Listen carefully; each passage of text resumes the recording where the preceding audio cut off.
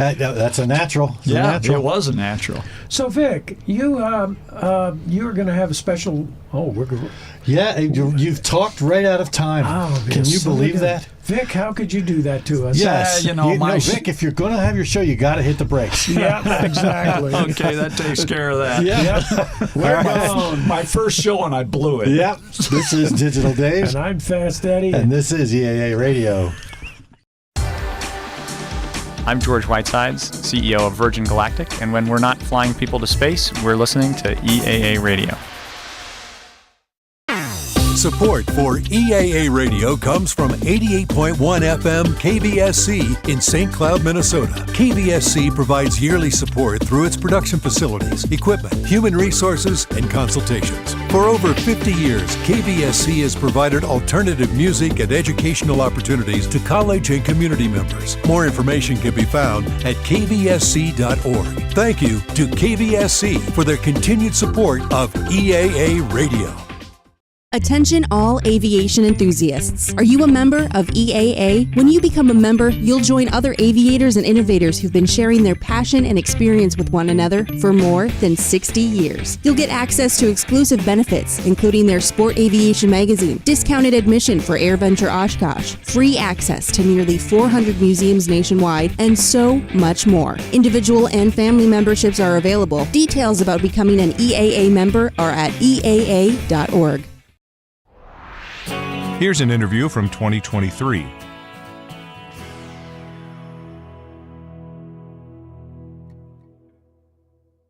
Well, Digital Dave is out on an ultra super secret mission here. They have made the mistake of leaving me in command.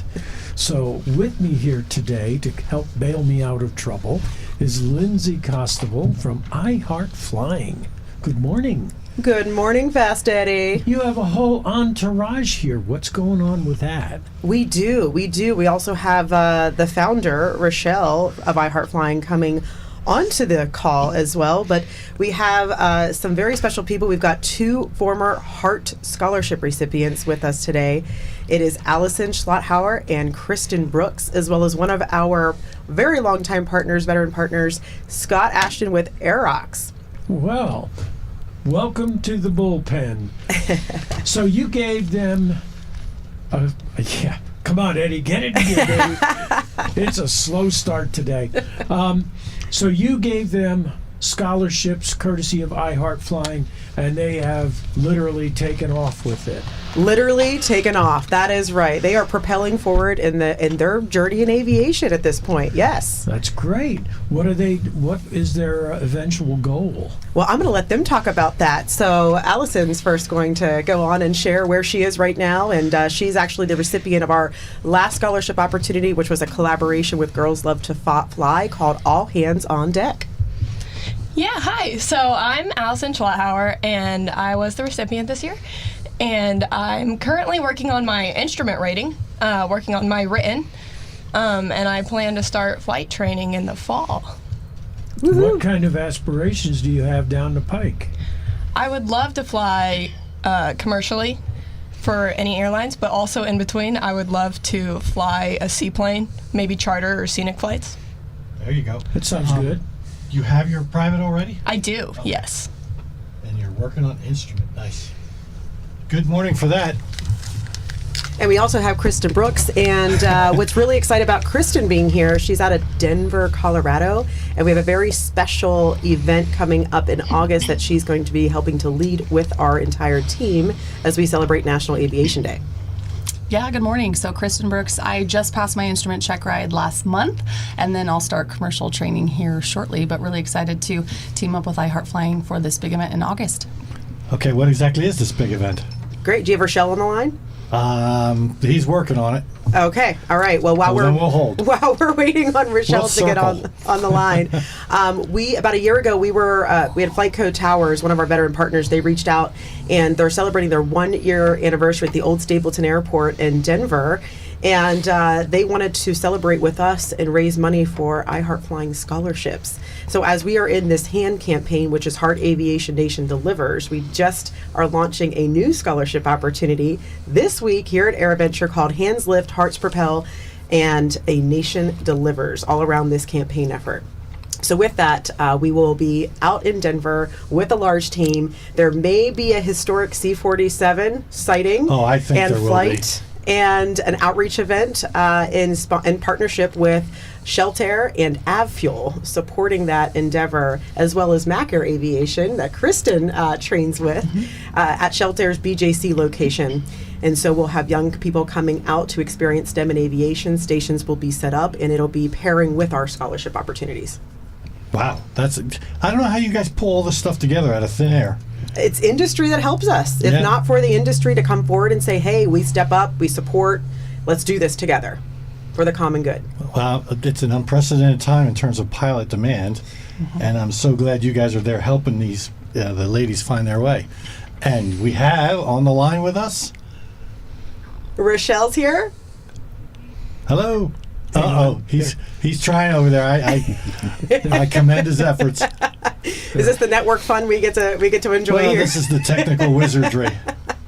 Well, yeah, so we're thankful that Scott's here because, without all of our partners to come forward to support from an in-kind standpoint, as well as from the financial standpoint, we wouldn't be able to launch these themed scholarship opportunities, and we're well known for doing these unique creative launches, as well as pairing them with outreach. So we thank Scott for being here and always coming forward and saying, I've got you, we've got your back, we want to help these recipients, we want to help progress women into the air and diversify the skies. So thank you, Scott. Well, the entire industry knows that one thing you don't do is say no to Lindsay. So Yeah, I can believe that. we are very happy to support the scholarship program and these amazing women as they progress in their aviation careers. And one thing that's been very important to me, I started flying when I was 17, and creating that sense of community for young kids and people as they progress through their aviation careers is super important to us. So we're thrilled to participate in the program, and we love what Rochelle and Lindsay and the rest of the team are doing, and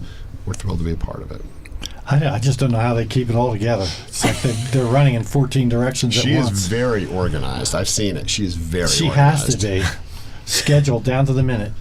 Have to. You have to. Rochelle is too. She's very organized. So I think that having a team that we keep a structure, we have a strategy, we have good communication, and that's something that we actually expect of our Heart Scholarship recipients, because we spend a lot of valuable time working with the industry partners. Obviously, yes, requesting their support year after year, theme scholarship after theme scholarship. And that's the one thing that we ask our scholarship recipients is, hey, we are giving you very invested funds from our donors, our partners, ourselves. So we are obviously going to expect that you fulfill those awards well. You follow along in your journey as you say you're going to do. You follow through and you follow up. And so we are very thrilled that we've got over almost 30 some scholarship recipients over the last 6 years that we have supported. Over $155,000 of flight training awards and pilot supplies and in-kind support from the industry. And so we're proud that our partners know us well enough to say, hey, look what they've done. Their Heart Scholars are exceptional. They progress well. They're actually doing exactly what they've set out to do, said they're going to do. And they keep coming back year after year. So your organization is only 6 years old. That was what I was going to ask next. 6.5 now. So you've got 30 scholarship awardees already. Correct. That's pretty impressive for a young organization. Correct. Yeah, and we actually help. We don't just award them scholarships. We work to mentor them to make sure that they are navigating the industry well, especially if they might be younger and they may not have really had the experience to come at an air show or an NBAA base or conference or exposition. So we actually, with this particular scholarship launch today, this will launch here at AirVenture. We'll open up application next week. It'll run for 4 weeks open application. Get those scholarship applications in. Don't delay, because there's a lot, as these ladies know, there's a lot that goes into submitting that. And then once we know who the award recipients are as part of the process, we work with our partners and funding opportunities to then get them to the big NBAA base in October, which will be in Las Vegas, October 17th to the 19th this year. Okay, so Can I assume that you've gotten graduates out into industry now? Absolutely. Yes. So you've got some. We have some heart. Do you have your own special set of wings that you give them, like a little heart in the middle or something? I like that. I don't know. We might have to pull that off, Digital Dave. Yes. I'll talk to Rochelle on I want that. royalties, please. I'll talk to the boss. The boss. Okay. We're seeing French. I don't think our phone patch is working. Okay.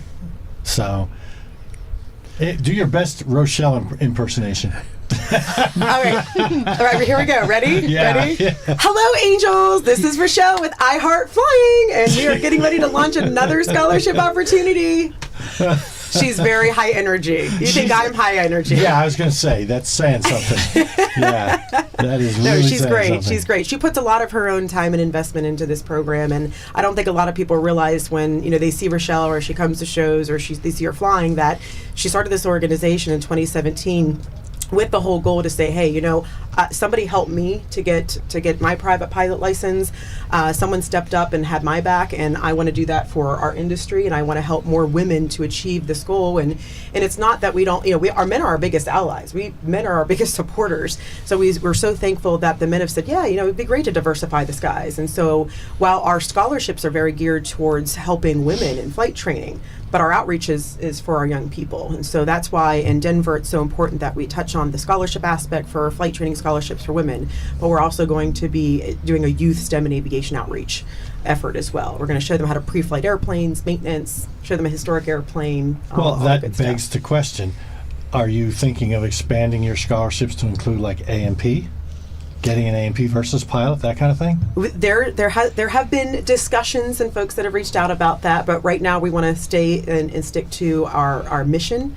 What I have found in running nonprofits and starting nonprofits is if you start veering off and going outside of what you started and what you've built a mission around and what you built a brand around, you kind of lose yourself.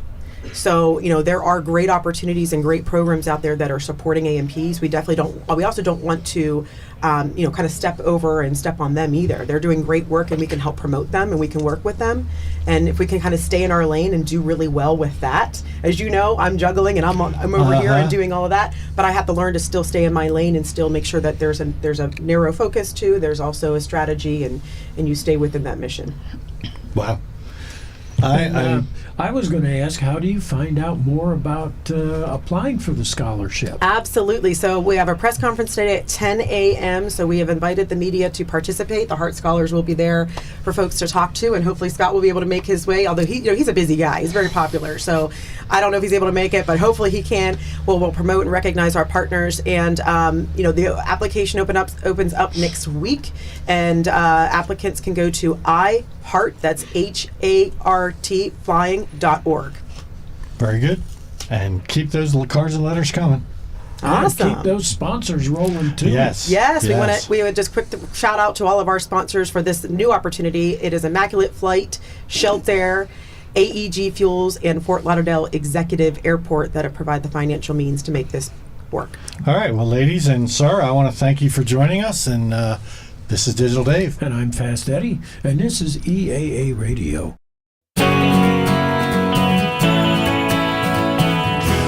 Let's take a listen to a classic interview from 2019.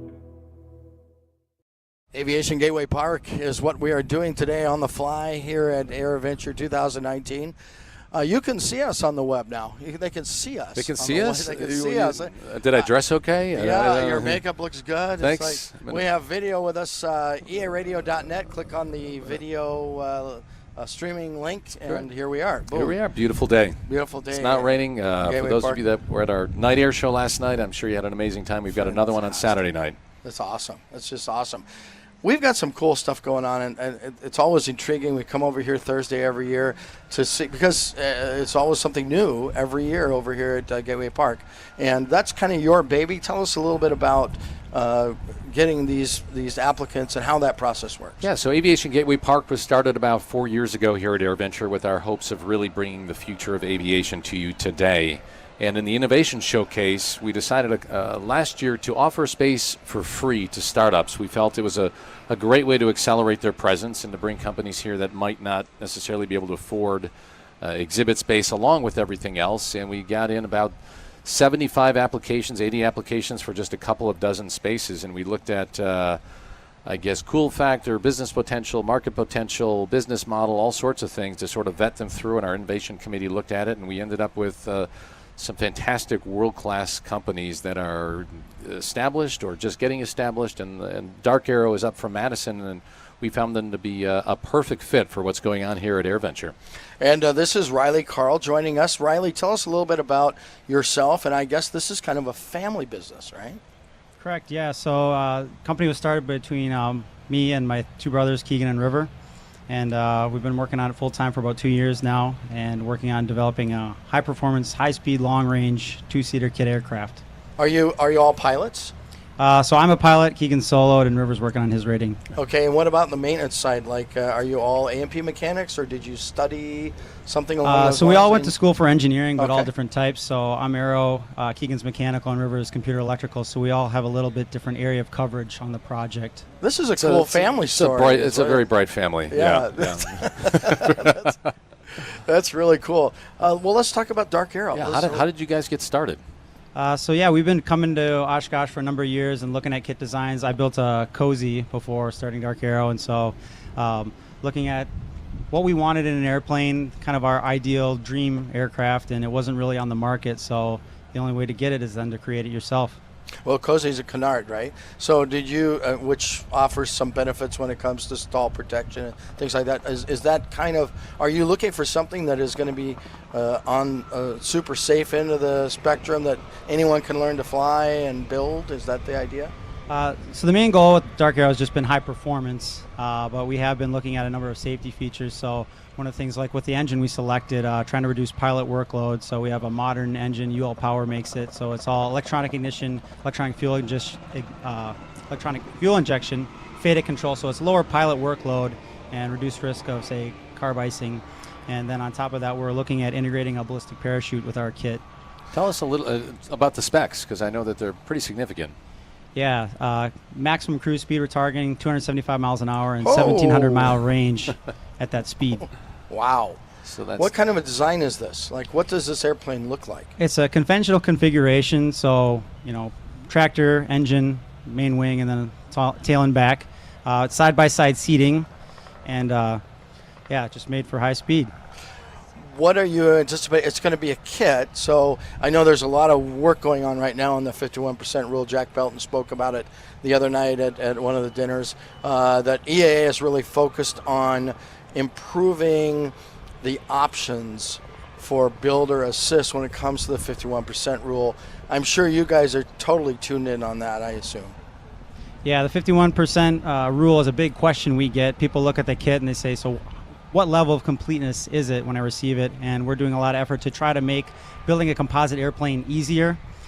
So we've tried to take a lot of the work out of all the filling and sanding work that you traditionally have with a composite kit aircraft. So we put a lot of effort into making really high precision, high quality tooling that produces really nice parts that are basically ready directly for paint. So taking a lot of that effort that builders traditionally have to do on a composite airplane and just making it easier, getting to flying a lot faster. So the next question is obviously a build time question. So what do you estimate an average person who's not necessarily mechanically inclined, not an A&P mechanic, maybe Dave or I, average guys, go in the garage and we're going to put this erector set together, which really isn't true because it's composite, but how much time do you think it would take? We're targeting 1,000 to 1,500 man hours to build it. Similar to other quick build kits on the market. So you're going to be bolting together or bonding together sub-assemblies that we've already made at the factory, and then obviously doing your systems work, engine install, avionics, landing gear, that kind of thing. So bonding together, that sounds very interesting to me. So you're going to have a technology where in somebody's garage or hangar, they can actually bond the material together? Yeah, we just use a standard epoxy-based assembly adhesive, and it's just dispensed with a glue gun essentially, so making it really easy so you're not having to worry about ratioing epoxies and doing all that work. So just bonding together with a glue gun. Sounding better all the time, especially not having to pull 10,000 rivets. It does a lot. Yeah, no clecoing and and all that stuff. So how does one start? When do you think the product's going to go to market? Let's ask that first. So we are exhibiting our production prototype here in the Innovation Showcase, which is all built off production tooling, trying to get it flying this year. The big thing for us has been getting all that tooling built, and we're done with that now. So we're moving into all the last task, which is installing all the systems in the airframe, trying to get it flying this year. And then after that, everyone's asking, when are you going to have kits? So that follows shortly after, since we already have all the production molds built. the last thing is just the flight validation. So we can have kits as soon as we get it flight tested. Have you set a price range for this yet? Yeah, so we're doing a show special, $75,000 for the kit, and it's just a simple deposit to reserve your production slot in line and then lock in the show price.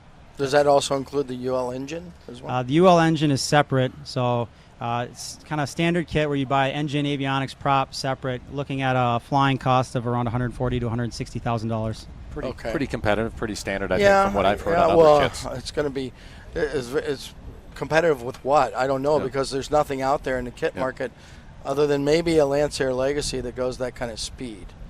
Some of the Glass Air products maybe, but I mean, we're talking about a significant amount of speed and range, which you don't have with most of the kit manufacturers. So that's significant. So I take it, I've just got to ask, what led you guys to do this? What was your motivation? Yeah, we've been talking about starting a company together between the three of us for a long time. With the whole engineering family thing, we realized that we could really do something great together. And then obviously been interested in aviation for a long time, building airplanes, and so it's kind of a natural fit for us. Who are some of your influences? And obviously there's some pretty significant builders here, including Burt Rutan, who's here this week as well. But who else have you been paying attention to that might have led you in certain directions? Yeah, in aviation, obviously Burt Rutan's a big name. Of course, the story of the Klapmeyer brothers with Cirrus is a natural parallel. We've looked up to those guys a lot and read about them as well.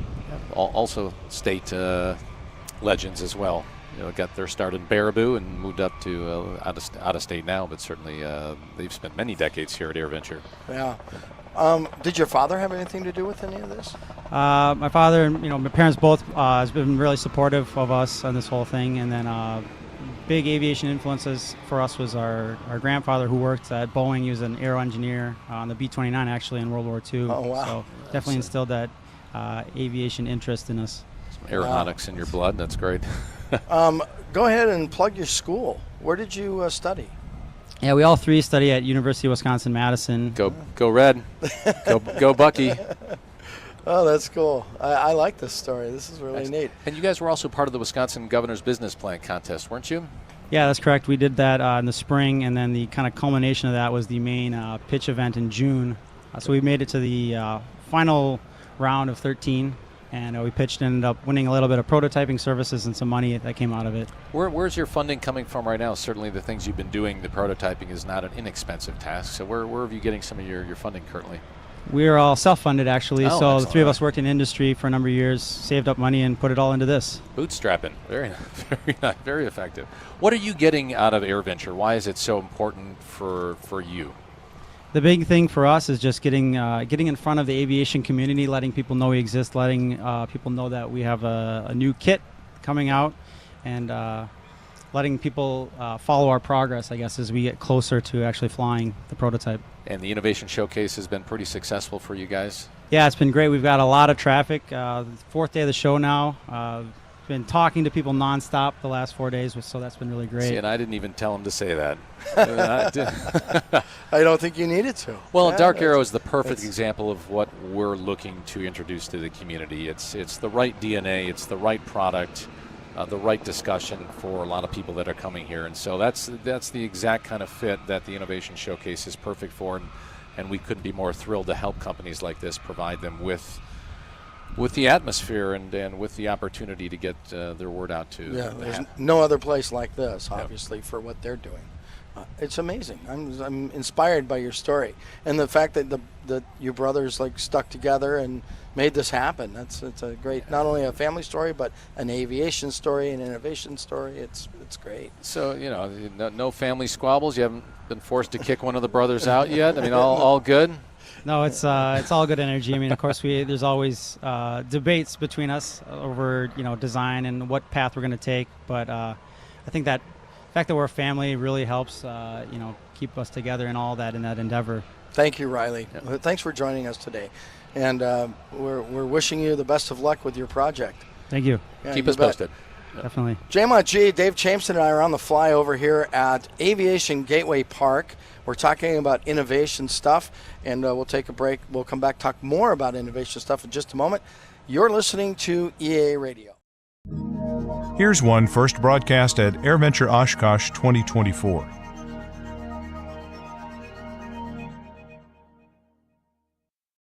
Joining us now is Steve McCaughey, the Executive Director of the Seaplane Pilots Association. And Steve, it's always great to see you, but at the same time, we usually wrap up the show with you as a guest, but it also means it's the end of the week, which is... It's hard to believe, isn't it? Yeah. I mean, it's great to be here. I love seeing you every year for the Steve and Steve show. Yep. But it is. It's kind of the end of the week. I know. It's hard to believe it's here. Yeah. Yesterday, great seaplane flyby showcase. Yes, Thank you for helping out with that. But there was a great-looking lineup of seaplanes. Yeah. And, of course, that goes on at the seaplane base as well. How was traffic and everything there? It was good. We're going to try to drive more and more seaplanes there. We've seen a little bit of a reduction over the years, but that's okay. We had Canadian fires last year with all the smoke. But the atmosphere down there just draws people. And a lot of the attendees of the show don't know that this wonderful environment exists down there. And there's so much activity. We had the Watermelon Social down there last night. Yep. We had Samaritan doing flights down there in the 206. So great stuff. What's the largest aircraft that was down there? We had the Grumman Albatross down there. Okay. Yeah. So we had that earlier in the week. So it's super. And along with a gaggle of Cubs on floats, I'm sure. Yes, gaggle of Cubs, 185s, 182s, the normal component. It's a great place. The lagoon there, they do tours too. A lot of people don't realize they have the pontoon boats that actually guide you around the bay there and tell you all about the airplanes and where they came from, which is great. What's the latest news from the Seaplane Pilots Association? Well, we're doing so much. So we've got some challenges, but we also have a ton of good news. Challenges, invasive species. Right. We're constantly on guard for increased regulations, trying to work with the regulators. Actually help work on, we just patented a new pump that helps filter the invasive species out. And we had Louisiana Fish and Wildlife actually pick one up yesterday, which is great. Yeah. So we like to see the regulatory world adopting the things we're doing. Also, always pilot safety. We're continuing to do. We do about 50 safety seminars a year. Normally do about 7 or 8 here. And then working on trying to curb the erosion of the seaplane pilot population. It's a niche activity for people to do, and we highly recommend it. But we also, because of the average age, the demographic of pilots, we're seeing a lot of fallout at the upper age spectrum, and we are doing everything we can to get new scholarship programs, get people through, get young pilots involved in seaplane flying. When you were talking about the invasive species, being from the upper Midwest, we have lots of lakes, and of course that's always a concern with the boating industry. Do you work with the boating industry to try and Yeah, we're adopting a lot of their same ways to mitigate the risk. All of our board members, myself, and we're taking our volunteer field directors to invasive species training. We go through the same training that the U.S. government officials go through, and we're working to provide decontamination stations, these filtering pumps, things like that, to more and more pilots. The biggest thing we want to try to do, which is different than the boating community, is because we go from lake to lake without an inspection point that you're used to, we want to be a self-policing, self-inspecting user group. Good. And I would think also working with the boating industry just to get the word out about seaplanes.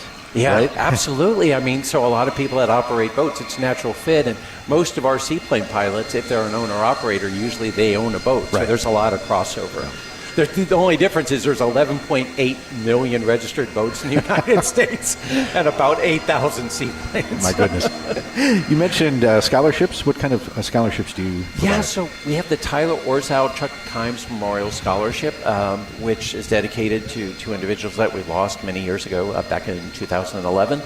And we award over a dozen scholarships, zero-cost seaplane rating, all around the country. So we'll award some here, we'll award some in Alaska, Seattle, Maine, Sun and Fun. So we geographically disperse it. And Chuck Brown Seaplane Base has been very good in honoring it. And we have, like Kenmore Air Harbor, several schools will actually donate to help us not use the cash in the coffers, so they can provide more of them. Good. And is that open to anyone? Yeah. Okay. So 18 to 25-year-olds. So we do have, we want to target the younger pilots. But we do ask that they join the association. Sure. because we're going to offer them a potential for $2,500. Right. So that's the only caveat that we try to do. Speaking of which, membership, if someone is interested in finding out more, you've got a website, right? Yeah, seaplanes.org. Super easy. It's very easy. That's seaplanes.org. And you've been on some interesting tours in the last year or so, haven't you? Oh, man, it's crazy. Been to Alaska twice this year so far. We always go up there, do the Alaska Airmen's, the Great Alaska Aviation Gathering for the advocacy group up there. But we also do dunk tank training up there. We train 75 pilots, both in Anchorage and Fairbanks, on a 2-day dunk course that we worked with the FAA on developing. We're going to Greenville, Maine next to the International Seaplane Fly-In in Greenville, Maine. And then we're going to Lake Como, Italy in October with 50 members. So it's a lot of great adventures. How did that trip to Italy come to be? So I wanted to go. Oh, okay. So back in 2015, we had never done a member adventure. Right. And I've been so fortunate to do a lot of these amazing adventures, circumnavigating Australia and all the other things I've been able to do. And I wanted to expose more people to the types of adventures I've been so fortunate to do. So I announced at our member meeting, I'm going to go to Italy next year. I'd like to take as many of you as possible. I thought 10 people would come. We had 35. This year, I set a limit at 50. We had 100 that wanted to go. So when you go there, are there seaplane activities that will be involved in the trip? Yeah. So Aero Club Como is we help get them in the Guinness Book of World Records as the oldest surviving seaplane base. They actually have an aero club where they rent seaplanes to people. They have a large fleet of airplanes there. Great access to water. I mean, flying on Lake Como with the Swiss Alps in the background and Bellagio on the east side of the lake. So we'll actually take over their fleet of airplanes for a week and just give the experience to everyone.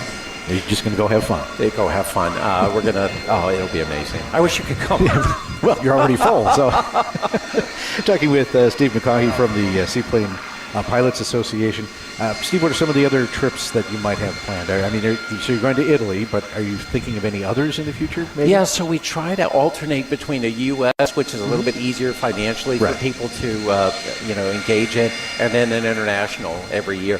Next year, I think we're going to go to Madden's Resort in Brainerd, Minnesota. And then what we'll do is incorporate our member meeting. So we'll do an all-day factory tour of Whip Air, and then do our member meeting at the Whip Air facility in South St. Paul. So that'll be another one coming up. We've got people that want us to do semi-guided adventures through Alaska to the public use cabins. So we've been doing a lot of work. We developed a new website that features the public use cabin system, which are underutilized. And if we don't use those resources more, they're going to be threatened for budget cuts to be taken away. So we want to actually take small groups of maybe 8 airplanes on tours through these public use cabins. There's over 70 cabins that can be used for very little fee. Really remote Alaska cabins. Explain how that works. I've not heard the term public use cabin. So the U.S. government maintains a network of cabins across Alaska. We have a set that are only accessible by seaplane. And then there's some that may have a gravel strip or a grass strip that you can access them to. And they're really Spartan. I mean, it's a plywood bed. You bring bedding, and they'll have a wood stove or an oil stove. But they all have a John boat and an outboard motor, and the U.S. Forest Service maintains those. And very few people know about them. So 80 or 90% of the people will actually charter airplanes to go out these. So we're trying to bring more awareness of these cabins and more utilization. So RAF has been helping restore some of the cabins. We're partnering with them on that. And again, it's a great... if you have a seaplane license, what better way to use it than to fly to a remote cabin in Alaska? And RAF... That is the Recreational Aviation Foundation. Yes, very, very big in backcountry, usually on unimproved strips, but they're also involved with seaplanes as well. Yeah. So it's all good. Very good. If you had to sum up kind of the state of seaplanes that right now, you said the pilot population is kind of diminishing a little bit, but do kind But a lot of excitement. Yes. Look at all the new stuff Yeah. going on. Look at the Kodiaks, the Caravans, the new propeller, Hartzell propeller on the Caravans. We're seeing a lot of stimulus in airlines and commercial service, and it seems like all the schools and manufacturers are backlogged with orders and training requests. So we're seeing a lot of health and excitement. But, you know, if anyone has any interest, if you've ever dreamed of flying the seaplanes, come see us in Hangar C. Look us up at seaplanes.org. Don't dream it, go live it. I mean, I don't know what to tell people. A lot of people are training on glass cockpits these days. I would say the majority of new pilots are training on glass cockpits. We're going to give you a chance to focus on your basic airmanship skills. And in the advent of the glass cockpits, we don't see enough of that going on. Right. So we provide a gateway for you to improve your pilot skills, and it's the most enjoyable rating you'll ever have. I promise you. There's no written test. There's only an oral and a practical test, and you're going to do it in 3 to 5 days, in 6 hours, 7 hours of flying in most cases. Very good. You mentioned in your commentary yesterday with the Seaplane Showcase about Jack Brown. Yeah. And how many ratings he's provided. So John Brown, Jack's son, over 20,000 seaplane ratings. He has signed tickets. He signed 3 of mine. Wow. But the seaplane pilot population is only like 21,380 pilots. Yeah. He's signed over 20,000 tickets, and they train over 600 pilots a year. Yeah. It's an amazing spot down in Florida. If you get a chance, go check it out. Steve, thank you very much for being with us, and I'm closing out our week from the stand. That's going to put a wrap on it. It's been a pleasure to share the stories of some of the people who make AirVenture interesting. Thank you for listening, and let's do this again in 51 weeks. Remember to follow Eaa Radio on Facebook and LinkedIn, and now on what's the other one? TikTok. Yes. They're everywhere. They're everywhere. You can also visit our website for archived interviews throughout the year. This is going to wrap it up from the stand. I'm Steve Buss. This is Eaa Radio.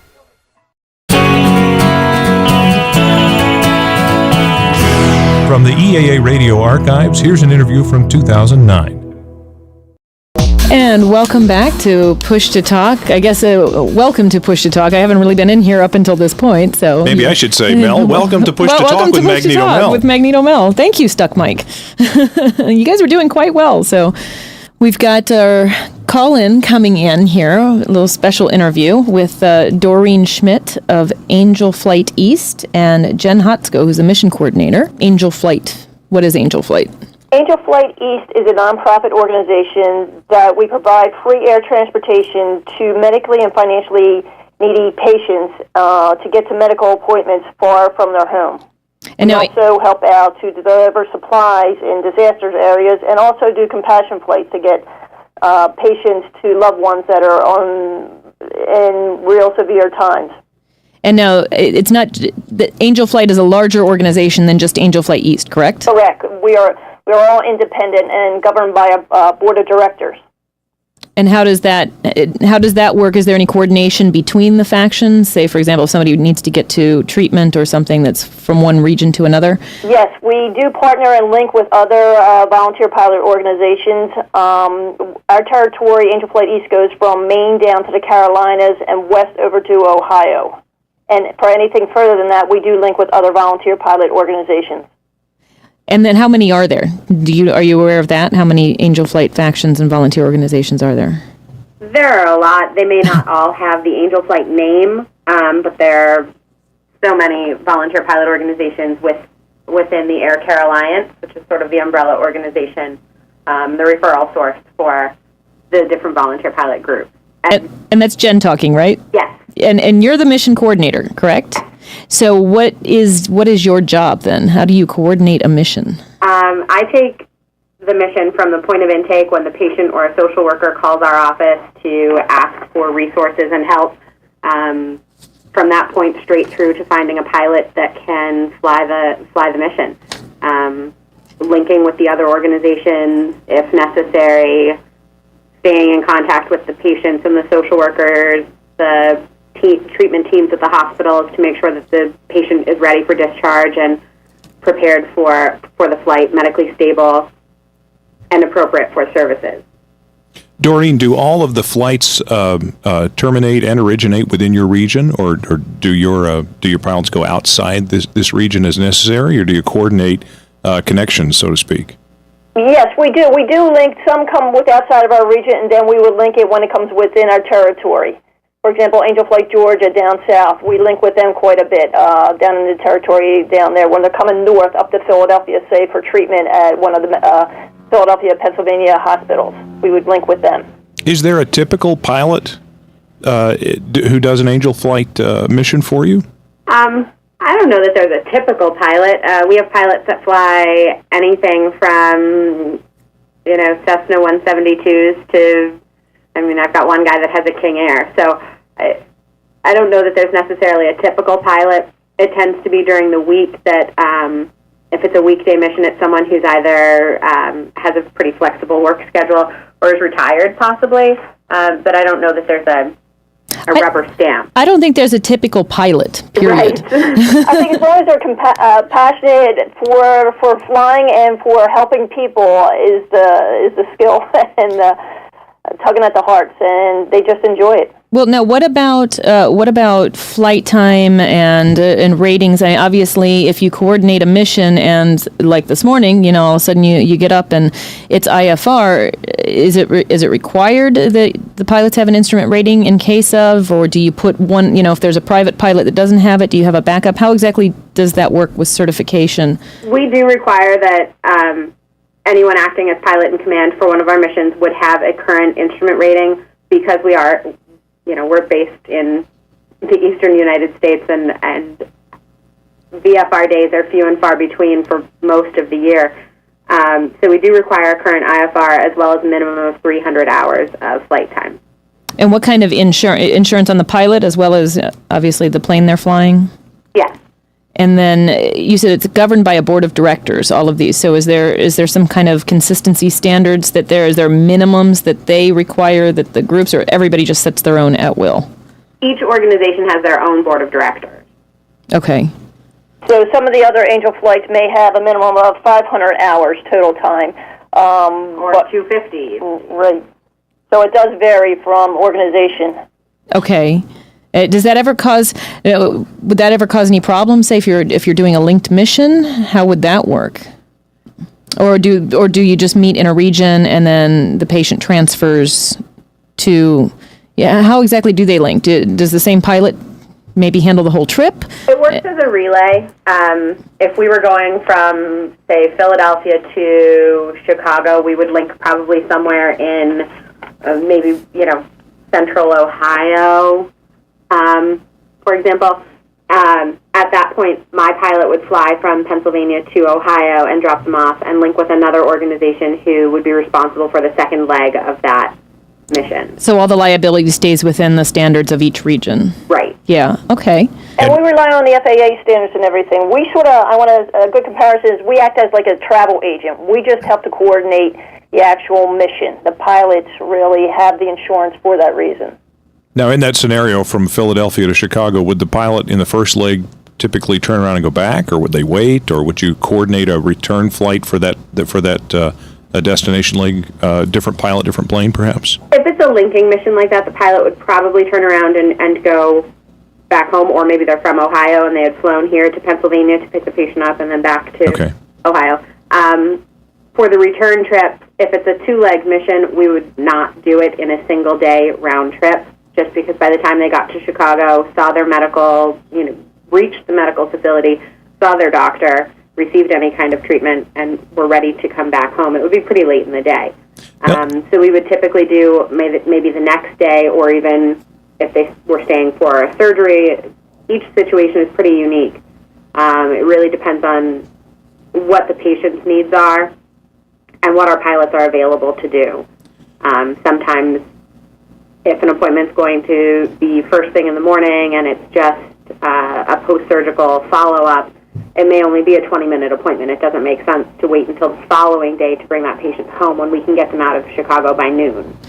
Well, now on that, obviously you have patients with varying medical conditions, and we have to, as pilots, of course, get medical certification to be able to fly, but there are some conditions of just being in the air I would imagine some doctors might be concerned with, or the turbulence potential or air sickness potential. How does that work in terms of a patient Upon intake, each patient is given a medical approval form, and that needs to be signed by their physician, the physician who's seen them most recently and is most familiar with their condition, and it approves them. It asks their physician if the patient is approved for flight in a small, potentially unpressurized aircraft.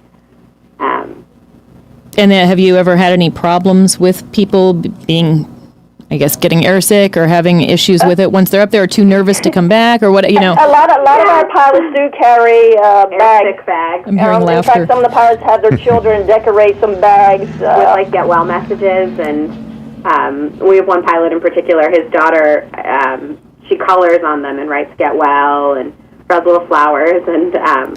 Personalized barf bags. Exactly. Yes. I think that's probably unique to your organization, I have to tell you. So let's say that there's a family listening with a member who does have a need. How much lead time might they anticipate between application and then the ability to take How the much first lead flight? time? Yes, lead time.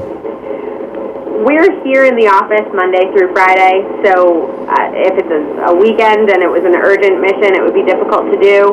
It typically takes a few days to get the paperwork completed and returned to the office, and then it takes a little bit of time for me to find a pilot. It really depends on the situation. It depends on the availability of the pilots. I'm willing to take on a mission that's kind of last minute as long as we can get the paperwork completed right away. Until I have that medical approval form, I won't start looking for a pilot, just because there is a chance with the condition of the patients that we do fly that they may not be approved for flight. Once I have that back, I'll try finding. I've already had a turnaround of less than 24 hours, but I like to have as much time as possible. Okay, well, we're going to take a quick break here for our listeners, and we'll be back with Doreen Schmidt at Angel Flight East and Jen Hotsko with the same. You're listening to EAA Radio on 1210 AM, 93.1 FM, and on the web at www.airventure.org/radio. This next one was recorded in 2014 during AirVenture Oshkosh. Okay, plans for the future for this airplane. Evan, what are we going to do in the future? Okay, I guess, we plan on participating in some air shows throughout the Midwest. I know we've had talks in the future of doing a ride program. Like I said, we've had it home for about, a week, and then it's been here, so we haven't had it in Granite Falls. We have a new bomber hangar we're building at the museum in Granite Falls, which will be done probably around the 1st of October. And that'll be the new home for the bomber, and kind of we're dedicating that to the bombers of World War II and the ground crews and that type of thing. But we plan on participating in air shows and having it out for people to see, letting people go in the inside and look around. We have a few air shows this summer we're going to do yet with it. So just plan on getting it out when we can and letting people take a look at it. Great. Okay, as a proper introduction for John Tennyson, let me just say this. Sleeping Dog is a wonderful outfit, and we went to Germany back in 2007, and our guide over there is sitting in the audience right now, Dr. Kurt Bratz and his family. Kurt and his wife Petra, stand please, and their children Charlie and Johnny, all the way from Germany.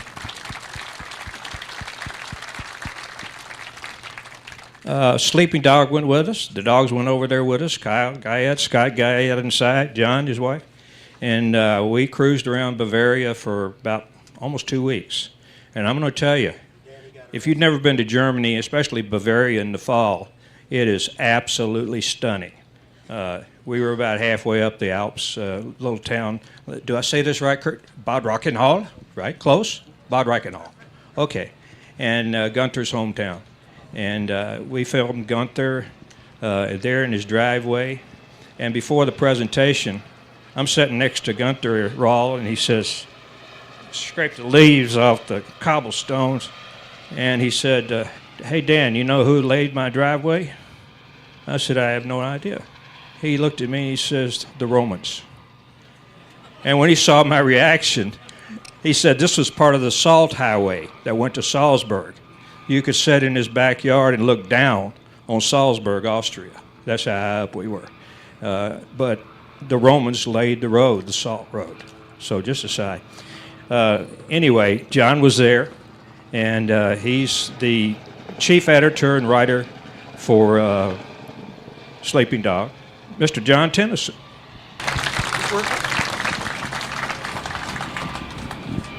Okay, we'll try this one.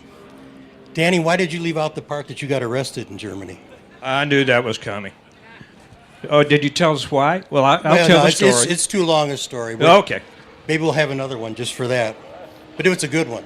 Well, I've been privileged to, I think, be around at least Warbirds in Review since its beginning, and I've seen a lot of them. And as I've watched them this year and as I think about this, one of the things that came to my mind are all the opportunities that have been presented here that we've missed. And I guess while we're on the subject of Gunther Rahl, who was absolutely a central figure in history, Kurt was the publisher, Dr. Kurt Bratz was the publisher of his biography, and to get the perspective that you get from Gunther Rahl, I don't know where else you'd get it, and he came here more than once to do it, but we didn't have these facilities, we didn't have the ability to preserve it. And it made me think about when I was a kid, and my father used to take me to Wrigley Field when I was 6 years old, and I grew up seeing people like Willie Mays and Hank Aaron and Sandy Koufax, but you don't realize you're seeing history. So I don't want us to forget that today, and I don't take our word for it. I'd like to read to you just a brief thing that Admiral Halsey said in his biography, and we're going to talk about the Doolittle raid. We don't expect that everyone, a lot of people have heard about it, not everybody understands exactly what it was. It was the first strike back against the Japanese home islands following Pearl Harbor. Within 120 days of that national calamity, that international calamity, Colonel Cole, who we're going to meet shortly, and 79 brave and incredibly prepared souls under Jimmy Doolittle's command were in downtown Tokyo. And the story of how that happened is incredible. But it did involve aircraft carriers, and the man in charge of the flotilla that gave the bombers a ride to Japan was Admiral Halsey, and here's what he said. The wind and sea were so strong that morning that green water was breaking over the carrier's ramps. Jimmy led his squadron off. When his plane buzzed down the Hornet's deck at 0825, there wasn't a man topside in the task force who didn't help sweat him into the air. One pilot hung on the brink of a stall until we nearly cataloged his effects. But the last one of the 16 was airborne by 0924, and a minute later, my staff duty officer was writing in the flag log, commencing retirement from the area at 25 knots. Here, let me say that in my opinion, their flight, made in B-25s just like this one, was one of the most courageous deeds in all military history. Wow.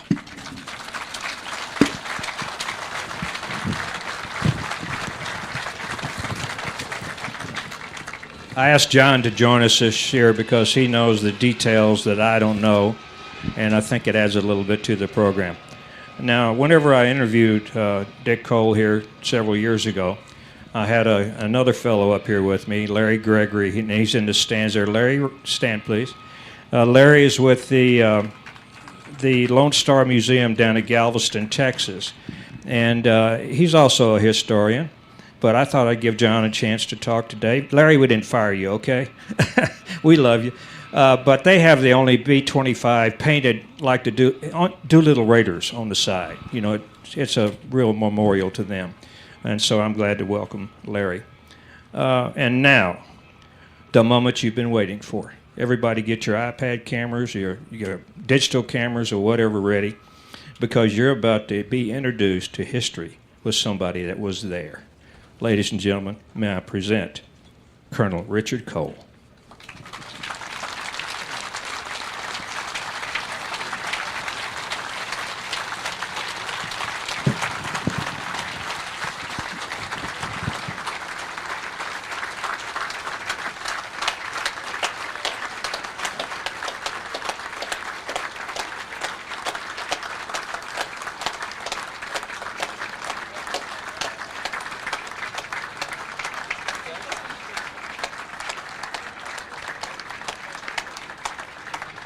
Now, escorting Dick is my sister-in-law, Connie, the founder and chairman of Warbirds in Review. And Connie, we have two stragglers here that want to talk to you. Larry Kelly has a presentation. Would you, Evan? Would you hand Larry your microphone, please? Hang your phone up, Larry. Well, we've been doing some photo flights every morning, and coordinating them involves a lot of photos. You know, for every great thing that happens, someone has a vision, and then this particular vision that you see right here, the Warburgs in Review, began with this lady right here, Connie Boland. And I never will forget the first time I ever saw Connie. First time I met her here, probably 20 years ago. She taxied in a Mustang, pulled that helmet off, and that long brown hair pulled out. And I said, man, that is, I have just seen heaven itself. But Connie flies the B-17, the B-25, the C-47, and more airplanes that I can even name. But this whole thing that you're seeing right here is the vision of Connie and Ed Boland. And you heard her mention earlier, we lost Ed this past spring. And what a great team they were in building Warburgs in Review to what it is. And this is the third time that the Doodle Raiders have had the honor of being asked to come and participate and help tell their story. And what Warburgs in Review is all about is bringing that history, the history of the real people who made all of this history, preserved our freedoms, and the tools that they use. These airplanes are great, but these were the tools. You know, a hammer doesn't build a house. A carpenter builds a house. These are the carpenters. These are the guys that won the war. These are the guys that volunteered. Every airman in World War II is a volunteer. So these are the ones that took them into the air and that saved our freedoms. These are their tools. And what Connie and Ed had was a vision to bring that to the American public for as long as we can. And it grew. It started with a tiny little pad about big enough to park a J3 Cub on. And here you see what we have right now today with the Jumbotron and all this. And this being the third time that the Doodle Raiders have come here, Dick wanted to do something special for Connie, a special little presentation. So we took a lithograph of airplane number 1, payback time. And on April 18th, 1942, at 08:25 in the morning, Colonel Cole, standing right here, was sitting in the right seat of this airplane next to Jimmy Doolittle as they launched off the aircraft carrier USS Hornet. And I'll read the inscription. It says, "To Connie Boland and Warburgs in Review, keep 'em flying, R.E. Cole." How about that?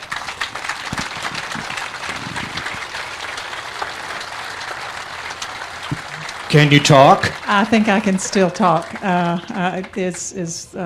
motto in the last few months has been, we can do this one step at a time. So Colonel Cole, I am honored. And for all of you who have made this program that was mine and Ed's vision is possible, and it has grown because of many, many volunteers, the aircraft owners, and the veterans. So I say thank you to you. Thank you, Connie.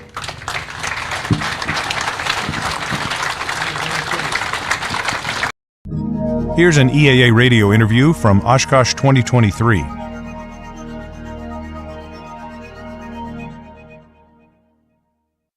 I'm Fast Eddie. And I'm Digital Dave. And with us here today, we have Dr. Ian Johnson from the FAA, the Friendly Aviation Administration. We're going to be talking about human factors. Well, that factors into a lot of flying. You always have a human behind the airplane. Careful. Yeah, I was going to say That's changing. Most aircraft, not all of them. Yes. Well, he's talking, you're doing human factor research on weather automation in the cockpit, correct? Well, weather on the whole, but automation is also a piece of it. Okay. There are so many tools available now, and there are so many electronic devices that, I would, as a pilot, I could easily get overloaded just on those alone without even considering trying to fly the airplane at the same time. Yeah, that's true, and that's one of the things that we're looking at. So pilots have access to an array of information from various sources, various vendors. Each vendor tend to customize their applications based on the feedback that they get from their users, but there is a word called consistency, which is one of the things we're striving for. An example would be if I'm looking at one vendor's product that is depicting maybe what's the situation at my airport in terms of flight category, VFR, IFR.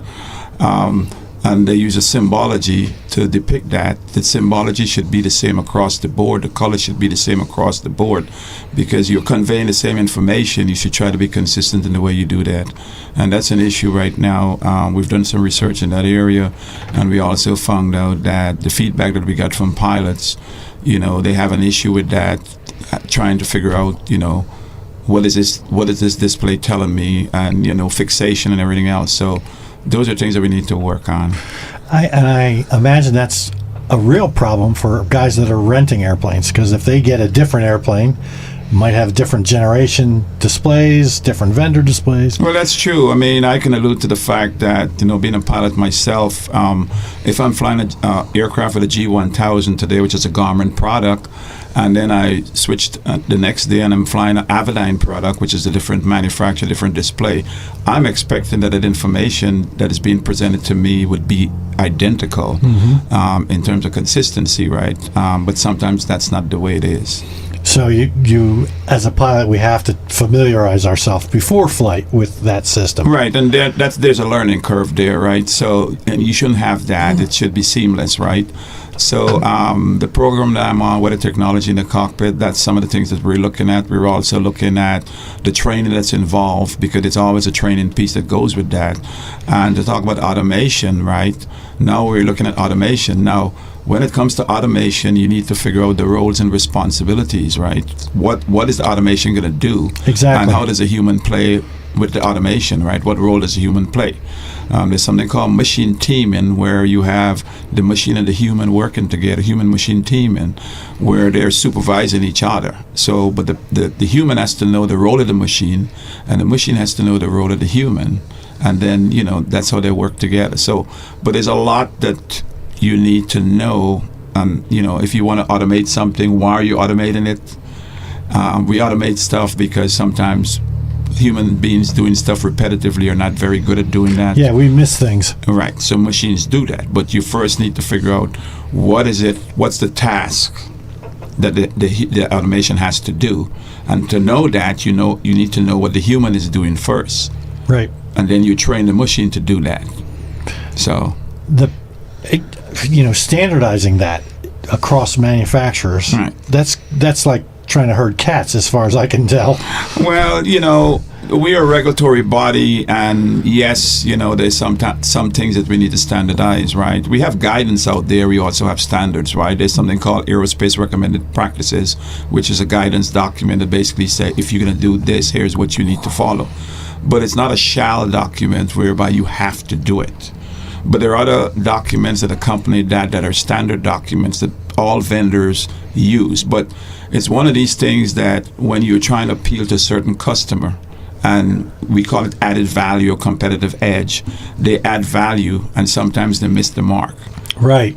So that's a difficult situation, and we really do not want to come out with a standard and say you have to do it this way, because now you're stifling innovation. Right.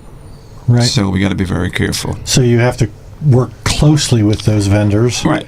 And incorporate whatever feedback they've gotten. Right. So an example of that, the FAA has something called a human factors order. Mm-hmm.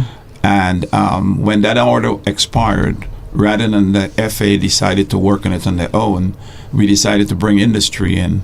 And so we worked with folks from Naviair Canada and first guys in Europe to build that standard.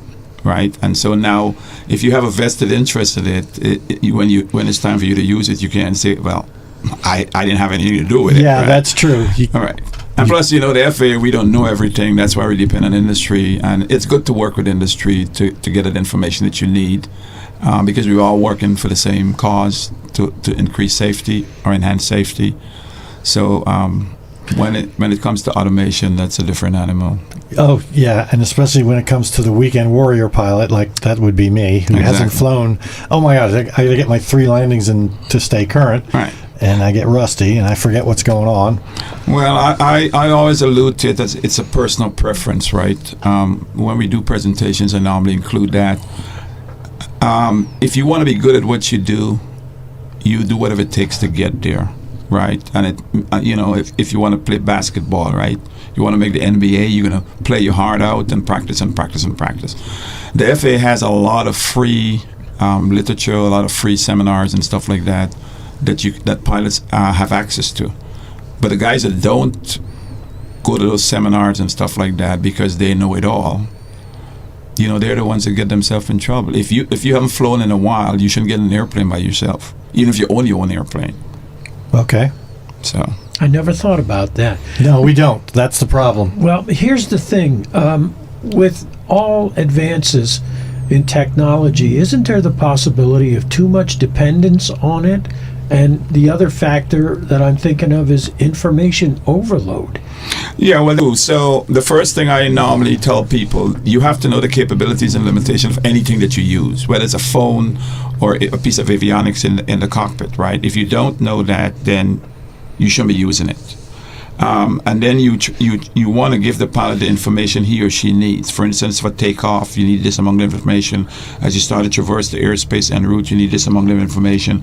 But you don't take all information away from them. They should still have access to any information that they need. But you customize it, or they can set it up, that it falls personal minimums. Right. So if they go above that, then they'll get a warning or something like that to let them know.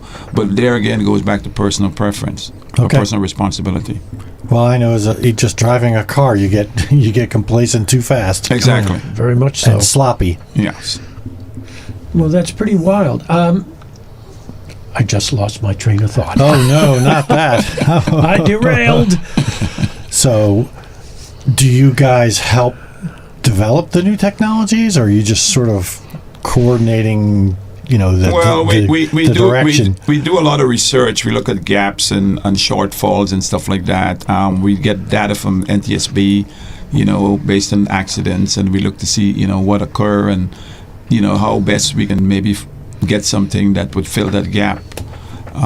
So we do the research in the lab. We bring in pilots, so we're not doing it in a vacuum. Bring in pilots with various diversity in terms of experience, and then the data that we capture from them, we give it's for industry to use, right? Because they don't do that research, and basically say, if you're going to put this on a display, here are some of the things that you need to focus on. We're not going to tell you how to do it. Right, it's left to them. Okay. But at least they have something that they can work with. Now, you keep saying industry. To me, you're talking airline pilots. We use airline pilots, we use general aviation pilots for research, but when I talk about industry, I'm talking about the guys in avionics. Okay. If it's a product that goes to avionics. If it's training, then it goes either to the AFS, which is flight standards in the FAA, and they'll invoke it maybe into AC advisory circle or something like that. We also work with RTCA, which is a standards body that's a part of industry and government working together. Okay, but the goal is also to extend this all the way down to the weekend pilot. Exactly. Okay. We don't want to exclude anyone. Because, the airline pilots, they're doing it every day. They're current. They're proficient. Right. It's us rusty guys. The problem area is GA. Right. I hate to say that. Well... Yeah. But what about testing this new technology?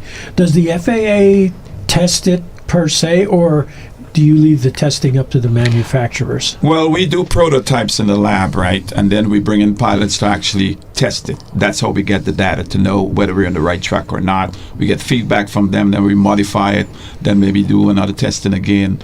But we're not building anything. We're not allowed to build anything. We do the research, and we said, here's the findings that we got. If you guys want to build this, here is what you can use. Right. Because we're not an organization that builds or agency that builds anything. You're a data collection agency. Right. We're a research program. Are you doing this in live aircraft, simulators? We use a lot of simulators, but we sometimes pair up. Like we had a project with Delta whereby they were using their aircraft. But we try to make it realistic as possible. Mm-hmm. We have flight simulators at Atlantic City that we use. Okay. Very cool. Yeah, we have to go down and visit. We're not that far. No, we're not. I'm going to be in Atlantic City in August, so hey, maybe I can swing by. Okay, like I say, he's coming. Lock the door. Lock the door. So that, you've got all sorts of ideas and programs going. I imagine you keep coming. Each project leads to another idea. Yeah, one builds on another wherever there's a gap, right? Research is that sometimes you start a project and when you end it, there's nothing really that you can get out of it, but that's a learning experience. But most of the time, we do get something out of it, and we just don't throw the report on a shelf and say that's it, because we're using taxpayers' dollars to do the research, and as such, they need to get a return on their investment. Okay. And that's the reason why we come to shows like this. We go to Sun and Fun, because that's how we do our outreach. Every time we come to these events, we do several briefings, and we're just trying to educate the pilots and also let them be cognizant of some of the research that we're doing. And we get a lot of good feedback from people and pointers. Hey, have you guys thought about this or thought about that? So it's a win-win situation. Okay, very good. I want to thank you for joining us. We've been speaking with Dr. Ian Johnson. I believe that's what I wrote. Yep. From the FAA. This is Digital Dave. And I'm Fast Eddie. And this is EAA Radio. From the back corner of the EAA Radio archives, here's an interview from 2017. Welcome. We're on Attitude Adjustment. I'm Amy Laboda. I have a wonderful volunteer guest host, Jeb Burnside of Aviation Safety Magazine, here in the studio with me. And I have one of my favorite editors, and I can say that quite honestly, Robert Goyer, who is the editor-in-chief of Plane and Pilot magazine. Robert, how are you, and how has your Air Venture 2017 been? It's been a fantastic year so far, and it's beyond all expectations. And Amy, thank you so much for having me. Jeb, it's wonderful to work with you Same again. here. It's this Air Venture has been an eye-opener from the get-go. I just am so excited, and it's only day 3, and it feels as though I've had a week's worth of stuff happening already just in these first 3 days, and it shows no signs of letting up, which is great. What are some of the highlights?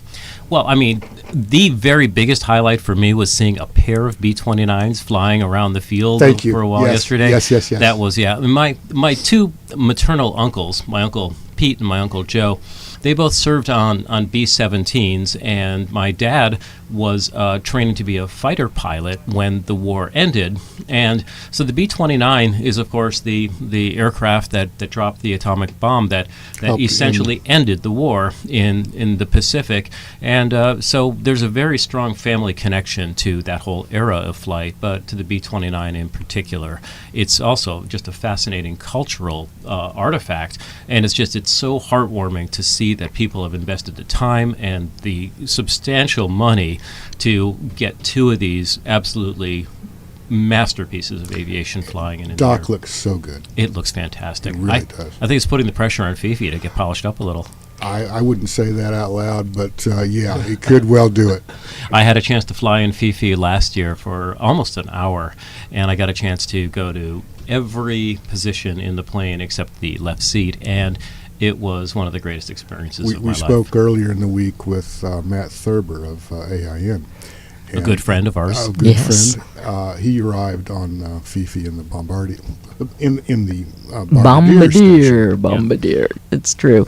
There was such a grin on his face. He took a selfie, and you could see him and then the 2 pilots behind. So I can only imagine you sitting in the right seat of Fifi. Oh, yes. I have similar selfies with similar smiles. There you go. There you go. I thought it was fantastic. We saw yesterday, we saw the B-17 flying, the B-25, and the B-29s, along with all the rest of those warbirds. I mean, it was astonishing.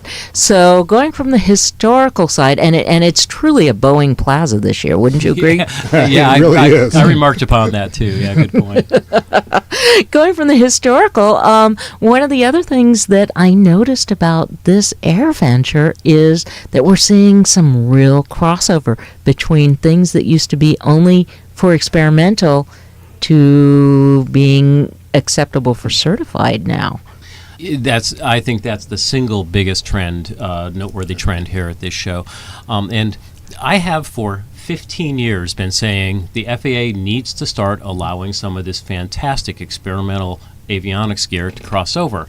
Because if you're looking at it in terms of risk and in terms of value, it's a risk upgrade, meaning that there's less risk to flying around with something that is far superior in design and in construction and in hardware, with compared to the steam gauge predecessors that were failure prone and were known to be a high risk in instrument flight. So going to instruments with AHRs and with displays and moving maps and TAWs and built-in TCAS, all of these things at, I would say, not pennies on the dollar, but pennies on the hundreds of dollars.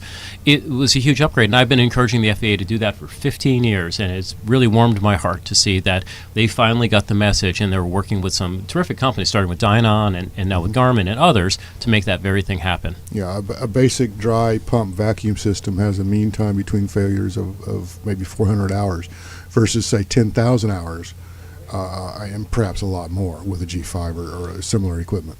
Thousands, many thousands of hours. Yeah, and I actually had a vacuum pump failure in IMC coming out of Oshkosh about 6-7 years ago. I was in a PA-32 that I was a partner in at the time, a plane I still love and wish I still had a part of. And it failed when I was in IMC climbing out of Oshkosh.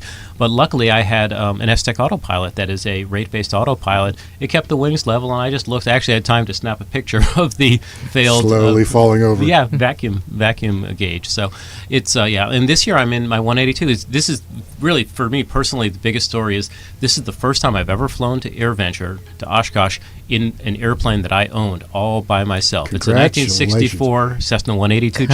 Congratulations. So that's a big deal, and I know the pride you feel. And I'm parked over in General Aviation Camping in the North 40. Got a bunch of friends over there, and I give free tours of the airplane. Oh, wonderful. Did you come in with the Cessna to Oshkosh formation? No, I didn't. I had to come in a little bit earlier because I had stuff to do here. But it was also, another big story is just all the people and all the planes. Oh, yeah. North 40 is looking really good. Yeah. It is, yeah. And, they were closed for general aviation camping. A lot of that's opened up again. So people don't stay away. Come on here to Osh. Right. Well, yeah, because we're getting ready for the changing of the guard, I always say, as we come into the weekend. Right. Yeah. Exactly. And so and the other thing was with my airplane, it's really helped me to re-engage with the ownership side of it. I'm writing a series of articles in Plane and Pilot about the refurbishment prospect of my aircraft, and I've started with brand new seat belts that really work and work well.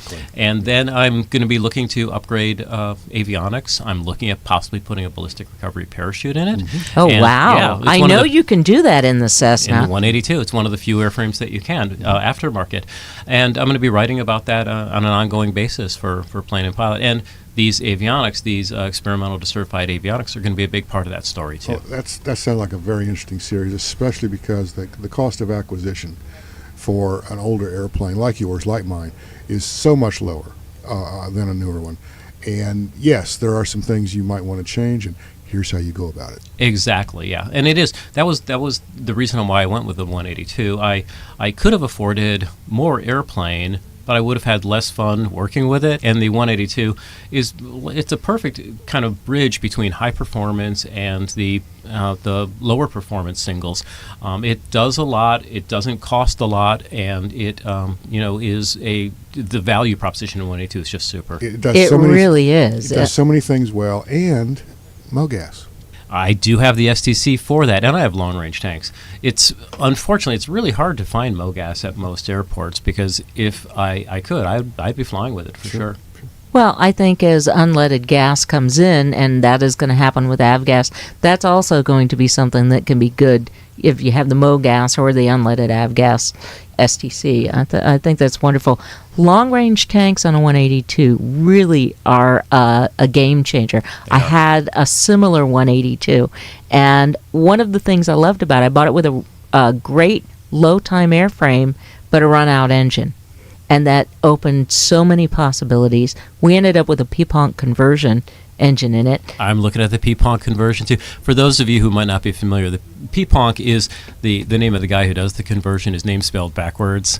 Instead of NOP, it's P-Ponk. And it's essentially a 470 520 hybrid. What it turns into is a carbureted 520, and it puts out about 265 horse, if I remember correctly.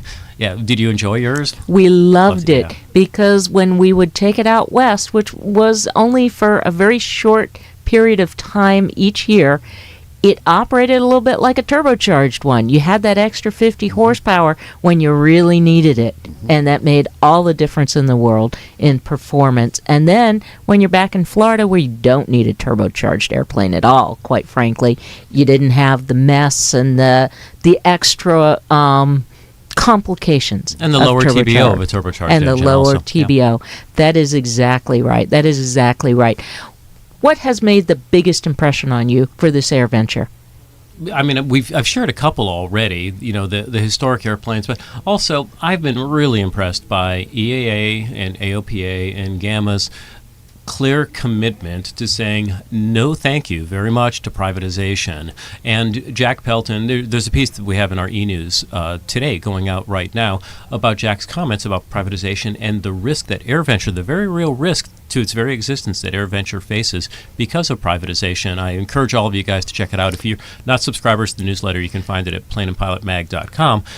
But I just let Jack have a say about what it is that privatization could mean to all of us, and it is nothing good. And we need to rally. That's a very good point. AirVenture, as we know it, could in fact cease to exist. Yeah, there was a time during the last recession where they were going to charge us for the cost of controllers and things like that. If you thought that was a damper on air shows, just wait till you see what privatization would do. No question about it whatsoever. No question, yeah. And privatization is something, I think that it points out clearly, Jack pointed out clearly, that there are very real, specific, identifiable issues that privatization raises with no answers whatsoever. And I don't know about you guys, can you imagine life without Oshkosh, without AirVenture? No. Not going to happen. Nor are we going to have to, because this is a wonderful show. And we're going to beat it again. Our voices shall be heard. Our voices shall be heard. On that note, we've been talking with Robert Goyer. He is the editor-in-chief of Plane and Pilot magazine, which you can find at Plane and Pilot. planeandpilotmag.com and on your newsstand. Fantastic. Jeb Burnside of Aviation Safety magazine. I'm Amy Laboda. Thank you so much for listening to Attitude Adjustment. Let's go back to 2004 for this classic interview. You're listening to EAA Radio. I'm Afterburner Al. I'm Digital Dave. And joining us is someone who joins us every year, is Mark Force with EAA AirVenture Workshops and Forums. This year, like every year, we have over 500 presenters giving almost 550 presentations, lots of different topics. One of the biggest things that keeps people from starting their own project is the fact that they don't know anything about airplane construction, but they have all of this energy inside them that they really want to make something, and then they want to operate it. It's kind of like home builder's fear factor in that regard. Yeah. We see that a lot in the sport air workshops, where the workshops that we hold around the country, and even though, especially here at AirVenture, where you can do the hands-on workshops in either sheet metal or fabric or composite, you can see people as they're coming in, and people are very intimidated, even if they might be familiar with working with different materials. They're a little leery about building an airplane. But we get them into the workshop, get them a hands-on experience, and toward the end of that experience, be it the quick mini workshops here at AirVenture or our weekend programs that we have with sport air workshops, it's like the light bulb goes on, and they say, hey, I can do this. And it's truly not that difficult. Probably the biggest obstacle in terms of building an aircraft yourself is managing your time. You can always you can always throw money at a project, okay? With the kits today, the kits are so incredibly well done in terms of computer-aided design and manufacture, so you get a kit of parts that come together like a set of Lego blocks, so you don't have, decades of building. It can literally be compressed down to just a few months if you go at it right.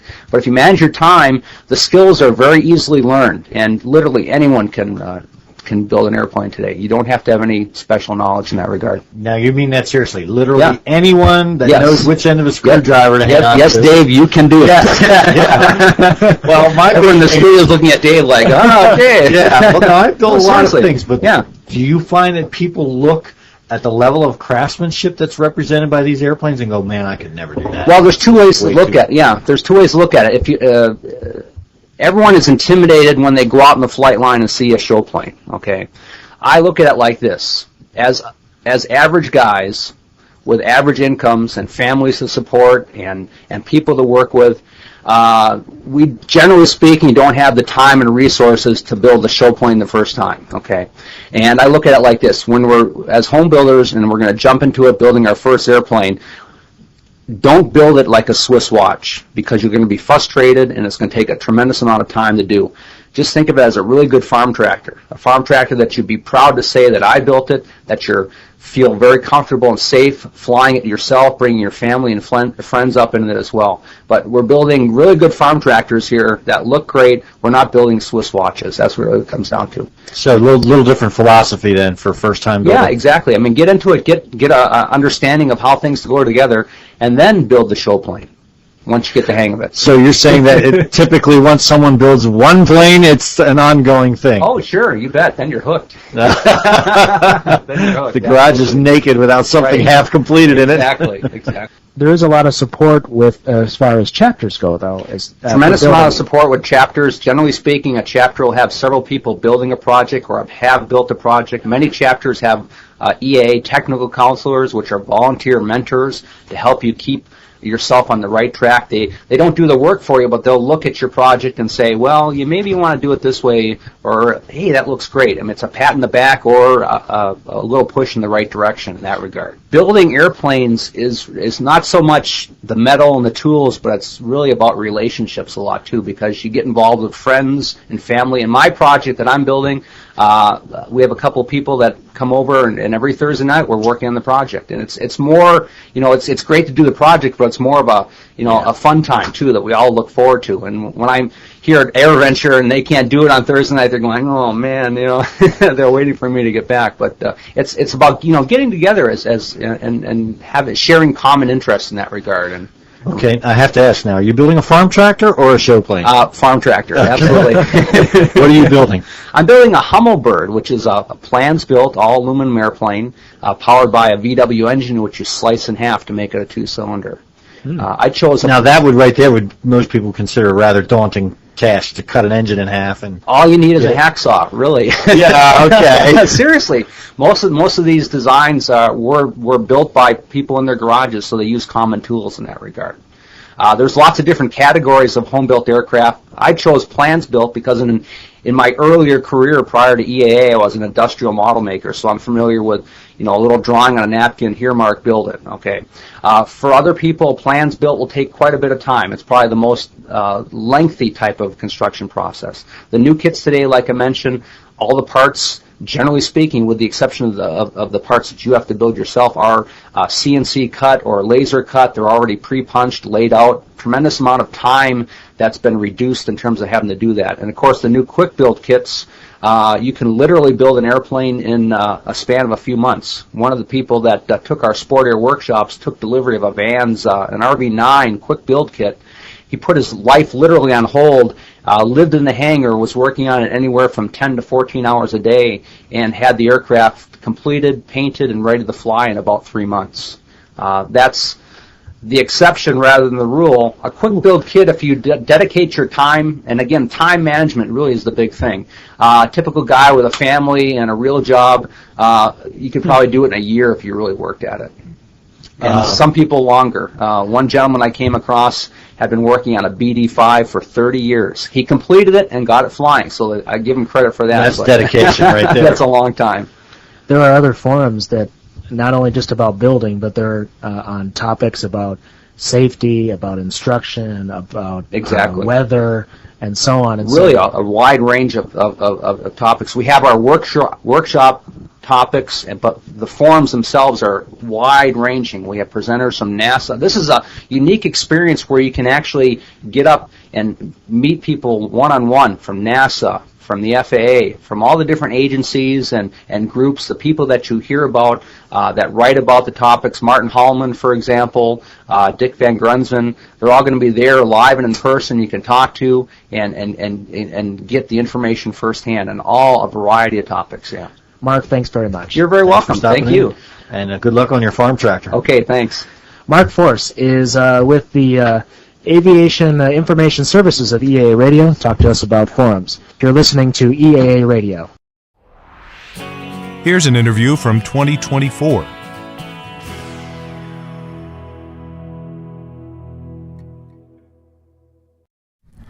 Thank you for joining us on Course Correction. It's the Saturday of I should really proofread what I'm writing here. It's Saturday of AirVenture 2024. I'm Farid Guillot. As I said, it's going to be a hot one. And thanks to my producer, Jasmine, for joining me this hour. You have heard of the NASA Forum, the Aviation Safety Reporting System, but did you know it's also for drones? Ken Kranz is the Chief Technology Officer for Cognizant Technologies and is also part of the FAA Drone Safety Team. And he's here to tell us about how this emerging aviation sector needs safety reporting as well. Welcome, sir. Well, thank you. Thanks for having me. So it's interesting. You have this dual role. Not only are you involved in the technology, but you're also working with the FAA as far as, it's not necessarily the wild, wild west, but it seems like it's emerging, and we're trying to keep up with it to keep it safe. Yeah. It's we're past the wild west part, and I think we're coming out of the barnstorming era. Right. And things are starting to settle down. Yeah, and it became apparent that we needed to do something, and this was going back to 2016 when the drone safety team started. We needed to do something to try to capture what was going on out in the field and try to find out what the systemic problems were. And while it seems straightforward looking back, at the time it wasn't so clear, but eventually we found a path with the ASRS to log that information, to give people a place to log information and not have to worry about any kind of punitive damages or repercussions. And we were talking a little bit beforehand about the difference in who's a drone pilot from the beginning of this industry and where it is now, and that trying to get the safety culture to keep up with that. Right. Yeah, in the beginning, as the technology started to evolve, there were a lot of drone companies out there, or people who they put their shingle out and that's what they were doing day in and day out. And you would turn to companies like that and say, oh, I need you to do a tower scan, or I need you to, do a building inspection. And I think we're going to, I hate to say this, but I think those kind of roles are going to be going away, except for maybe the very specialty type missions. I think now what we're seeing is companies bringing drones into the company and handing them to their employees and say, hey, this is, quote, another tool in the toolbox, and not going outside to the agencies like that, mostly because of cost. It was just too much overhead. But there are issues with that type of approach when it comes to just giving somebody a drone in the back of their car and use it when you need it. It doesn't go well, proficiency-wise. The aviation safety reporting system, obviously, it in many ways it allows for people to report safety issues, either something they did or they see something. But I think on a larger sense, it's for getting data, because this is the area where we don't have a big area of data to work from to improve safety. Right. And that was... So originally when I joined the drone safety team, because of my engineering background, I was put in charge of the data side of it. There was no data. And that's really what drove us to the ASRS. And that's the hope, to get the data. That's, and have other things kind of, like ASAP, like the airlines have. We envision something like that down the road. But for right now, the ASRS is what we have. Do we have to take into account that is self-reported data, so you're going to get a certain kind of skewed data.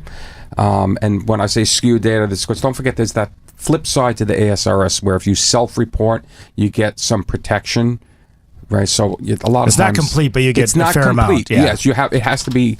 The bottom line is it has to be an accident what you've done. You just didn't mean to do it. You can't purposely go out and say, look, I'm going to I'm going to bust the B because I got to do this mission. I want to get paid, and then I'll just fill out an ASR. It doesn't work that way, right? It has to be an accident. And even then,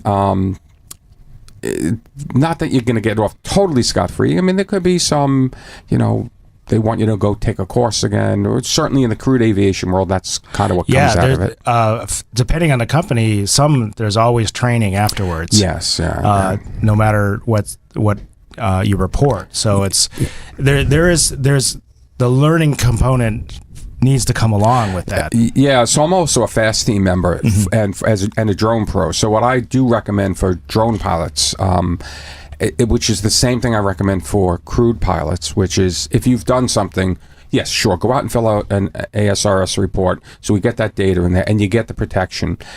Or if they tell you, if you're a crewed pilot and they tell you to write down a number, right? It's okay. I mean, people get very wonked out about that. Call the tower. All they really want to know is your name and some other information. Then don't talk. You don't have to talk about what happened. They just want the contact information. And then we always recommend you proactively, let's say stick with crewed, if you did something wrong in the traffic pattern, go out and take a wings course or two. Go sit down with the CFI, have everything logged in your book, and then if the FAA does come knocking on the door, you show them what you've done. And most of the time, when the FAA sees that, it's same with drone pilots. If they see you've done this kind of stuff, they're going to say, you know what, you're doing the right thing. Okay, let's move on with life. If they want to do more than that, you can always pull out the ASRS slip, but that really should be your last. Some people start off with that. That's not the way to go, because it's all about your approach, and a lot of times if your approach is that a safety way, a lot of times you're not making those mistakes in the first place. But it does happen. It does happen. Man, I filled out some. I remember taking off once, and I was told to turn left, and I turned right. There was a lot of chatter in the plane, and it happens. We're humans, right? Mistakes happen, and it's not the end of the world. People get too wigged out sometimes about this stuff. I could say in my professional life, I've filled out many. Yeah. And a lot of times it's just some of those reports were closed with it. By your write-up, it looks like you have understood exactly what happened, and thank you for contributing to safety. Yeah, and I would say for a vast majority of the reports that I have filled out, yes, you should do a very good job on the narrative. They want to know what goes on, but I always add in at the end what I feel the modification should be, right, for things like when it comes to heading type numbers that you might confuse. Maybe it needs to be turn 330 330. Repeat it as a regular number, and then that type of thing, as opposed to the 030. Because there's a lot going on in a plane, and it's easy to get those things mixed up. So always try to put forward what you think the best solution to the problem would be, and then let NASA decide ultimately what they do. You're listening to EAA Radio. I'm speaking with Ken Krantz as Chief Technology Officer. He's a technology officer for Cognizant Technologies. He's also on the FAA drone safety team. I wanted to ask, steering back a little bit to drones, we're talking about how the ASRS system works. What are some of those those safety, I don't want to say violations, but safety incidents that happen we're seeing with drones? Yeah, so that's a good question. A lot of it is, either flying into the wrong airspace or getting too close to an airport. One of the things I submitted this, and I remember I believe I had a conversation with Becky Huey, runs the ASRS for NASA. She does a fantastic job, by the way. The whole team does a fantastic job, and not just going through the reports, but also making sure that your identity is blotted out and there's no way for people to do a trace back. I think one of the biggest things that I'm seeing in the industry is a lot of the systems are disjoint.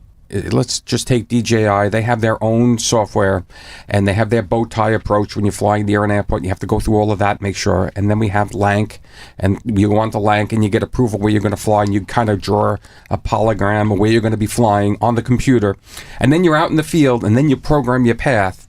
And I've already turned to, the pilot in charge, because I typically will act as the safety officer on a tight mission, and the drone will be up flying, and I'll turn to them and say, I'll be honest with you, I can't guarantee that between what DJI says we're okay to fly in, what Lank said we're okay to fly in, and what we programmed are the same thing right now. In other words, that we haven't extended, past the boundaries. So I think that's the biggest problem, that we really need to get this stuff more integrated so that, it all agrees, and that you don't find out that, well, yeah, I busted the airspace, as far as the geo zone, even though I had a geo zone defined, it was too big. You don't have feedback for that. Is without people feeling like it's conspiratorial, does the FAA safety, because these drones, this technology has a lot of telemetry and logging of exactly what it does. How can the safety teams or NASA get a hold of that telemetry without, That's a great question. They do not want it. And it's really, in a way, it's a shame, but they don't want it because it's just, I think, too much personal identifying information. Okay. And that's, so if you go back to 2016, back then, I was actually trying to go the whole telemetry route when we hooked up with with Becky at NASA, and she made it clear it was just too much information. And NASA, they do a very good job. Like, for example, they won't say like there was a 737 flying out of this particular airport in Texas, because then you'll be like, oh yeah, that was Southwest, right? They do a very good job of de-identifying that stuff. If you give them telemetry information with all of the details and lat longs and stuff like that, it would be next to impossible to take that out. And you kind of hinted at that at the airlines. They their unions, the unions involved in all of the in harvesting. So a lot of times, if something happens in the airplane, or certain things are always sent from the airplane to the company, right? And so a lot of times we'll get a phone call, but it's usually from the I can't remember the acronym, but it's a team that monitors this stuff. It's just say, hey, what happened here? But there's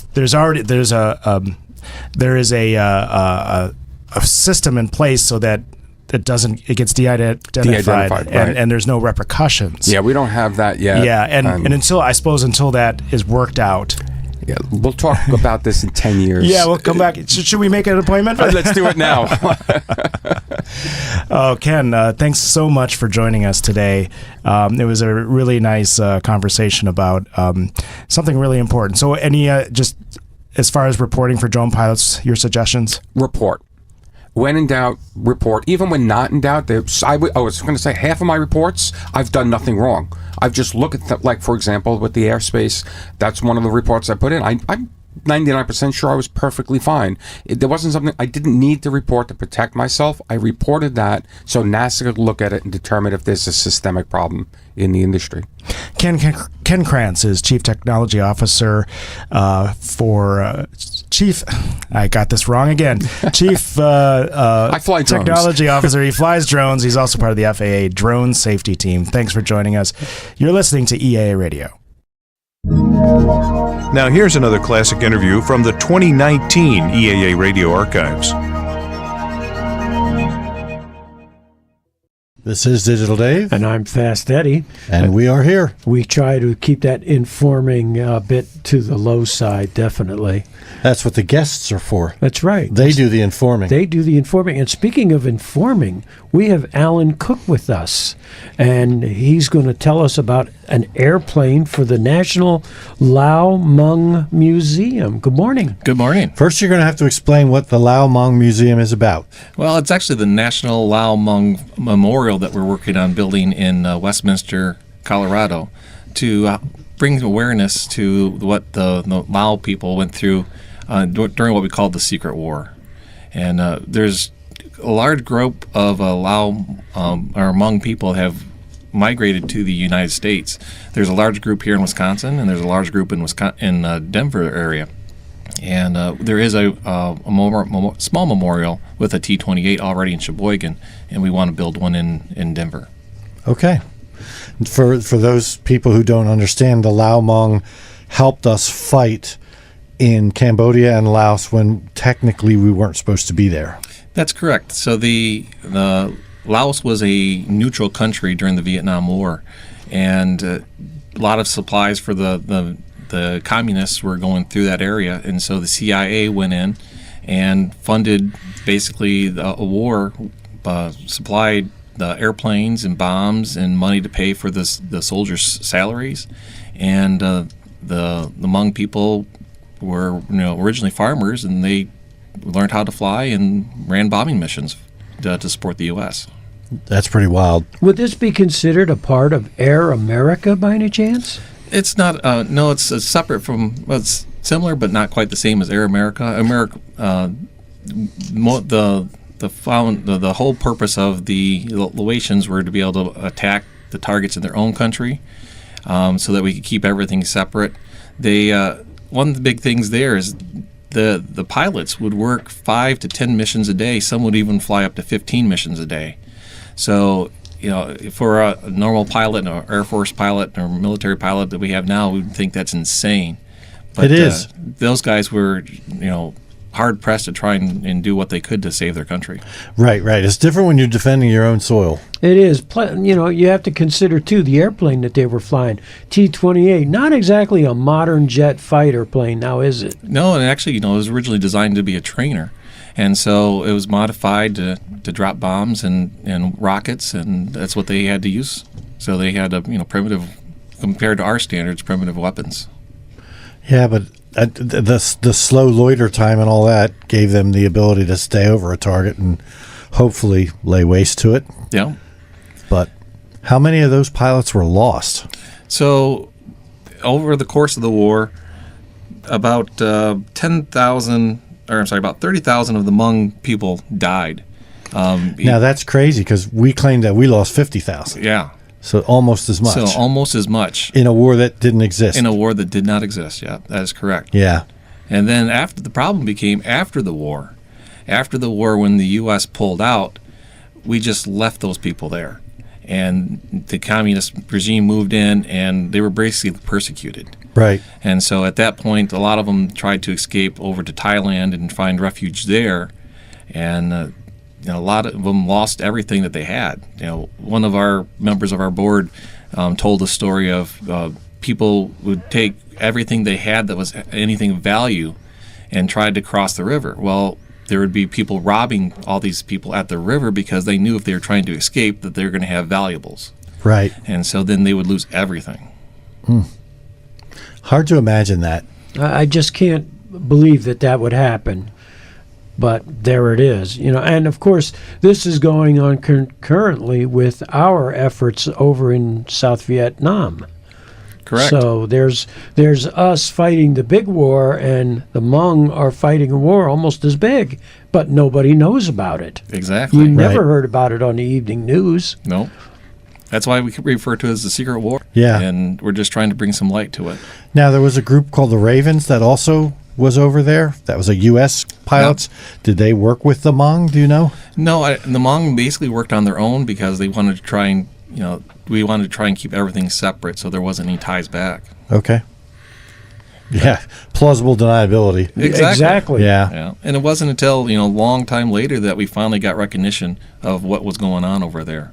And the Hmong people finally were able to get some recognition. And how many are in the country now? So right now there's probably about 500,000 people that are from Hmong descent living in the U.S. And they've really pursued and achieved high levels of education and are really doing a lot to promote or give back to their local communities. Is it a situation where they can now go back to their country and visit family if they want to, if there's any family there? I'm not sure. I know I really haven't talked to anybody that has any ties back to Laos, but I know that everybody that's here, they're a very, very tight-knit community. And still, if you're in with the community, you're in with the community. If you're out, you're out. Right. And so we really need to do what we can to support them in their history and how they've supported the U.S. Right, and at least understand what they did. Exactly. Well, one of the big tourist industries over there right now is Vietnam War tours. You can actually go up and visit the Hanoi Hilton, among other places. And I'm just wondering if ever there's going to be an opportunity to do the same thing for the Hmong, for them to go back, visit their homeland, and see where some of their epic battles were fought. I don't know. That's a good idea, though. That would be nice. I'm sure they'd love to be able to go back to where their ancestors are from and explore a little bit. I guess that mostly depends on the political climate in Laos. I don't know anything about the current situation. Yeah, unfortunately, I don't either. Yeah, probably tricky. So you got yourself a T-28 that you're going to be restoring, and then it's going to be put as the centerpiece of the museum. Are you taking this aircraft out on tour to air shows across the country? Well, we were hoping to bring it here this year, but we've had some delays in the paint shop.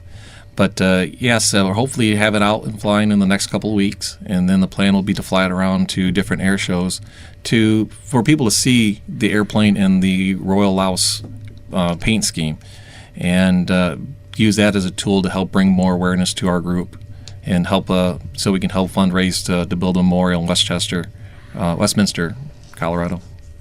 Okay. Why Westminster, Colorado, of all the cities throughout the country? Why there? We actually have a very large Hmong population there, and so that's why we wanted to put it right there. And we're going to put it, I think it's going to be right there next to a Air Force memorial, so that way we can have the contrast between the U.S. memorial and the Hmong memorial, and use that as an educational tool to help bring more awareness to what happened over there.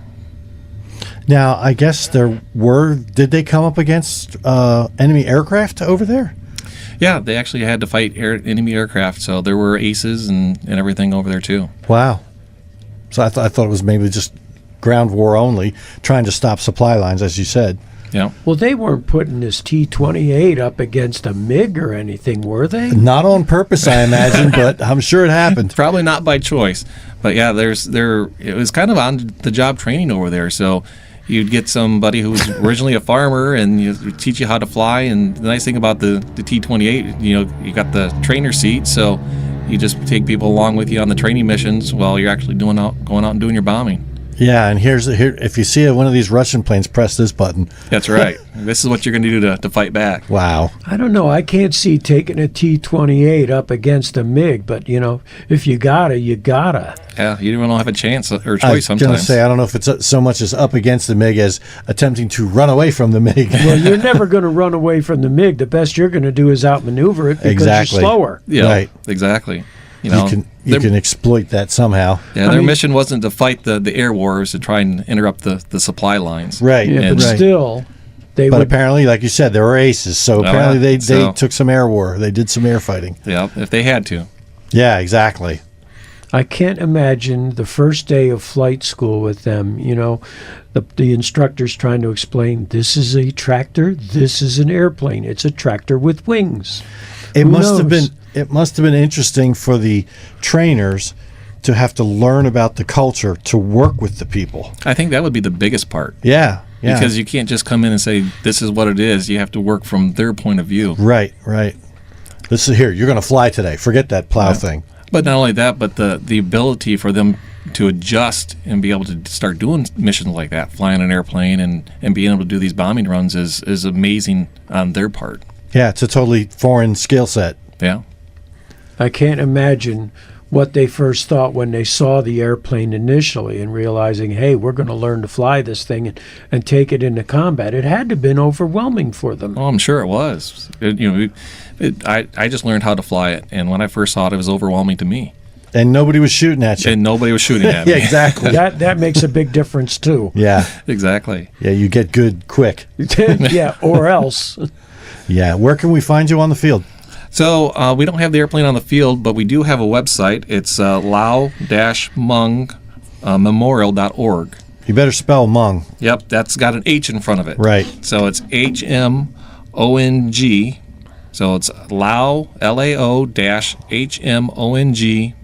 memorial.org. There you go. All right, Alan, I'd like to thank you for joining us. It's been very educational, and we could talk for another, 6 days. 7 days. Okay. Thank you very much. I'm Fast Eddie. And I'm Digital Dave. And this is EAA Radio. From the EAA Radio archives, here's an interview from 2010. You're listening to the Morning Pre-Flight. I'm Code Talker, and I'm joined by... Stuck Mike. Joining me also in the studio is our meteorologist who's sticking around just for fun, Patrick St. John. Just for fun. Good morning. And our guest on this segment this morning is Wesley Perkins. Morning. Good morning. He's the producer of, well, the video editor. Whatever you want to call yourself is fine with me. But a really great video on YouTube that caught the attention of quite a few high-profile EAA members, whether you know that or not, and those that work in headquarters. I know that people on the VP level included were very excited by your video that you shot for last year. And if you go to YouTube, you can find it just by searching AirVenture 2009. It's the first one that comes up. Last check, I know you had well over 900,000 hits. I haven't checked the total lately, but I haven't looked for the week, but that's what it was before we left. So I can imagine. So why don't you talk a little bit about the video and why you started shooting them? I guess because this last one is not the first one that you shot. No, I've always enjoyed making videos, but I first started not without aviation. I made a video for school. Sure. A while back. But what grade were you at the time? I was a freshman in high school at the time. And it wasn't very good. But all got to start somewhere. Yeah. I went from there and just started shooting aviation. I started at a place called Reclaw in Texas. It's a really big fly-in. I made a video for them. They asked me to come back and do it twice, and then I had to stop because the attendance was so high that they couldn't keep up with all the food they need to make for everyone camping and everything. So they didn't want any more promotion. Right. That's it was enough promotion, so they've been using the same one since. And so when did you first start coming to Oshkosh then? The first one was in 1997. And you've been coming every year since? Or Nope, this is our 4th year in a row, though. Okay. And do you shoot video every year? Every year. And how many hours? I know you're compiling lots of hours of video, obviously, even for what ultimately turned out to be less than a 6-minute video. But what did you shoot last year, for example? It was about 7 hours of video. I believe it. I know I've seen that you've posted some of the raw video as well as. Yeah. But I really, when I'm trying to explain what Oshkosh is to someone, or what it means and what the actual AirVenture week-long event is, I point them to your video. I mean, it's really probably the best encapsulation of Oshkosh that I've seen. Well, thank you. If I were you, I'd walk it over to headquarters and sell it to them. But, well, it sounds like that's been happening through the year. That the video's been selling itself to folks. It really has. Like I said, it caught. I know that it caught the eye of some high-profile members that really enjoyed it. So for people who haven't seen the video, talk about what's in it. Like you, Mike? Man, you just busted me so bad. Don't worry, I haven't seen it. Talk about what's in it. I mean, is it all basically music and pictures of pretty airplanes, or does it go further than that? Well, I found that putting aircraft to music seems to catch people's attention.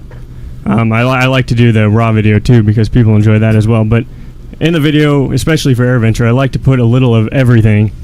Home built, basically because that's what started the whole EAA and AirVenture. It starts with home built. But I like to do showcase what's in Aeroshell Square. We didn't get to go over to Seaplane Base last year. You probably noticed there was no seaplanes in there. Mm-hmm. Plan on going tomorrow. But just throw a little of everything to give you a taste of what AirVenture is, hopefully to get more people to come, because I like seeing all the people here. Is it mostly airplanes on the ground, or do you have some airplanes in the air in the video as well? Oh, almost all of it's flying, yes. Oh, okay. Yeah, I really think, by the way, you picked a really great track of music for it. Thank you. And personally, I like the song anyway, but it's really good because it has some slow moments and works out really well for the intro, and it builds up and gets... What song is it? Oh, it's The Killers, all these things that I've done. Oh, okay, yeah. Which works really well for the track. You'll become intimately familiar afterwards, Mike. I'm going to show you this video. Yeah, okay. You will enjoy it. All right. It's very slick. So what are you using for equipment and editing? I know we conversed briefly via email, and I was surprised by your choice in editors just because, so many people are using, the real common ones, of course, everything escapes me right now, and I know that our Final Cut. Thank you. Our assistant office manager downstairs is going to kick my butt because she's very much into video. She went to film school and whatnot. But so why don't you just talk a little bit about that? I actually have a few cameras. My main one is the Canon HV30. It's really inexpensive for just a handheld HD camera, but it's perfect for aviation. It does a lot of high frame rates, so you can do a lot of slow motion footage, which I have in the video. For editing, I just Sony Vegas 8, just basic Sony Vegas, which I find amazing because it's really pretty good. The cuts are great. The video, as you said, for a consumer grade camera, that is amazing. It's real high def. Yeah. Really very clear. Some great slow-mo shots of the A380. Thank you. Taking off and banking right, and it's really slick video. I get goosebumps thinking about it. I'm geeking out here because it's really cool technology and really cool airplanes. So, Mr. Talker. Yes, I love it when you talk geeky. He gets excited when I start going geek on him. But, everyone gets all excited around here, especially. Yeah, it's too early for that, but I really enjoyed it. What are your plans for this year on it? I guess. Well, because I'm certain you're shooting another video this year. So I am absolutely. I actually put a lot more thought into this year's, hoping to better last year's. I don't know if that's going to be possible. That's a trick, but yeah. You got to one up it. Yeah, it's possible. That's the problem with creating a video that gets nearly 1 million hits. How do I top this now? Yeah. But I right after last year ended, I already had a song picked out for this year. I won't release that yet. Okay. I've kept everything under wraps for that, I guess you could say. Yeah, I don't blame it. But I actually have a book. It's right outside of things I need to shoot for this year to go into the video. I've already thought everything out, planned it all out. Wow. So when did you actually start thinking? When did you start planning for this year? I mean, right after last year. Right when, as they updated airventure.org, I got to have that in the video. That'll look good. Yeah, I can imagine. I got a hunch just based on that statement alone, you're going to have a lot more raw footage than you have in the past. Yeah, a lot more tapes this year, but a lot more. So you here for the whole week, or? All week. We actually arrived last Friday, and we leave Sunday morning. We're not going to be here for Sunday, but we'll see the majority of what's going on. Good. So when you are spending so much time behind the camera, do you find that you are kind of missing out on the experience? Do you need to drop the camera and just take it all in a bit so that you've been here? Sometimes. That's a good point. A lot of people ask me that. What's good about AirVenture is the air show is 7 days long. So if you filmed something once, like for Sean Tucker, for instance, I filmed him, I guess, Monday when he flew. Yeah. I probably won't film anymore because I've already got him, so now I can watch him. Right. Or in the event of a retake, it's exactly. I can do it again. You don't have to something. pick the radio up and say, "Sean, could you do that maneuver again?" Please? Right. Yeah. So AirVenture is actually, compared to a lot of air shows, really easy to film because so much is going on all week. Yeah. Well, I've found sometimes when you do look at the world through a camera lens, you kind of miss the world. You get the lens, you kind of miss the world. So great point about AirVenture about the fact that you get to see shows multiple times, and because it is multiple days, you can sort of plan out, well, I'm going to experience this element today, I'm going to shoot this element tomorrow, or vice versa. So that's good. So when are you getting down to the seaplane base? We were going to go this morning, but I don't know if the weather's going to support that. It's perfect weather for them, I think, is with the sea and the water and all that fun. As nerdy as that sounded.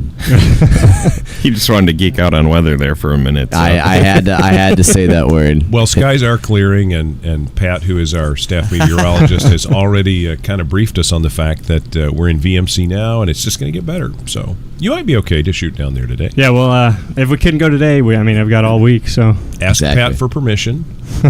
Why? Huh? To go to the seaplane base weather-wise? Do I have permission Oh, for the yes. seaplane? So I think you do. Okay. I'd say you're approved. I'll have to write a teacher's note for you. Where is this going, guys? I don't have any idea. Terrible. Weather-wise, Pat will tell you. Yeah. He's not quick on the uptake this morning because he hasn't had enough caffeine. Yeah, I'm working on it. It's still 3/4 full. Okay. So, how much time do you actually spend cutting that video? Because 8 hours of video, or 7 hours of video plus that you had last year has to take an enormous amount of time. Do you end up watching all 7 hours just to say, okay, what did I get, or do you have that in mind? You just skim through it and find your cuts. For the most part, I can actually remember while I'm shooting what looks good and what I probably want to use. The rest of it, I guess, is fluff or filler that I'd put in. But it looks like a lot of thought and content, but hey, whatever works. Yeah, but it takes so long to put it together. Well, I guess about a week of working on it. Like That's not too bad. A week of 8-hour days or a week? No, it's probably a week of 3 hours or so. By the time I'm done with it, I'm sick of it, to be honest with you, because I've seen it so many times. Having done some lengthy audio productions, I can fully appreciate that statement. By the end, it's just like, I don't want to hear this anymore. I don't want to look at this. But I've seen it probably 100 times on YouTube, but my father, he's seen it, I don't even know how many times. He's probably added 200,000 views to what's on it. Yeah, exactly. Thanks, Dad. Yeah, proud dad. I don't blame you. I've probably added at least 20 or 30 views, so don't feel bad, Pops. Well, thank you for joining us today, Wesley. Thank you. You're listening to The Morning Pre-Flight. This is Eaa Radio. Here's one from AirVenture Oshkosh 2024.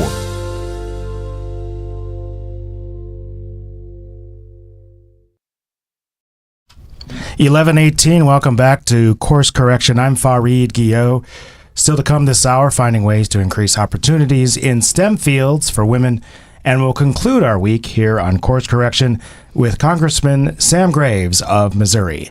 In studio with us now is Stephanie Day, a flight attendant for a legacy regional carrier in the Pacific Northwest.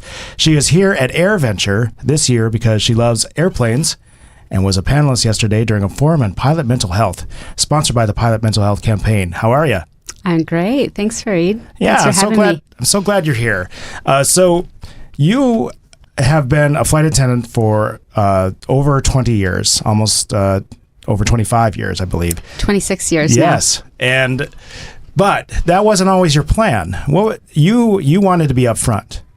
Yes, I have always wanted to be on the other side of the door in the flight deck, and that started as a young girl, as my grandparents took us to air shows, and I just really never got the message that I could be a pilot. My grandpa would always say, when you're 21, you can be a flight attendant, and that's kind of the path that I took. But I really did always have a passion to be in the flight deck.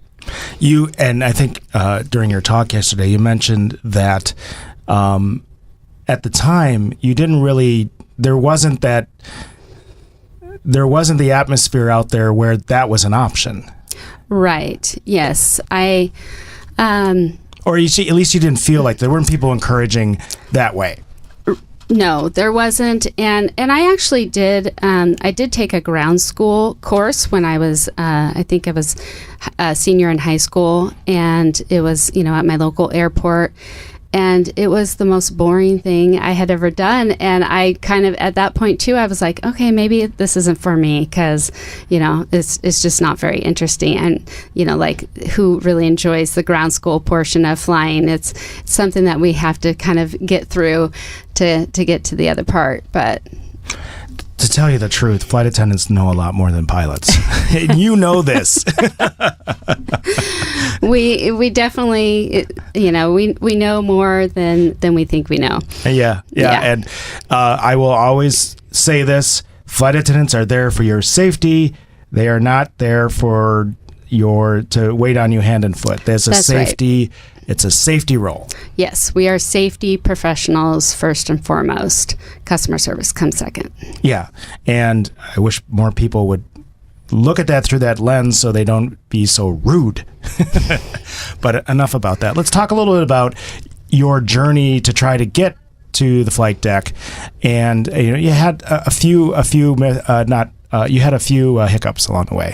Yeah, I think as a flight attendant, we are not restricted by a medical certificate. And so I sought healthcare throughout my life. I have had mental health experience challenges. I've dealt with anxiety, depression. I am sober. I'm in recovery now. I've been sober for 8 years. And through all of that, I piled on a few diagnoses over the years. And so in 2015, when I really decided to start flight training and start working towards the other side, I realized that if I was going to be honest on my medical, that I wouldn't get a medical. As I got closer to soloing, I got more and more scared, and I stopped. I was really only about 8 hours into flying at that point, but and going through ground school, but just kind of froze in fear and really kind of got depressed for about a year, because thinking that I had ruined my chances of pursuing my dream. And you persevered through a lot of this, though. Listening to your story about, one, getting the medical, then getting clean, and all of this, and then also dueling with the FAA some about, especially that diagnoses that probably wasn't even true, because I don't want to talk over you, but in the mental health world, there's these diagnoses that come and go depending on who you visit sometimes, and they may or may not be true. They're just trying to find a way to fix you, and sometimes it doesn't always work. Unfortunately, with the FAA, paper trail. Yes, right. One of the diagnoses I was given was a bipolar 2 diagnosis, which was not an accurate diagnosis, but it has been that diagnosis that has really prevented my success in receiving a special issuance. I have resubmitted in February. I did talk to the FAA yesterday, and I believe I will be successful in getting the special issuance this time around. But what I really did want to talk about is the process, as difficult as it has been the catalyst for my health, for my growth. And I am a much better person today because of going through this process and having to really jump through all the hoops that I've had to jump through. It's made me stronger. It's made me more courageous. And I've been able to help a lot of people because of going through this process. I'll just quickly tell my own story, and that is I had to stop flying for about 30 months to get approved to fly with SSRI. So I second what you just said about the journey that your own health takes when you go through this process. And that is, one, you take care of yourself, you feel empowered, and then you want to help other people. And I know that you've helped a lot of people. Yeah, and for me specifically, as someone in recovery, having a medical certificate is a really good carrot. Although I'm not sober today because of a medical certificate, it has, at a time when you don't really want to be sober, it gives you a reason to get over that hurdle and have some motivation to reach towards. And today I'm sober for myself, but and you're going to get the benefits of an aviation career too. That's right, exactly. I totally believe that this is going to happen for you. Talk a little bit about, so one of those things that you did to improve yourself is within your airline, you're a peer support counselor. Yes.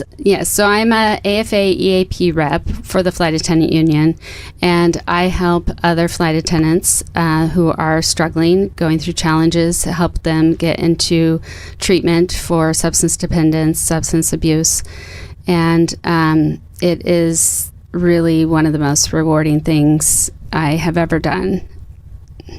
And one thing I noticed in talking with you is that you have already inspired your daughter to pursue this as well. So that's pretty amazing. Yes. Time will tell what her journey looks like, but she says she will make different choices.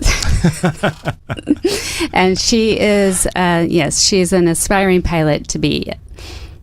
And how many times have you been at AirVenture? This is our 4th time. Wonderful. Yeah. So this almost can be a healing journey in the sense that there are so many people here that you could just talk to and be supportive of. And you have been one of the, kind of the stalwarts of the pilot mental health campaign as well. Yes, I think it's really important while you're in this in this journey while you're waiting for your special issuance and working through the process, that you actually get involved in aviation. It can feel very isolating. You can feel very alone, but you're not. You are not alone. And the more that you are willing to step out and speak about your journey, the more others will come towards you. And you can be a benefit to others and to yourself as well. What else would you like people to know that kind of relates to what to do while you're waiting for that special issuance, and some of the other things that would help them as they try to deal with maybe a setback like this? Well, I think again, it is finding your tribe. This journey can feel very isolating. There's a lot of stigma, and you feel very punished in having to go through all the hoops that is required by the FAA. I know for me, until I found others going through the process, I felt like I was the only one. And then once I started meeting other people, I realized that this is the process, and I'm just another person going through it. But it can just feel really necessary to have that connection and encourage each other through it, because you will get through it. There are very few people that actually are 100% denied.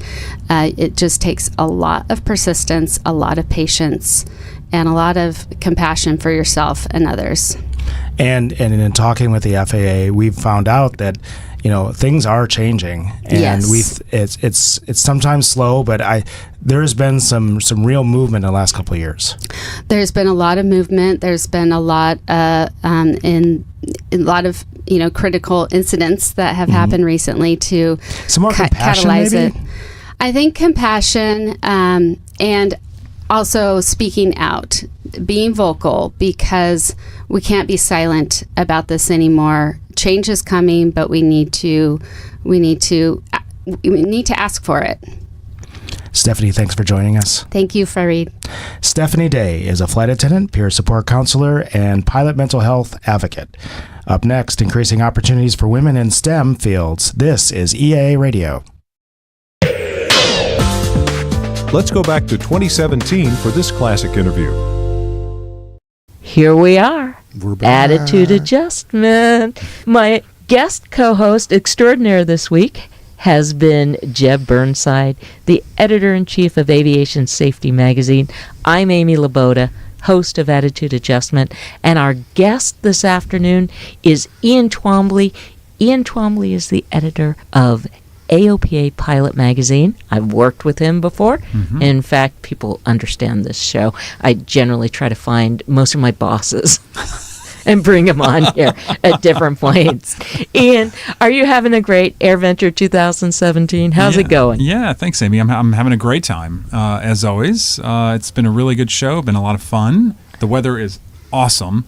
I'm not much of a hot person, and so for me, as a Floridian, you're probably freezing. I'm surprised you're not wearing a winter coat, actually. Well, we tend to keep things cool inside of the radio station, so I've adapted to 68 at this point in the week. But thank you, and I am wearing 2 layers. Yeah, right. That's right. No, but it's been great fun. Excellent. What is it you've seen that has truly piqued your interest this week? So, there's probably no one thing I can pinpoint. In fact, the opening day, Jack Pelton, the head of EAA, he always does a press conference and talks about stuff that they're going to do throughout the week and themes and things like that. And he said, and it's funny that he spoke kind of what I've been feeling, which is that they had an initiative a couple of years ago to get rid of the sort of the one draw point. So it used to be it's like one big military display, one big act, something like that. And that's what everything that was marketed was towards that one thing. And now they've diversified. And it's really true when you see it. You walk the grounds and every area has something big that's going on. It's like big military static, big Warbird reviews this year, Theater in the Woods program that's really strong. The Pilot Proficiency Center for EAA is really big. So it's just everywhere. And it's a little overwhelming, actually. It's pretty amazing. So trend-wise, it's like I think the numbers seem to be way up. Everybody seems to be selling stuff. People seem to be happy. aircraft sales seem to be up. The component sales seem to be up. The weather's great. It's like, what else could you ask for? I mean, that's right. So. That's true. That's true. So you come here from Frederick, Maryland. How was your trip? It was good. It was good. I took the airlines. That's okay. I know. That's okay. Your airline, he drove, and I weaved and pedaled against 40 knot headwinds. So who really won here? Yeah, that's right. Not 100% sure. I had air conditioning the whole way. There you go. Good. I can tell you only above 5,000 feet did I have air conditioning. In fact, in Carrollton, Georgia, I got out and went, holy crud! Yeah. I think it's hotter here than it was at home. I saw 100 on the car thermometer going through Atlanta. Yeah. Wow. Yeah, must have been the same day, man. Must have been the same day. Jeez. No, it was really, really crazy. Who brought the AOPA 172 out? Well, so I should say it is no longer the AOPA 172. Oh, that's right. You awarded it, yes, didn't you? This is, in fact, just this week. And yesterday, the winner was able to come. The winner's lives in Vegas. And so he's a pilot for Allegiant and also has a side business for real estate. Sweet. And so we always try and surprise the winner and have a lot of fun. And we figured the best way to get to an agent is to pretend you're a client. Right.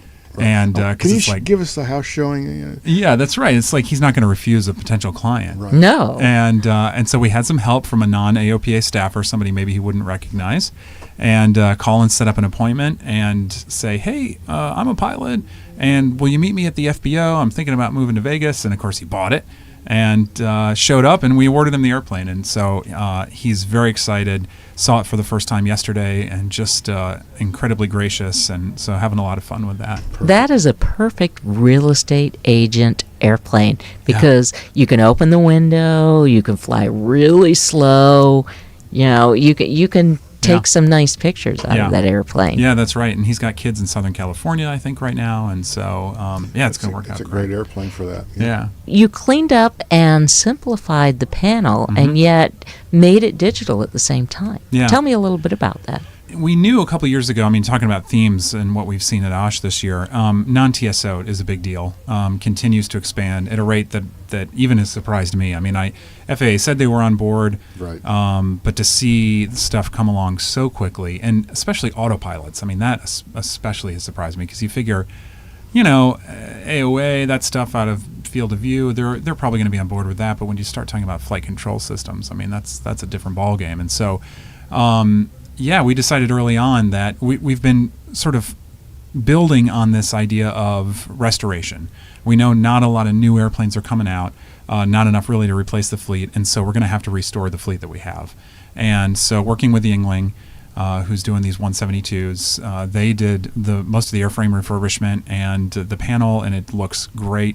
Put a G5 in it, and then when Garmin got the second G5 certified into the HSI just recently, we just put one of those in, and in fact, I guess it was 2 weeks ago, put in the autopilot. So wow, yeah, very cool. Yeah, very cool. Yeah. I don't think there's another 172 out there like it. No, there isn't. But what's amazing is 2 years from now, they'll be all over the place. Yes, they really will. But it's not going to have that paint scheme. Oh, isn't that crazy? Yeah. Yeah. So the scheme is all about, you have to see it to understand, but the scheme is all about safety, safety enhancing equipment in the panel. And so Craig Barnett, who's at Scheme Designers, has been studying these safety paint schemes, high visibility, whether you're in the air or, God forbid, something happens and you have to be found on the ground. And so it's a very sort of I don't know if it's orange or red. I can't decide. I don't know. It's kind of a blaze. High visibility. Yeah, high visibility. It definitely is something that changes with the color of your sunglasses. Yeah, right. That's right. Exactly. I'm sure in the Las Vegas traffic that the new owner is going to appreciate that as well. Yeah, absolutely. Yeah. Will he be basing it at North Vegas or Henderson? So we met him at Henderson, and his office is, I think, a mile maybe or something from Henderson. And so Yeah, he's got some friends that own some GA airplanes, and they've already talked about how they're all going to get together and fly places. And he's talking about Big Bear, and so outstanding. Yeah, That's great guy. That makes it all worthwhile. Yeah, Absolutely. It does. Yeah. It does. Absolutely. On the theme of safety, you guys just came out with another NAL report, right? Mm-hmm. Very recently. Yes. What was the big, takeaway from this year's version? So things continue to improve. You're never done with the job, like trying to enhance safety. But the numbers continue to look good. There's still some things that I think people are worried about. NTSB and FAA call it loss of control. We're trying to get them to change the terminology a little bit to make that a little more relevant. That would be nice. Yeah, because who knows what that really means. But no, I think things are generally trending in the right direction, whether that's through technology, training, whatever it is. So things are good. Incremental improvements. Yeah. Well, listen, there's an infinite number of numbers between 1 and 0. And when you're talking about trying to get to a 0 accident rate, you need to understand that. Mm-hmm. Well, it's not going to happen. We can obviously mitigate. We can try to minimize. We can try to educate. Putting that hat on for a moment, there are a lot of things and a lot of achievements that this industry has made in recent years in enhancing and improving personal aircraft safety. Those changes, those improvements will continue. Yeah. It's a job that it's a thankless job in some ways, but it's certainly one that will not be accomplished anytime in the near future. Yeah, no, that's true. I think there are a couple of really interesting standout examples of that, like Cirrus.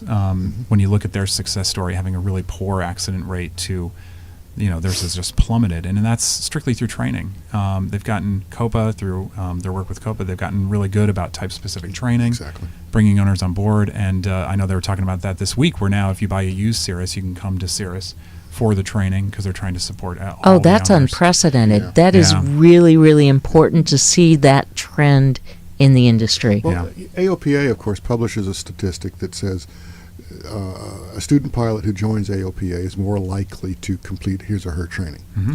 The same thing applies in the world of personally flown aircraft. If you ally yourself with a type club or a like-minded group of individuals who demonstrate some responsibility, that's going to rub off, and you're going to be safer. Yeah, totally agree. Absolutely.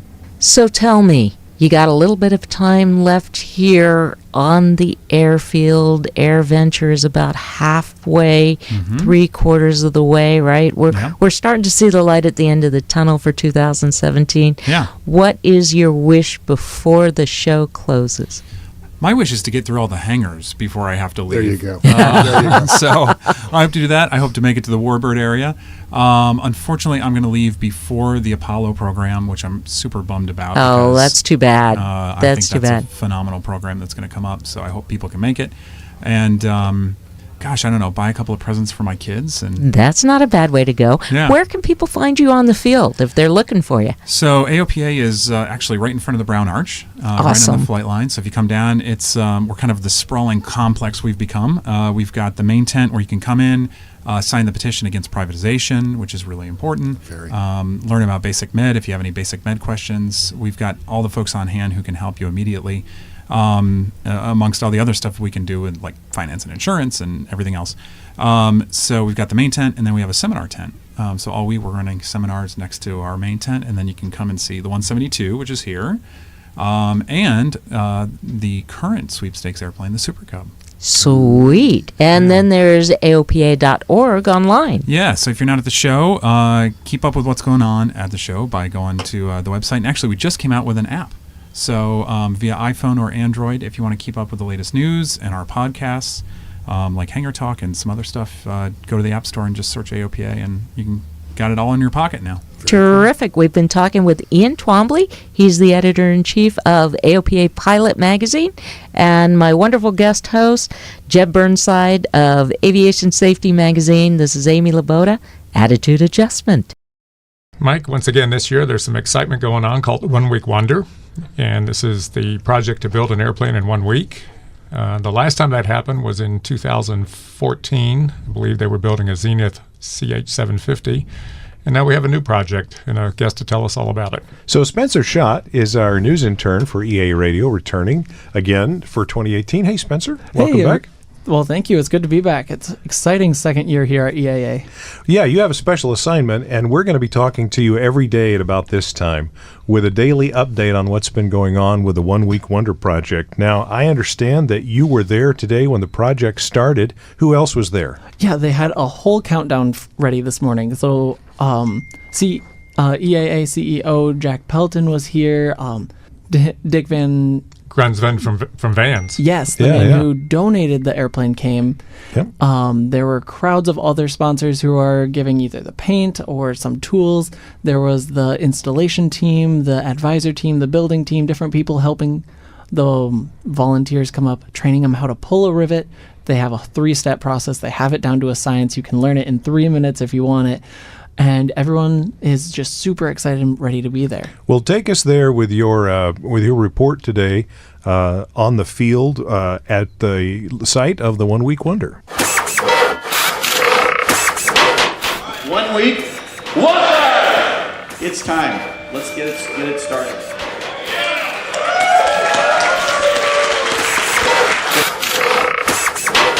That was EAA CEO Jack Pelton starting the official countdown for this year's 1 Week Wonder.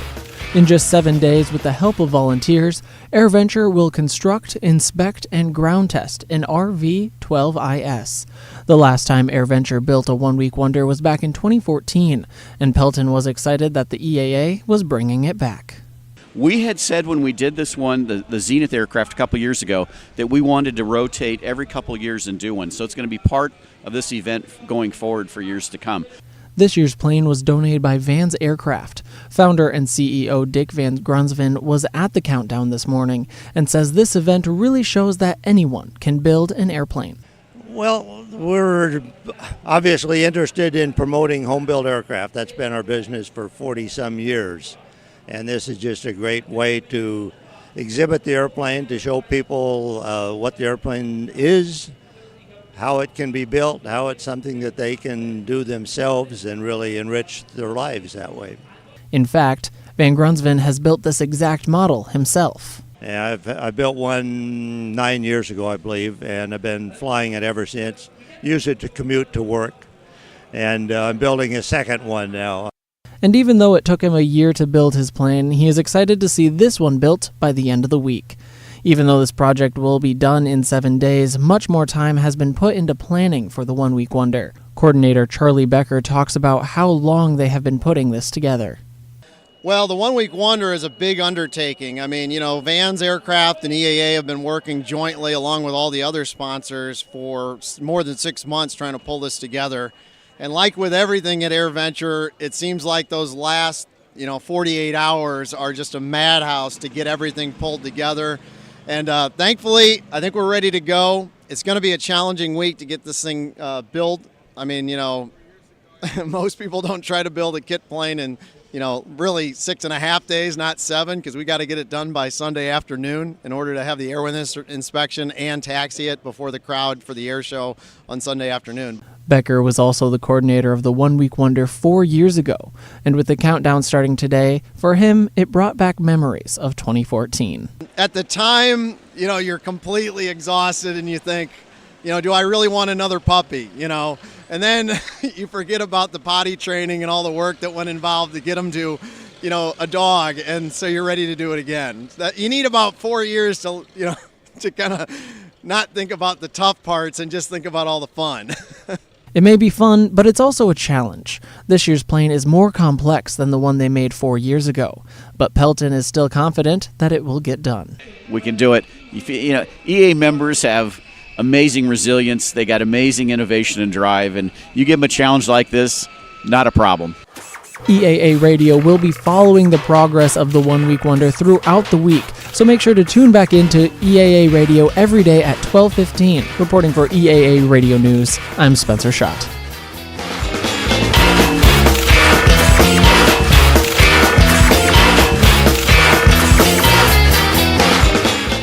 Nicely done. Well, thank you.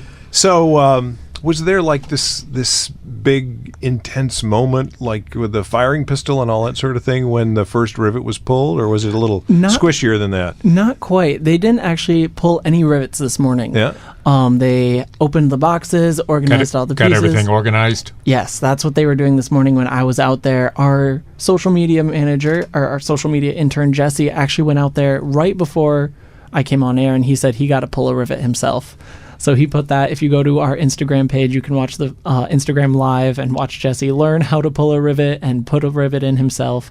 And so if you have time, you can go out there and do it. Spencer, we're going to be hearing from Jesse about this all week long. Yes, he got a pin and everything. He was so excited about it. So I'll probably head over there as soon as I'm off air to pull my own rivet. That's what I was going to ask. You have to take part in this. Oh, of course. Everyone I talked to, I asked Pelton, I asked Dick Vans, I asked Charlie. Everyone was like, well, it's here. Of course I'm going to pull a rivet. Yeah. Pelton said he did multiple rivets on the first one 4 years ago. Him and his wife did a lot together. And then Dick Van says, I might pull some rivets, but I also want to be on the assembly line. He wants to be working on the side table, helping instruct other people on how to do it themselves. Because, like he said, he's currently building his own, and he built the exact same model about 9 years ago, and he's still flying it today. I think about what an amazing project that is, because many years ago I began building an RV7, another one famous product in his product line. And regrettably, I did not finish it. Life got in the way, and I decided to sell it. But what I learned about building was you can't just go down to the basement and say, I'm going to build an airplane. You have to go down and say, well, I'm going to put in 5 rivets, or I'm going to do this. And it becomes many, many, many small projects. But this is really, I'm going to go build an airplane in a week. It's a amazing concept. Yeah, it really is. And I'm excited to see the step-by-step process, because while it is, I'm going to sit down and build an airplane, they're still doing all the small steps, piece by piece. And so every day I'll come back here, tell you guys what small project they managed to accomplish within the last day, and hopefully be exciting. And is there for lack of a better word, a shop foreman who's overseeing all of this production? I'm imagining it's one thing to have a lot of people pulling rivets. It's something else to kind of coordinate all that to make sure it's all being done correctly and on time. And that's Charlie Becker's job. And like you said, it's like potty training a puppy at some points, and you're trying to get all these different pieces all put together at one time, and it's his job to coordinate, okay, you guys are working on this project. You guys are pulling rivets here. It's your job to make sure these two pieces get together. And so he says it's stressful, it's hectic, it's crazy, but at the end of the day, it's a lot of fun. Well, so I thought that maybe we could make a list of questions that we want to ask you to kind of research for us and then bring the answers back. And that's one of them, actually. Is there like a wings captain and a horizontal stabilizer captain and an avionics captain? And it seems like there'd have to be, right? Because like you said, it's all these little projects all together. And the other question I would have is, what's the end game? What will be the fate of this airplane? Do we know that? Well, right now their plan is they want to be able to taxi it by the end of the week. They won't quite have all their engine checks and put that together by Sunday, but they want it to be taxiable by the end of the week so they can do it on Sunday for the air show. And then what? Do you know where the airplane goes after that? I'll have the answer for you tomorrow at 12:15. That's what I'm counting on. That's what I'm counting on. I'm also kind of interested in the avionics package. I mean, home builds have such an bewildering array of options now in terms of the way they can be instrumented. And so I'm going to assume here that there's been a sponsor who's been involved to kind of help shape that, both willingness to donate and then, design assistance. So sometime this week, and of course they won't get the installation of avionics until later in the week probably, I'll be interested to hear, if you can find somebody to talk about what have they installed, what capabilities have they decided to put in. Light sport aircraft have, it's not uncommon for them to be able to fly IFR and for them to have for sure autopilots in them, the kinds of things that light sport pilots might not use, but certainly private would. And from a design and build standpoint, one of the advances that's happened over the years is a lot of the avionics panels are almost plug and play, where you just put it in and make the connections and go. It's a lot different than it used to be, where everything had to play nice with the other parts of the avionics suite. This is all get a package and put it in. Yeah. So it certainly simplifies the build process. Spencer, thanks for being our eyes and ears on the field, and we look forward to tomorrow's daily report on the 1 Week Wonder 2018. I'll be back. Thanks, guys, for having me in today. Great. We'll be here. See you tomorrow. You're listening to EAA Radio. Here's one first broadcast at AirVenture Oshkosh 2024.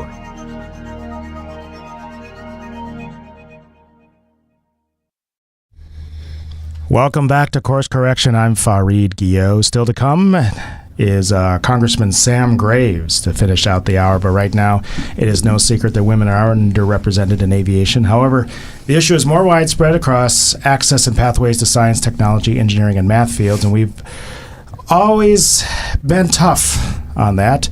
Joining us right now is Beth Dittmer and Nicole Buckles from the Air Force's Propulsion Directorate. Welcome. Thank you. Thank you. That's quite a fancy name for so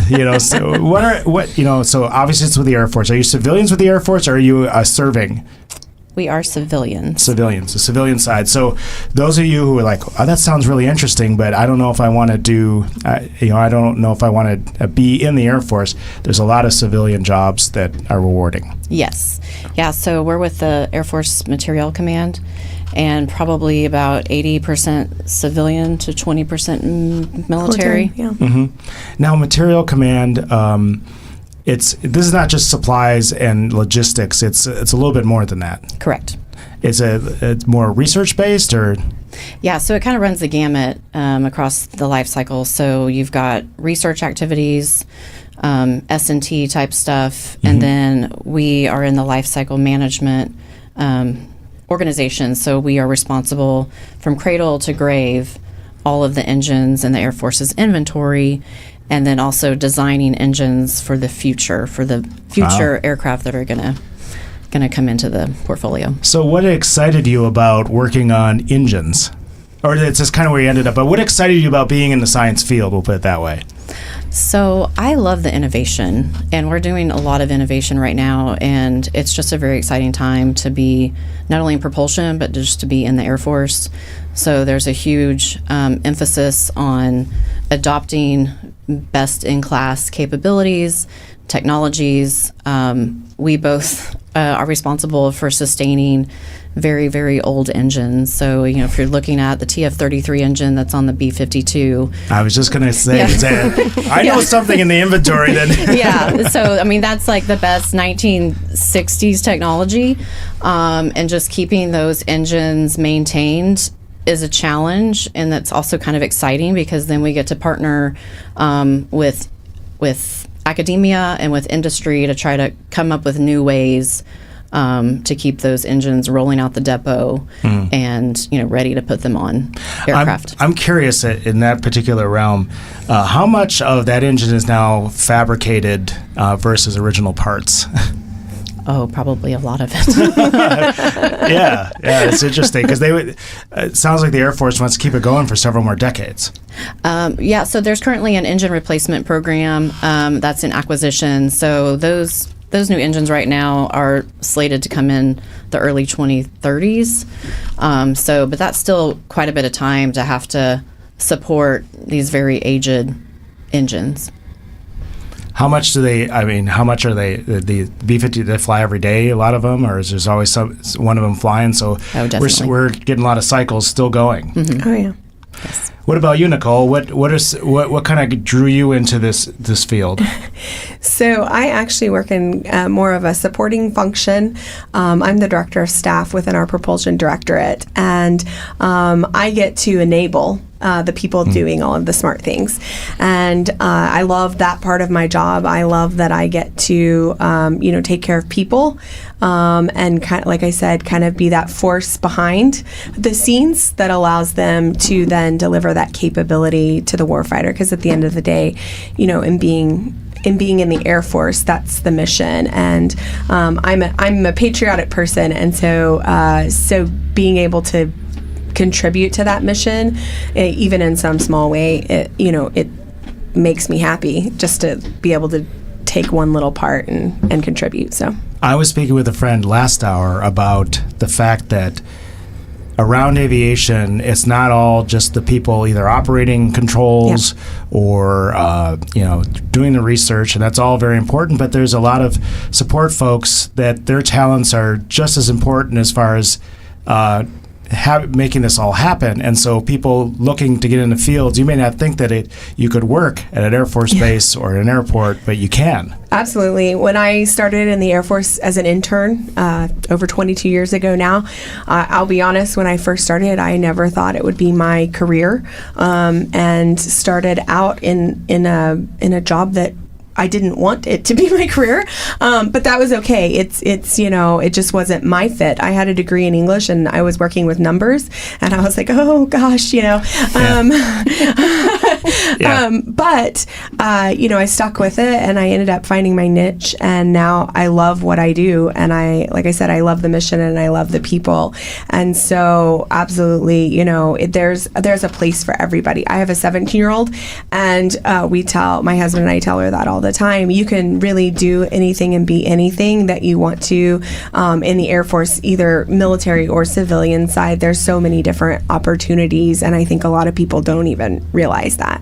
I have an aviation degree, and one of the classes we took was called technical writing, and this kind of is part of the curriculum in the major. And one of the exercises we had to do is the professor says, "Okay, here, this is your game, this is your game, this is your game. You need to write the directions for that." And I'm gonna invite my 11-year-old and their friends over, get some pizzas, and they're gonna follow your directions. Yep. So just language skills is really important, especially in in this field where standardization and communicating exactly what you need to communicate, so that it doesn't, screw up something. Sometimes it can be really hard to translate what you do on a daily basis, and so that's where somebody like me can kind of step in and say, okay, you understand what you do on a daily basis. How do we take that and then translate to somebody else that maybe doesn't work in that world every day? We say propulsion, and we start firing off Air Force acronyms left and right, and and somebody looks at you going, I don't know what you're talking about. And so being able to kind of take that and make it usable information that really smart people can use, and then help us, like Beth was saying, with just innovation and stepping out there and taking on new technologies and capabilities. You hear that, English majors? Come serve your country. You're listening to Eaa Radio. I'm speaking with Beth Dittmer and Nicole Buckles from the Air Force's Propulsion Directorate. And what makes you excited about propulsion? What should people know about propulsion? I know, because it's kind of like this word. Yeah. But I'm like, what are some interesting things that people don't know about it? So I would say, without propulsion, aircraft are static displays, is what we like to say. Also, we generate the sound of freedom. So, which, if you've been out here and hearing all the F-22s and the F-16s and the F-35s, like that just gives us a lot of pride. Yeah. Right. And I would say within our directorate, we manage the entire portfolio for the Air Force. So over nearly 40 engine types on 30 something different aircraft. So like Nicole said, there is just a place for everybody. We touch all of the missions across the Air Force, which is exciting. We work with all of the different MAGCOM customers. We work with 51 FMS partners. So there is just a lot to be exposed to, and a lot of opportunities to make a difference and leave your mark. How often does like the F-35 is they're kind of very slowly rolling that program out? Obviously, typical aircraft development programs tend to have these growing pains. But how often in the life cycle of a Air Force airplane does the propulsion needs change, and how do you adjust to that? So I would say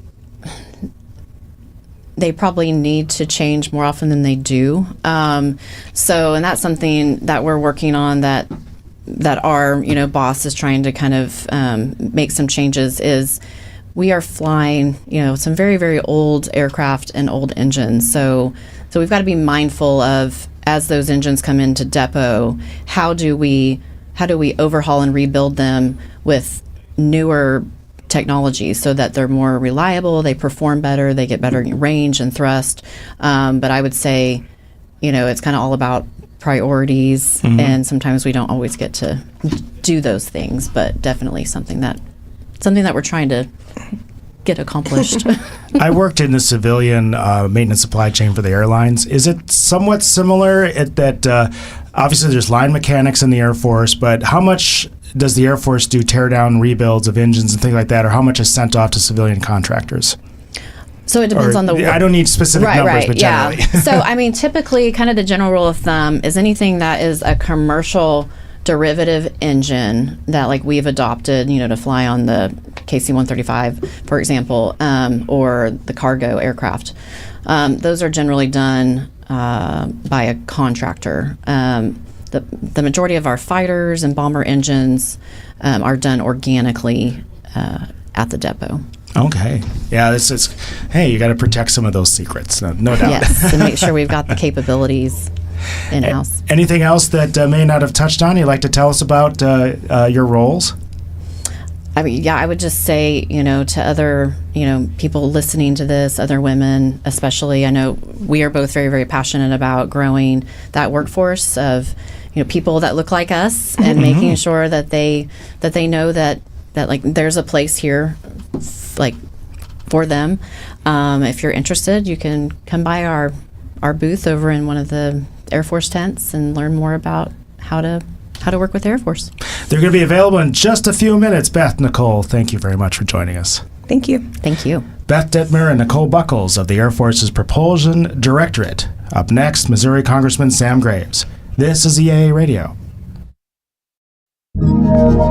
Now here's another classic interview from the 2019 EAA Radio archives.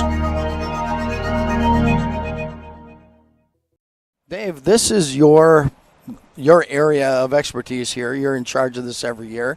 And we talked coming in from the last break about how you select these innovators.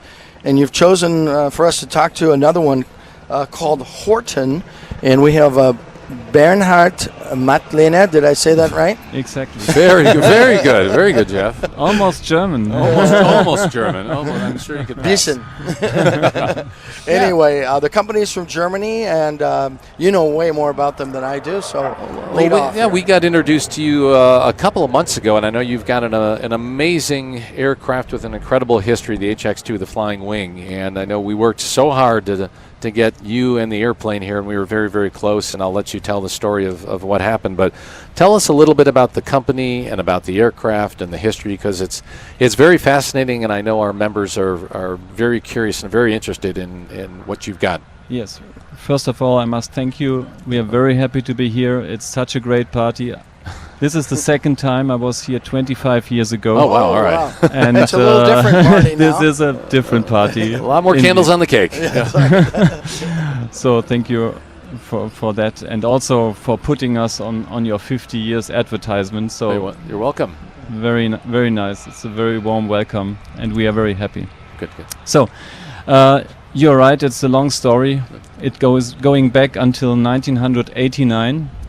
Where I got in touch with Reimer Horton personally, so the inventor of the most famous aircraft Horton 9, which is now in the Smithsonian Museum, and this is I was studying law at that time, so I had nothing to do with aircraft design. I was not an engineer, and I was just fascinated by this pure design reduced to the minimum, and I was wondering myself why aircraft looking like this as they still look today, so with this tail and with this fuselage, which is just, in my opinion, not needed when I saw this model flying there.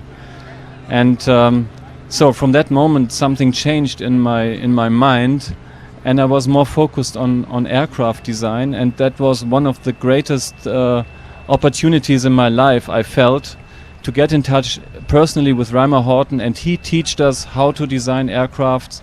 His last two designs he made, and he made 48 in his life. His last two designs were a one-seater for us and a two-seater, and this was his heritage he gave to us, and we honor it with the name Horton Aircraft. Tell us a little bit about the specifications. I know you said no tail, and I encourage people that are watching or listening to this later to Google it immediately so you can get an appreciation for this. It's a short-bodied from tip to tail. Well, I guess there is no tail, but an amazing wing configuration. Just visually describe it in the specifications. So let's say it's a little bit like the B-2 bomber, which knows maybe most listeners best, but of course a very little version of that. It doesn't have any fuselage and no tail. It has winglets. The cabin is going a little bit in front of the wing, so we have the wings just to ensure directional stability. How many place? It's a 2-seat side-by-side.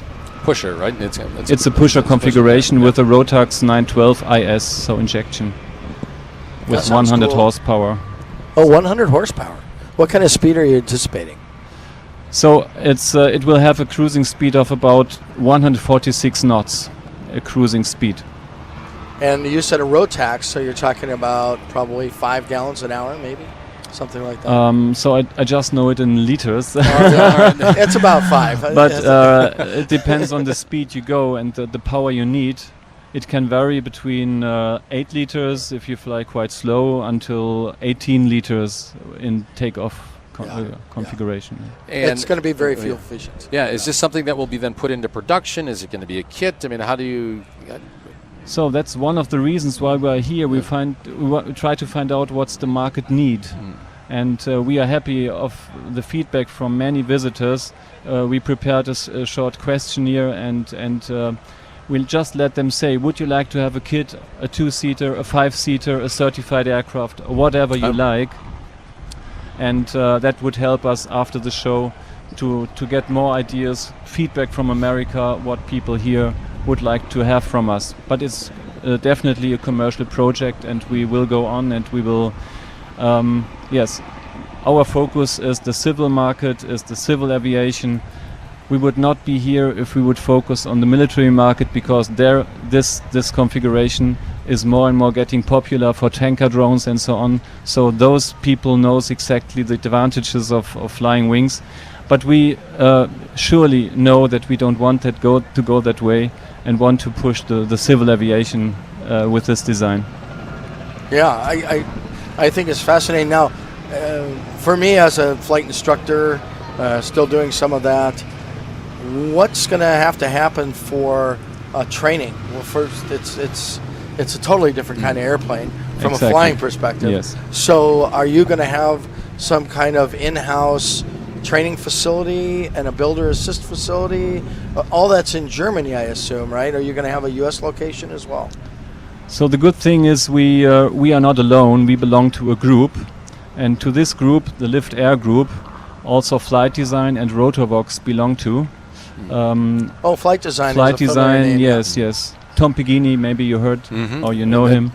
And I think once we enter into the American market, it could be a very good opportunity to have a support by him.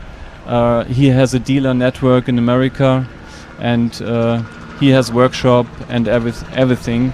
And I think the fastest way for us to come onto American market would be a kit. And we are now considering what size the kit might have best. So if it should be just a 2-seater where we are limited with the engine space, it could just contain the 912 IS, or if we should become larger, because here in America it is a great opportunity that we have that we can also a 5-seater as a kit, and that could be a good approach for us in the near future. Wow, that's a big airplane. You're getting a significantly different market when you talk about five seats, and some different things. And of course, what's going on right now is we're in the midst of trying to get some regulations changed to allow light sport into more seats and a higher weight. It's going to be a direction going performance-based rather than just a weight number and a speed number. The Mosaic. You're talking about Mosaic, correct? Or you're talking about... I'm just talking about the new the LSA initiatives that EAA is pushing for in getting a broader LSA definition, which so this airplane could very easily... curious to know how that ends. I think because a lot of that people could are really be a very good opportunity for Yeah. us as well. Because now the LSA category is not interesting for us at all. We want to have retractable gear that makes really the flying wing sexy, and so and we faster. And faster, of more course. complex, Of course, yeah. yes.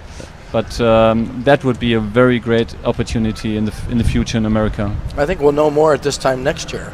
Yeah, about what's going on. So what are you getting out of AirVenture? I know it's been 25 years since you've been here. What's changed, and what are you and what is Horton getting out of AirVenture? To be honest, 25 years a long time ago.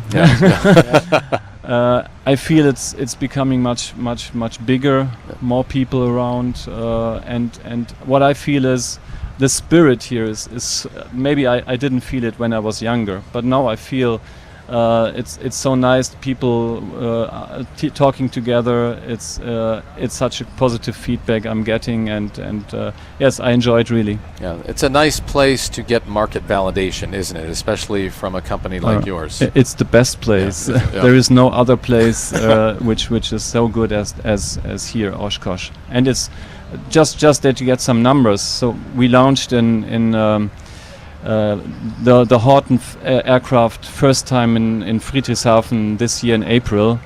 We had 30,000 visitors. Yeah.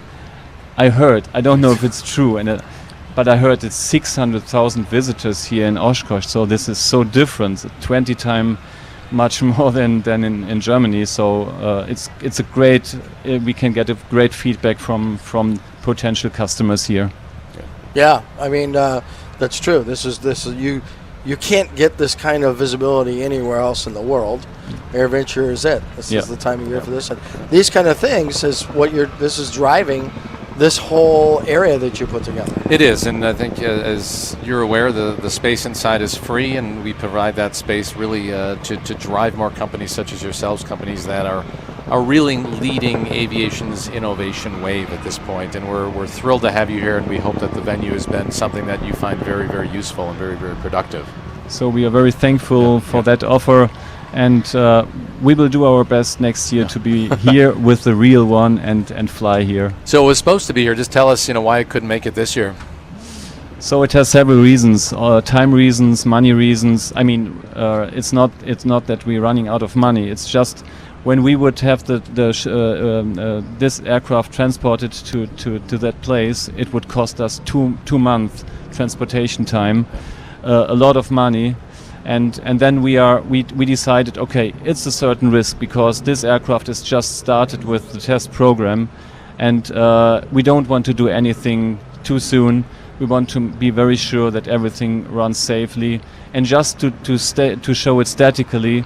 Was not worth the effort for us finally. Okay. So maybe you'll be back next year to fly it. We planned that, definitely. Okay. Excellent. Thanks for so much for joining us today. Dave, we've done it another year in innovations. An hour's over already? The hour's over already. That goes by so fast. And we didn't get rained on this year, which is good for us. Good. Thanks for co-hosting once again. Absolutely, my pleasure. And we'll look forward to it next year. Thanks for joining us. Thanks, Bernard. Thank you. Jay Monchi, we're on the fly at Aviation Gateway Park. Here's a classic interview from 2011 in the EAA Radio archives. On the Fly with Jaymon G, roving the grounds of Oshkosh, covering AirVenture A to Z. In Warbirds, in Ultralights, down on the farm, at the museum and Pioneer Airport, at the Seaplane Base, over at the Vintage Red Barn, at the EAA Air Academy, at the Aviation Learning Center, at Light Sport. On the Fly is on the air. And now, your host, Jaymon G. And here we are down on the farm. It's a beautiful Thursday afternoon shaping up here at AirVenture 2011. A lot of activity out here today. The clouds have burned off, or they are in the process of burning off quite nicely now. And there's a lot of aviating going on. Even down here in ultralights, all kinds of helicopter activity out on the ultralight runway this afternoon. We are joined now by a fellow by the name of Steve Magic, and Steve is a co-chairman down here on the farm at Ultralights. Good afternoon, Steve. How are you? Good. It's beautiful, a little humid for me personally, but I'll take this over rain any day. Welcome down on the farm. Thank you. Tell us a little bit about your area down here. Well, we support light aviation in general, anything from helicopters to fixed-wing, flex-wing aircraft. All are welcome. We fly as much as we can out here. This year, we have a salute to the Quicksilver line of aircraft, and we hope for a good turnout through the weekend with lots of flying going on, and it's much cooler up there. Excellent. Well, tell me a little bit about the program down here. You guys, I know you do a lot of flying in the morning and in the evening. Your main flying activity is early in the morning when there's no wind. Right. We launch powered parachutes early in the morning, and we fly them for about an hour, and we wrap them up, and then we open up the field from 7:30 until noon with fixed-wing aircraft. So we have a big block of time where anybody that comes into the field and wants to fly at AirVenture Oshkosh down on the farm, we give them every opportunity to do that. And what is the best time for people who are wandering around AirVenture to come down here to Ultralights for the full experience? Well, either the morning flying session is great. We have announcers down on the field that add some levity and some information for the people visiting. Our morning flight times start at 6:30. Powered parachutes will be flying then. You can see that if you're into that. 7:30 through noon, the fixed wing, and then after that, we fly helicopters for several hours after that, and then the air show starts. And then 6 p.m.? As soon as the air show's over? 6:30 p.m., we open up the field again, and all the fixed wing can go out and fly for an hour. From 6:30 till 7:30, we fly fixed, and then we transition into the lighter stuff, the powered parachutes, and those types of aircraft. We sure do love coming down here every year to Ultralights. Tell us a little bit about what might be new this year.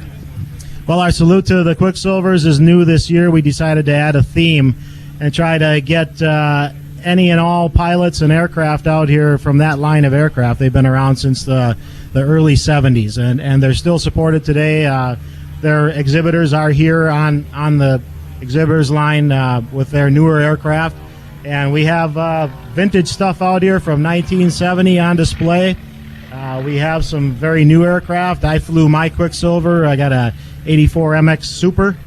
I flew that in, and I fly that almost daily out here on the field. Where did you fly that from, Steve? I flew in from Menominee Falls, about 60-some miles south of here. That should have been a pleasant flight, huh? It's a short trip. Yeah. What's the longest flight you've done with your Quicksilver? I've flown no more than about 89 miles or so. It's a recreational aircraft. I don't use it for work or anything like that. It's for the pure enjoyment of flying. Typically, what altitude do you fly at? From the ground to, let's say, 500 feet, and there's nothing interesting any higher. As long as you're clearing the treetops, you're good, right? A little over that. We keep it safe. Yeah, of course. Safety is a number one priority. Tell us about some of the programs that you have down here in Ultralights. Well, we have seminars going on daily. We have a lot of interesting topics over there in the seminar tent. We have a full schedule. We have a tech tent with Stewart Systems giving 2-hour seminars each day in our technical tent. And then beyond that, we have a chapters tent where chapter people can come down and meet other chapter members from all over the world. We really enjoy sitting down and talking to people from just about everywhere. Now, Ultralights is a part of regular EAA. It's not a separate division like Vintage or Warbirds of America. It's supported directly by EAA, so there's no special membership required to hang in Ultralights at all, is there? No, there's not. If you want to fly in and you read the NOTAM and you follow the rules, you're welcome. Now, is there any types of restriction on who or what can land at the Ultralight runway? Yeah, it's at the pilot's discretion for the most part. You don't want to bring a big, heavy aircraft into a 1,200-foot grass strip. I know my group brought a Curtiss Jenny from California a number of years ago, and found that this was the safest place to land the Jenny at Oshkosh. So we landed it right here on your Ultralight runway, and then we towed it up to the Vintage area. Right. It's a beautiful runway. You guys maintain a beautiful runway out here. Yeah, a lot of the pilots enjoy the grass strip over the hard surface out on the main runway. it's just pleasant to fly out here. There's plenty of room for our light aircraft at those speeds. And speaking of speeds, what is the typical speed for ultralights, this type? Not light sport, but the ultralights. Ultralights are typically in the 30 to 45 mile an hour range. That's about it. And what do they stall? So they stall at 30? They'll stall from anywhere from 18, 20, 25 miles an hour. What's the funnest ultralight you've ever flown? Probably the Quicksilver. It's air in your face, nothing but a wide open view of the horizon. The engine's behind you. The noise is behind you. There's no glass in front of you. It's just like flying like a bird. Now, powered parachutes, are they included down in your area down here? They sure are. And weight shift, I would suppose? Yeah, weight shift, trikes, and those types of aircraft are welcome as well.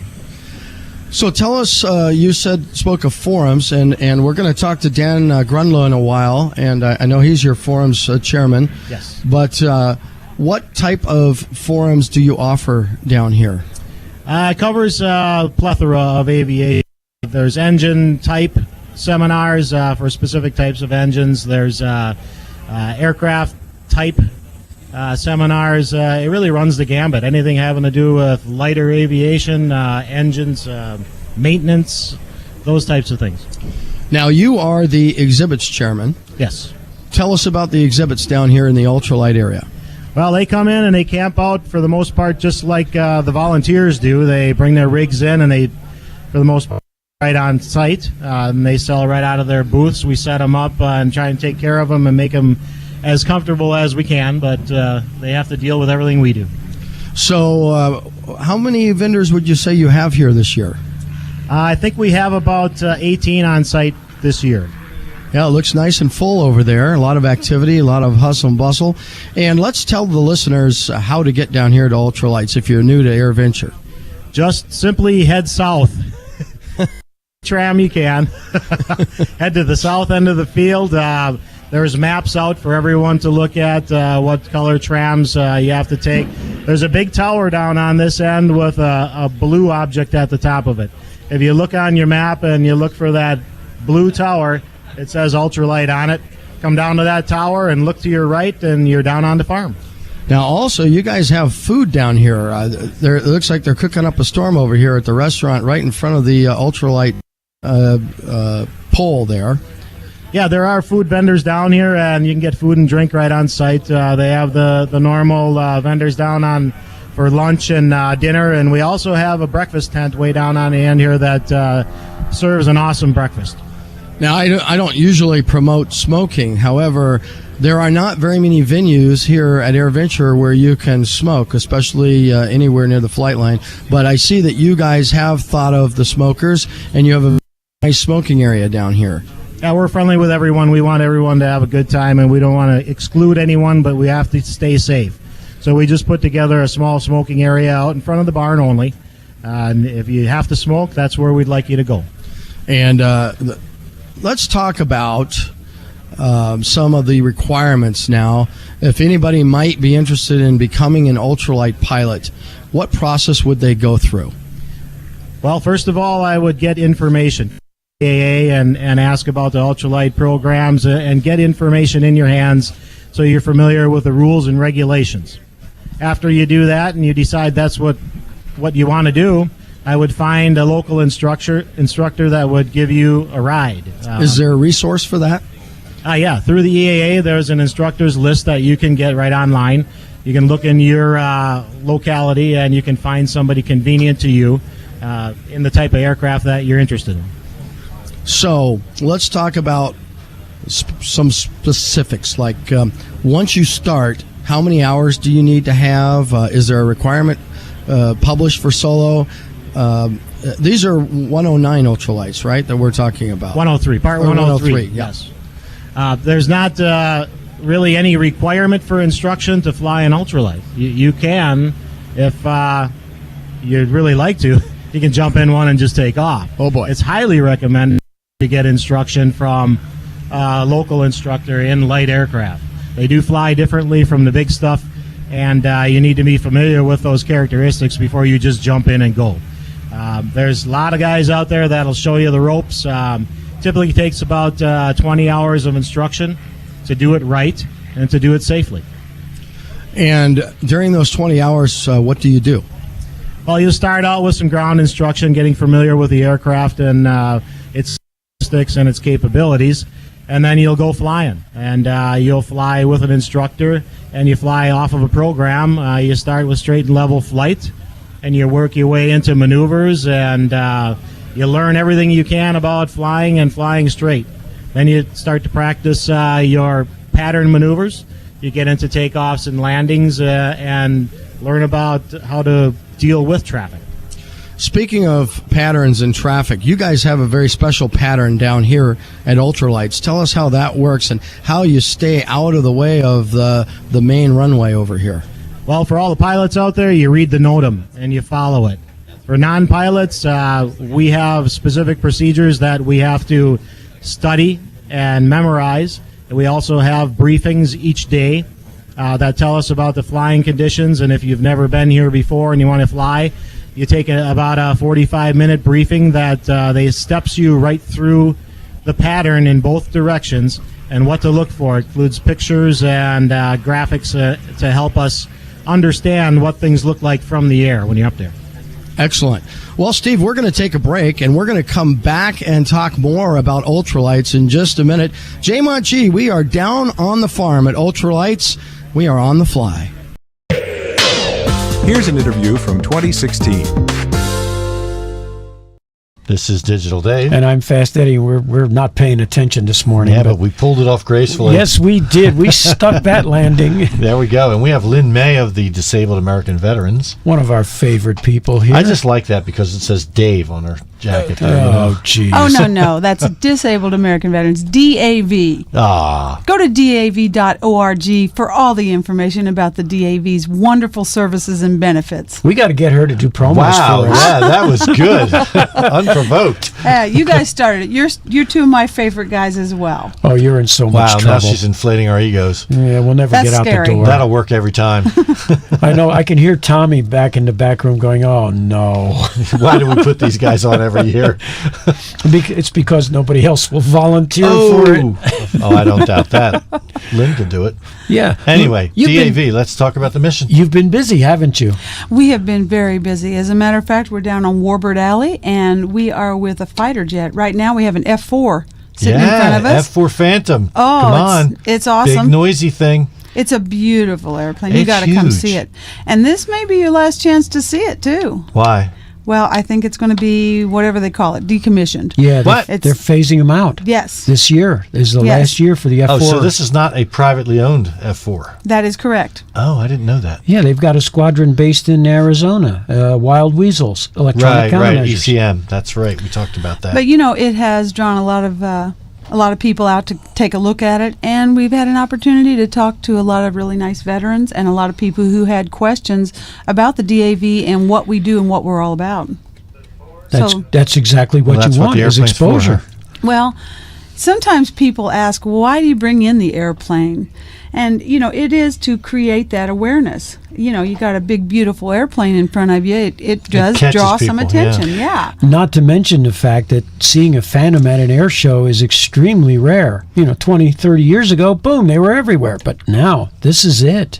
Well, and it's a chance for people to really get up close to it and look it over. And we've heard story after story from Vietnam veterans who had experiences with the F-4, and they their stories are just awesome.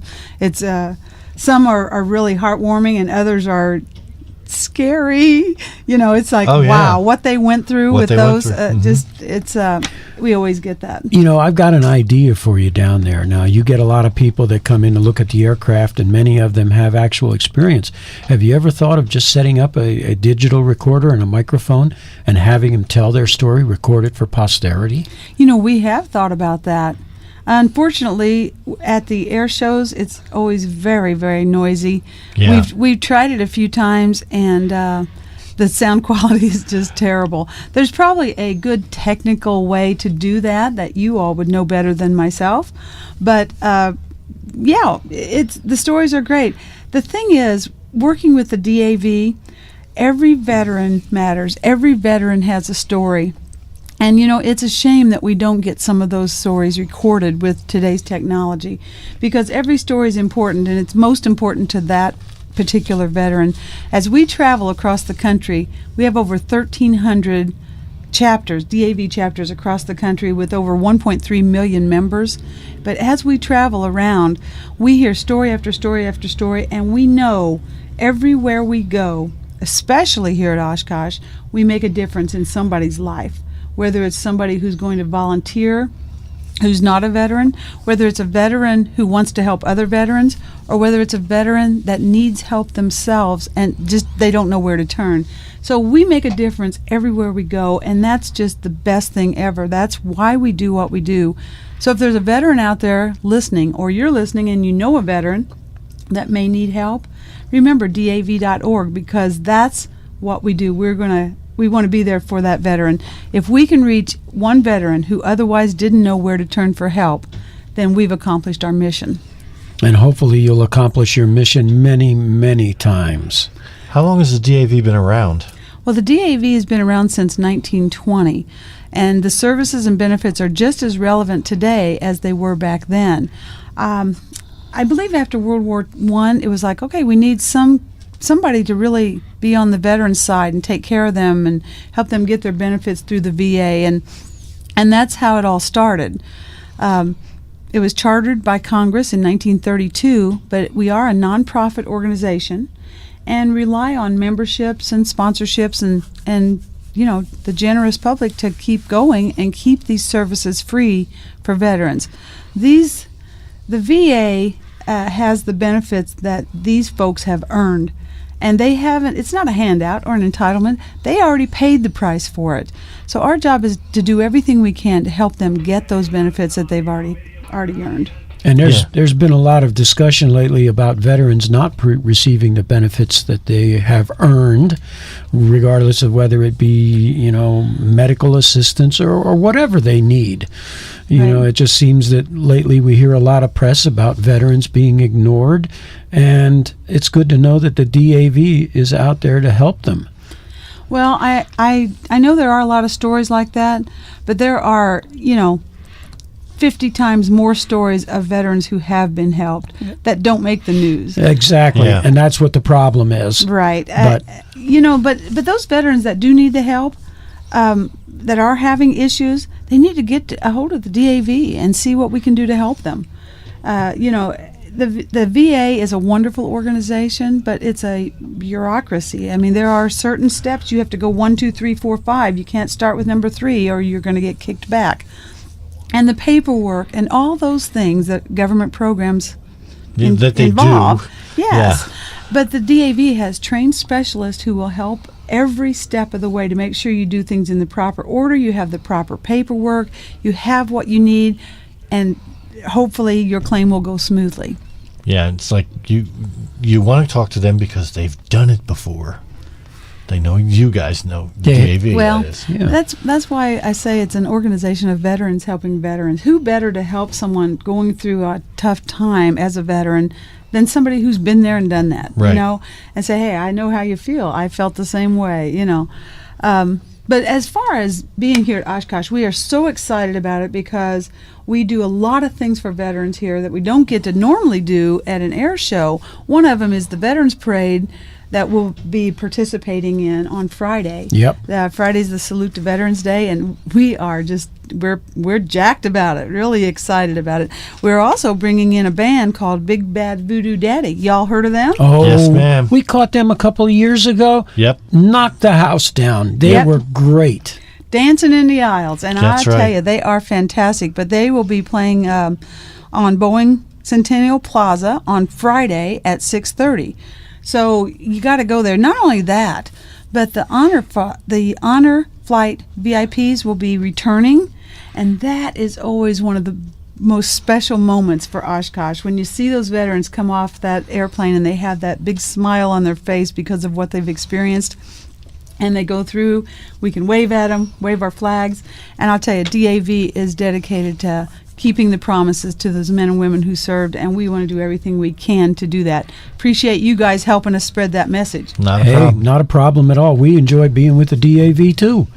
A lot of fun people, and of course now you've got a really cool airplane. Oh yeah. I got to go down there and see if I can get a selfie with it. Yeah, get a picture in the cockpit.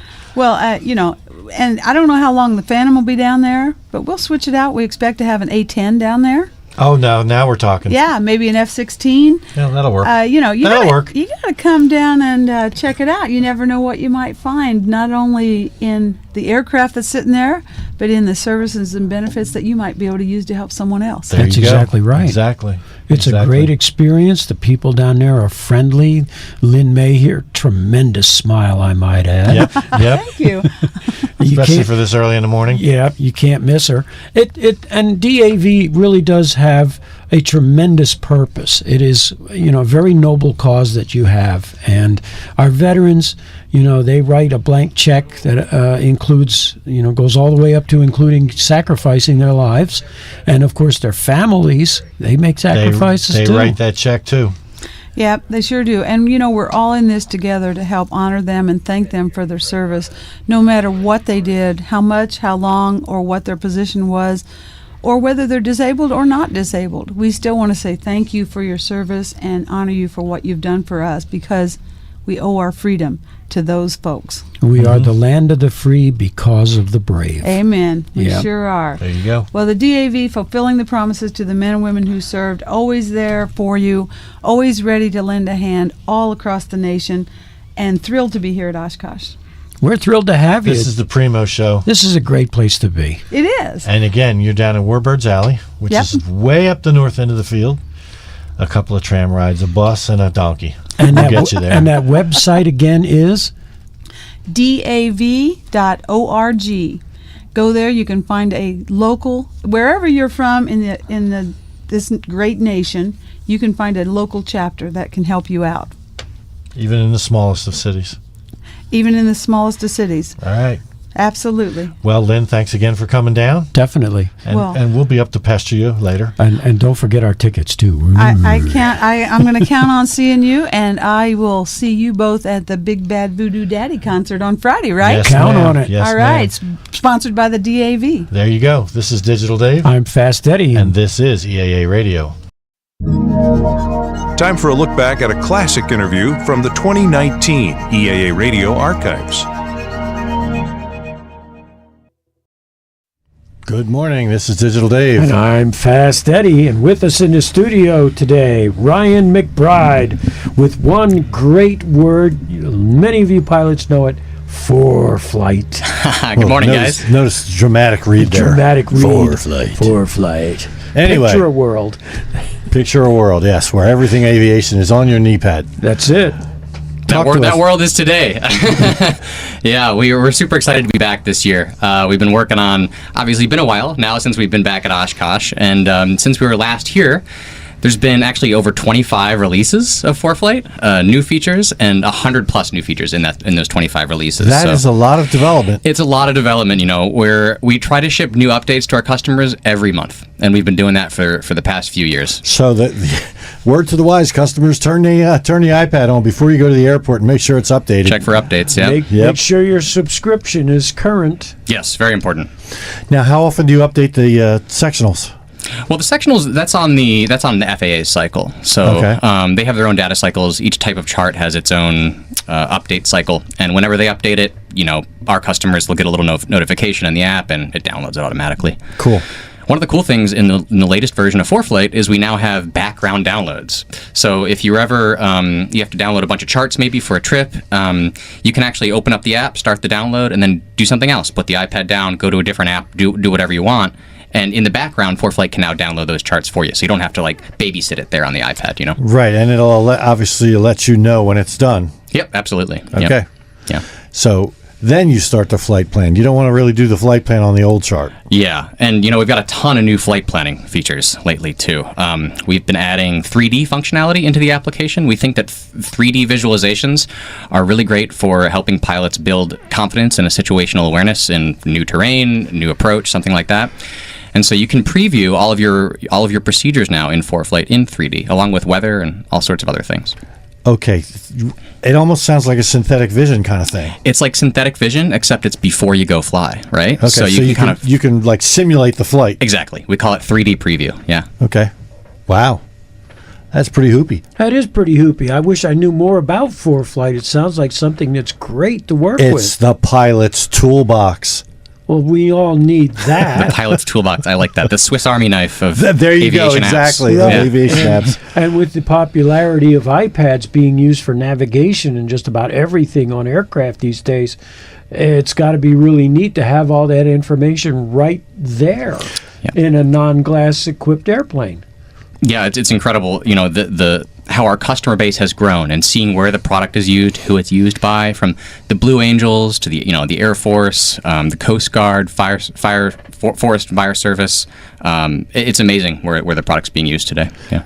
Where do you pull your feeds for like weather information and stuff like that? Right from NOAA? Yeah, a lot of the weather comes directly off the NOAA feed. It depends on the weather. For example, we have a variety of new weather features in the latest version of ForeFlight: turbulence forecasts, icing forecasts, cloud ceiling forecasts, and those come from a variety of different companies. One of the new weather products we have in ForeFlight is a 10-day outlook forecast. So it's not specifically an aviation forecast, but it's good to see what the weather's going to be like if you're planning a trip, et cetera, right? And that comes from the weather company, which is IBM. So it really just depends on the weather product. Okay. Weather radar, how often is that updated? Depends on whether you're on ADS-B, looking at ADS-B radar or internet radar. Generally, we see radar updates within 5 minutes is normal. Yeah. So that's as real time as you're going to get without an on-board radar. Exactly. Yeah. Not too bad. Well, no, it isn't bad, but of course, you always should take that with a grain of salt. NOAA has said that sometimes those updates take 20 minutes. It's true. And if you're heading toward a storm front, 20 minutes is a lifetime. That's a great point. There are some customers who we've talked to who are maybe using, for example, ADS-B radar in contexts where they should really be referencing onboard, right? Onboard radar. And so it's important to know what you're looking at, how long it's valid for, and what the update time is. It's really important. Okay, when you say referencing onboard, you mean the aircraft has an onboard system? If it does, yeah. Right, okay. You don't have that option in most GA. Of course, yeah. So, okay. Just wanted to clarify that. Well, it's kind of an important clarification because obviously bad weather can ruin your day in a big way. It just cleans the plane off so it's nice and shiny when you land. Right. How many people use ForeFlight? Do you guys even have an idea of that number? Well, I can tell you that we're definitely the best-selling aviation app in North America. Our customers span from GA all the way up to commercial airlines. And we're super proud of that. In terms of specific customer numbers, no, I don't have a specific number for you, but I can tell you that the customer base is very strong and continues to grow. iPad only? iPad and iPhone, yeah. Okay. And there's a very simple reason for that. The same operating system runs on iPads and iPhones, so it allows us to build the features once, right, and deploy them and test them on multiple devices. It's a matter of quality assurance. That's why we stick with iOS. Okay. Is this a multi-tier product? In other words, is it different for, say, a general aviation pilot versus, for instance, airlines? Yeah, absolutely. So ForeFlight has 3 subscription tiers. There's a basic tier, a pro tier, and then what we call performance tier. And they have different features depending on what different pilots care about and what's important to them. So our most popular plan is the pro plan. That's our middle plan, and that includes a lot of things like geo-referenced approach charts and taxi diagrams, so you can see your airplane on that chart. And then if you go up to the airline side, we make another product, actually. It's called Flight Deck Pro. It's a collaboration between ForeFlight and Jeppesen, and that's what the airlines use. Okay. You can tell we don't use ForeFlight. We're wannabe pilots. But anyway, let's not go there. We don't have a commercial airliner either. Sorry. That's right, yeah. Maybe next year, guys. Maybe next year. Yes, exactly. Oh, darn it, I was going somewhere with that and then went right out the window. Well, it's obvious we have to we have to get sponsored by either Boeing or Airbus for that. So we're working on that. But it's interesting to me because I've been in several airplanes with glass cockpits and have done some cross-country in them. And it's just really amazing to watch that stuff. And then to have the iPad with ForeFlight on it as a backup just in case something fritzes out. Yeah. It's awesome. And the thing that amazes me is you know, who are the guys that are coming up with all these features? Do you have a dark room where you just feed a couple of engineers coffee to come up with brilliant ideas? No, they have to be pilots. They have to be someone so familiar with what the need is. It's true. It's true. You know, ForeFlight was founded by pilots. All the leadership at ForeFlight, including myself, are licensed pilots. And so it's really as simple as building stuff that we want to use ourselves. That's what it comes down to. Yeah, wouldn't it be great if this thing did this? Exactly. Yeah. So I'm assuming you can actually view ADS-B on the display. ForeFlight supports a wide variety of ADS-B devices for traffic and weather. Yeah. Okay. And then on top of that, your people there that are involved in the design and everything are also your test pilots as well. We just designed this, let's check it out. Yeah, absolutely. Whether it's in a real flight or, you know, something we often do in the office just to test something out real quick is we'll connect ForeFlight to the flight simulator and we'll test things out that way, make sure things are working correctly before we go up in the air. Yeah. Now that I never thought of. It's compatible with flight simulators? Yeah, it'll connect to Microsoft Flight Simulator or X-Plane or even Infinite Flight, which is a mobile simulator. So it's a great way to practice and using the product. Does it pick up TFRs? I mean, first off, does it get the data feed somewhere and will it display them on screen real time? Yes. So you can get TFRs over an internet connection, or if you're in flight, TFRs come in over the ADS-B system. So if you're connected to ADS-B. But ForeFlight actually takes it one step further. We include what are called stadium TFRs, right? So those aren't published over the feed, over the ADS-B feed. But if you're connected to internet, ForeFlight actually scans all the stadiums across the country, looks at the game schedules, and if there's going to be something going on in that stadium, it'll put a TFR on the map for you. Wow. That's intense. I know right in our area, the TFRs are causing quite a bit of confusion because President Biden lives in Wilmington. And there have been pilots in the area busted because of that. Yeah, there was one escorted to an airport that we both know by, I guess it was F-16s or something. I think it was an F-16. Gently requested he land. And then it was a Black Hawk that got him actually on the ground. And I'm sure they asked a lot of funny questions. Yep. But it's good that you guys have the feature for that. Do you also cover any kind of SIGMETs or anything? Oh, of course. Weather, serious weather information? Yeah. Literally everything you might find on aviationweather.gov, you can just as easily find in ForeFlight, including all the static weather imagery that you'd find there, as well as what we call dynamic imagery. So we take a lot of these data sources and we basically render them out on the map. So, for example, we have something called the surface analysis chart, which is basically a prog chart. But instead of looking at it, on like a scanned piece of paper, which is what it normally looks like on a computer screen, we make it dynamic. So you can overlay it on top of the map, move around, play it forward and backwards, see where the fronts are moving, that sort of thing. Wow. So this is a great place to deconfuse the confusing alphabet soup of information sources available to pilots. That's exactly right. I think the thing we do best here at ForeFlight is we take stuff that might be kind of complicated and we put it into a package where it simplifies it and makes it easier to understand. Okay. And where are you guys on the field? We're in Hangar C. So come stop by Hangar C. We have a big booth right in the middle of Hangar C. We also have a presence in the Boeing booth as well. I'll have to come over and take a look at that. Sounds good. There you go. Suitable for anything that flies. Yes, sir. Okay. The hot air balloon guys would love it.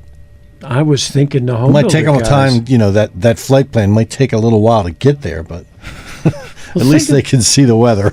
Think of the possibilities with a powered parachute, Well, I was just thinking about that. Yep. So and in reality, that would be a good thing to have, too, because of the weather alerts. It Absolutely. depends most of the time powered parachutes aren't going places, but if you do try, you might want that. Hey, it all works if you let it. There you go. All right. Well, we've been talking to Ryan McBride here of ForeFlight. Thank you for stopping by. Thank you, guys. I'm Fast Eddie most of the time. And this is Digital Dave. And this is Eaa Radio. Here's an interview from 2024.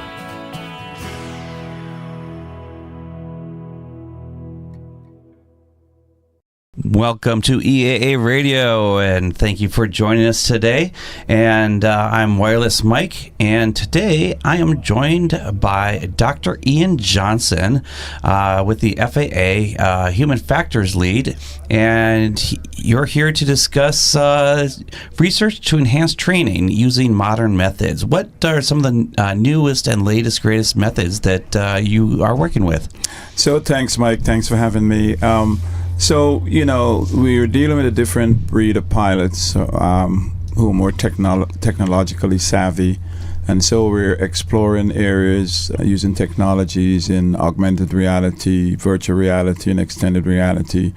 Those technologies, other areas outside of aviation have used it to train people, and they use it in the medical field.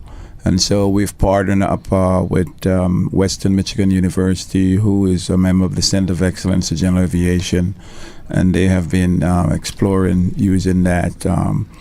We've had some success with AR, using that as a training tool.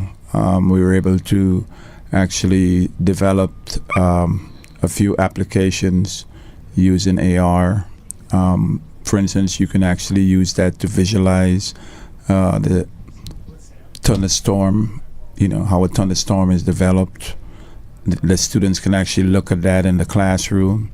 We had an app called Weather Explorer, which you can download from the Google Store or the Apple Store, and you can use that to scan materials, written materials, and it'll actually come to life and explain to you what it is and give you a visual.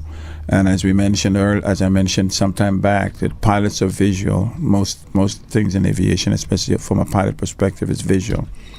So we're trying to use that to communicate to pilots, moving away from the traditional static image that you would see in a book.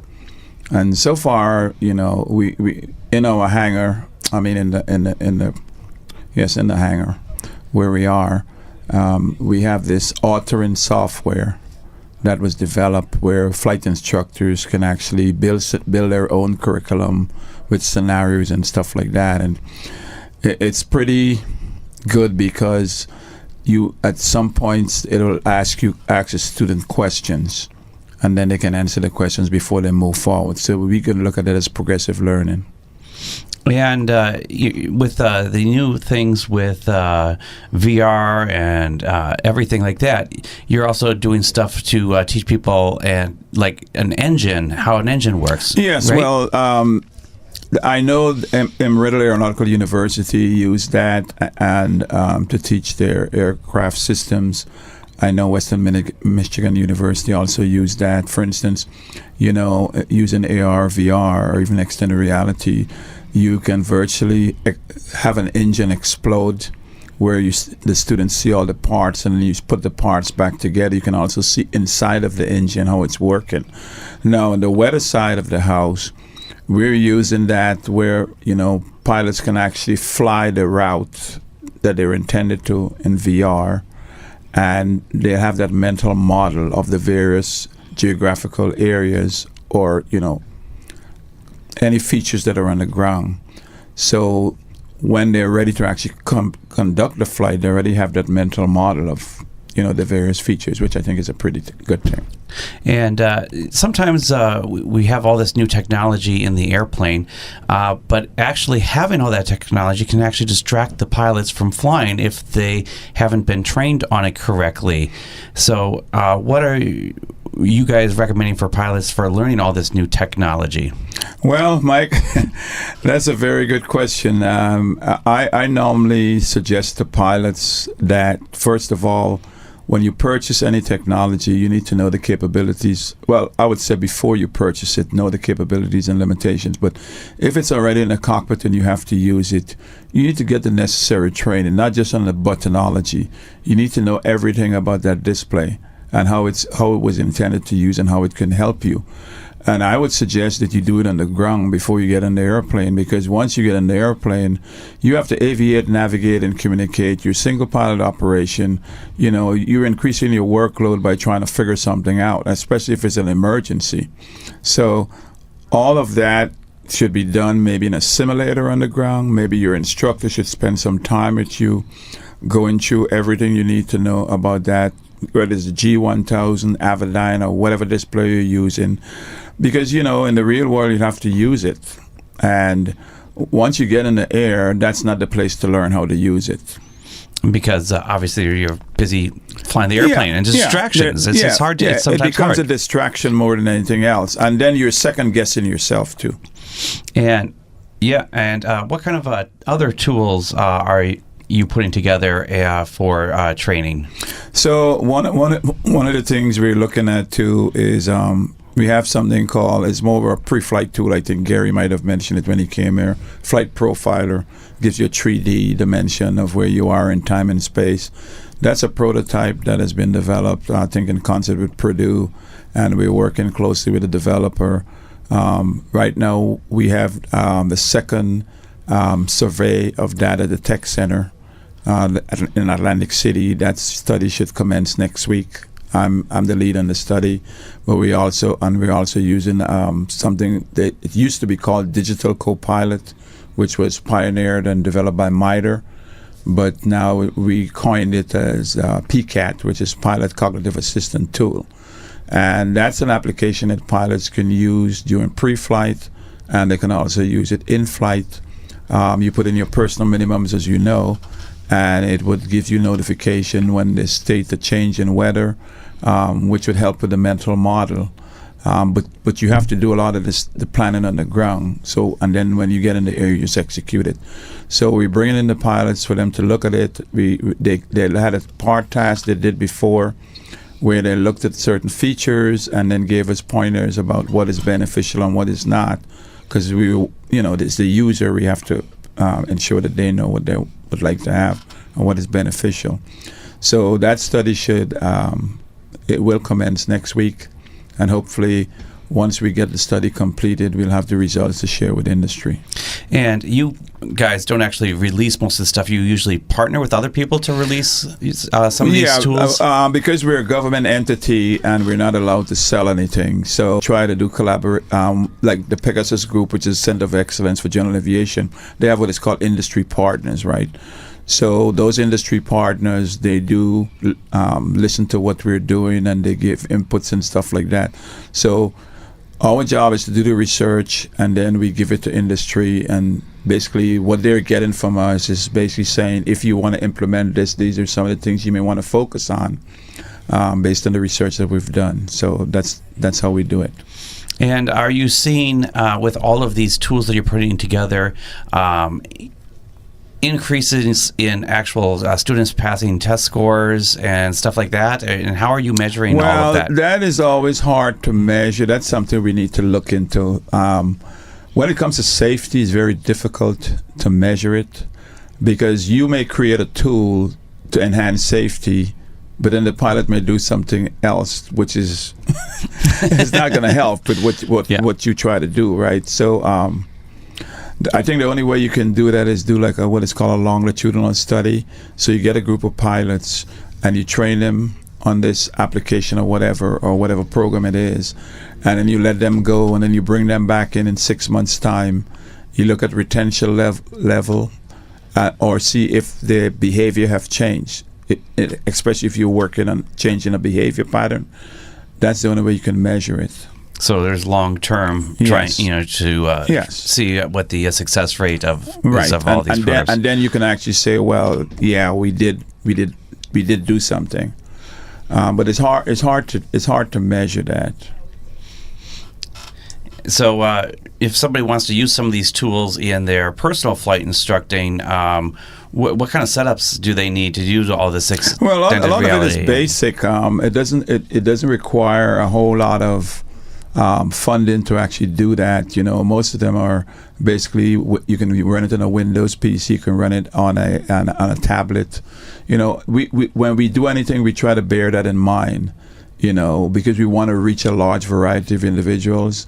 We don't want people to actually have to go out and buy special equipment. If they're doing that, then we didn't do our job. And the people who you're partnering with, do they generally put this information out and make all these apps out for the public to use at large, or do you have to get special access to them? Or? So once we throw it over the fence to industry, then they decide how they're going to implement it, and we don't have any control as to whether they charge or what they charge. You know, an example, I'm not endorsing full flight, but like a full flight, right? If we give them throw it over the fence to them and they ran with it and implement it, we can't dictate whether they should charge a customer or how much they should charge a customer because they're a business. Right. But you're also giving that, you give that information out to all the companies, correct? Yes. And they can choose whether or not to implement it. Whether they want to use it or not. Right. Because, we're using taxpayer dollars to do research and the public needs to get a return on investment. And is there any really shiny future project that you're really excited about that you haven't quite gotten to market yet? Well, I'm excited with the PCAT, right? The Pilot Cognitive Assistant tool, because I think it has a lot of potential. It's a decision support tool that would help pilots if properly used, and so I see the future. It has a very good future. And where can somebody, if they're on the grounds today, come and see some of these things that you're working on? Well, they can come to the hangar, the FAA hangar. There's the weather group that's in the hangar. They can come there and we can show them the stuff that we have. All right. Unfortunately, we are out of time in this segment. We have been joined by Dr. Ian Johnson from the FAA, a Human Factors Lead, and you're listening to EAA Radio. Were you in Oshkosh in 2022? Here's an interview from that year.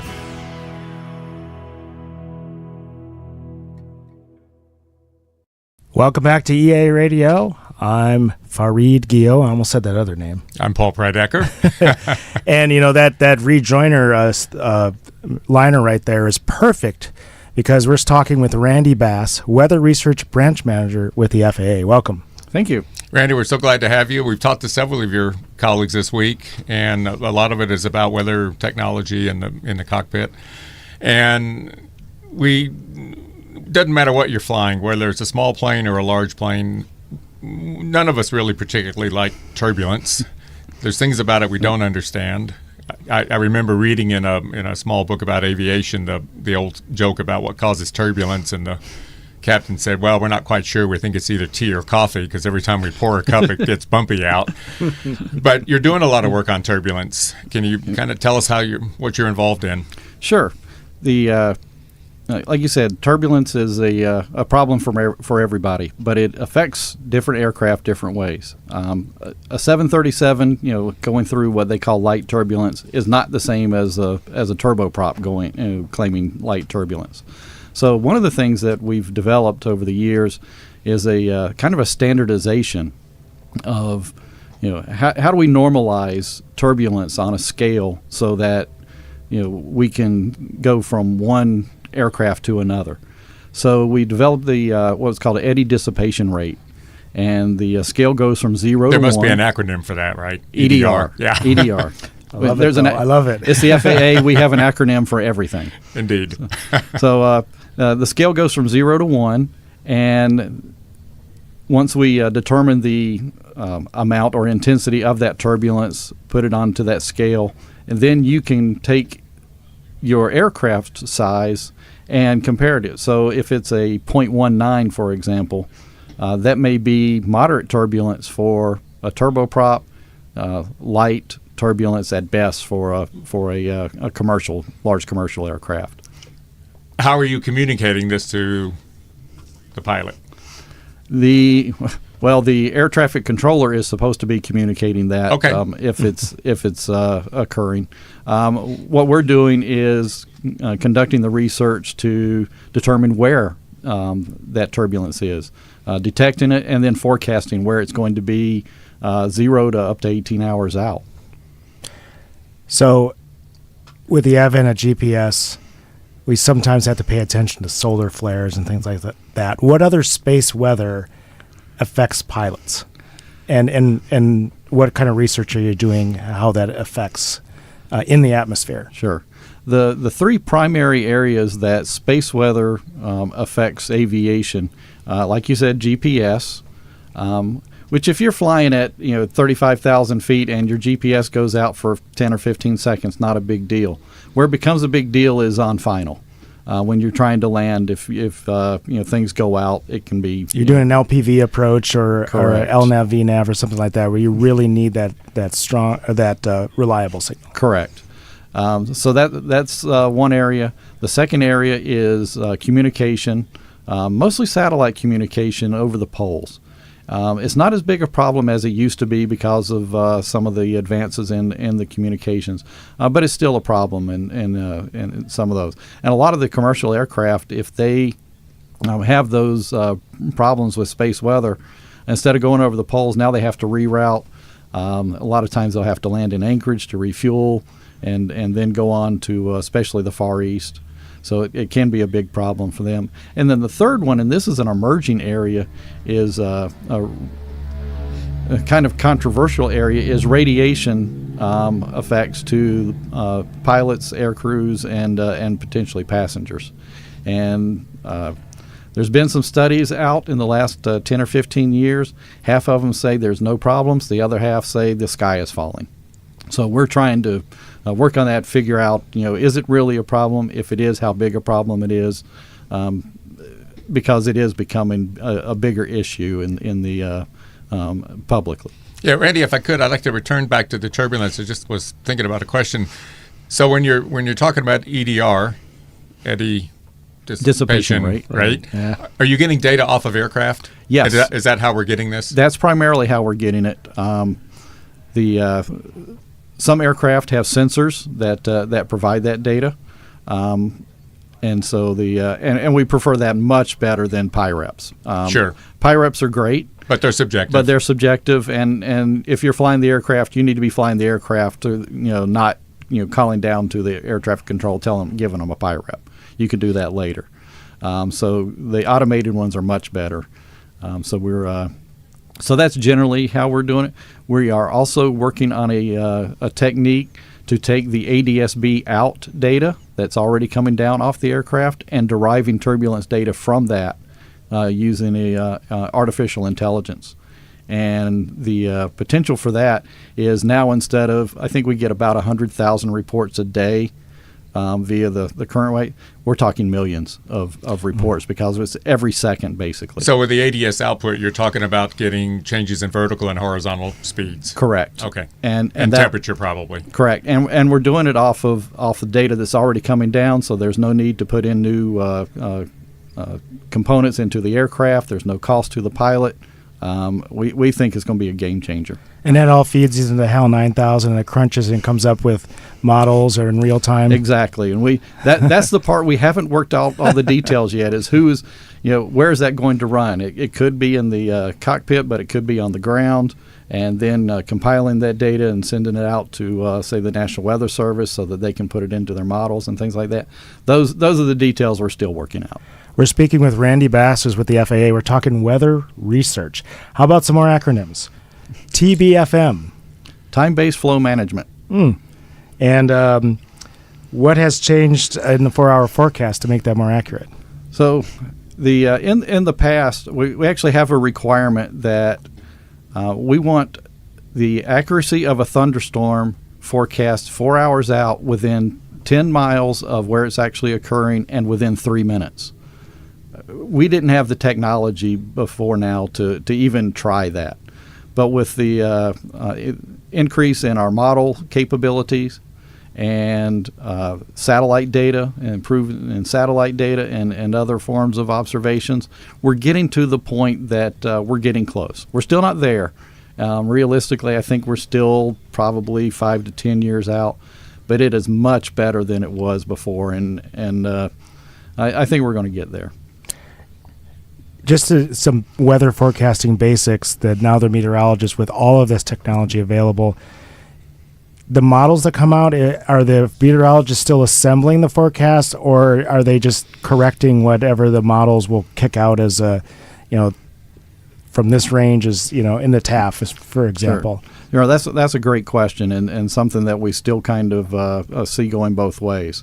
My personal opinion is, unless you have a very good reason, there's no reason to change the model forecast. Now, once you get out, a day or two in advance, and you're trying to pinpoint a specific event, that's a little bit different. The models aren't going to be able to get you down to that kind of fidelity. But if it's saying, 80% chance of showers at 4 o'clock this afternoon. 4 and 5 times, it's probably going to happen. So that's kind of where we're at with the model resolutions and accuracy right now. Randy, we know you have a presence on the field. If people want to come by and learn a little bit more about this, where is there somebody that they can talk to, and do you have some material for them, and where are you? Sure. We have a booth in the FAA Safety Forum hangar.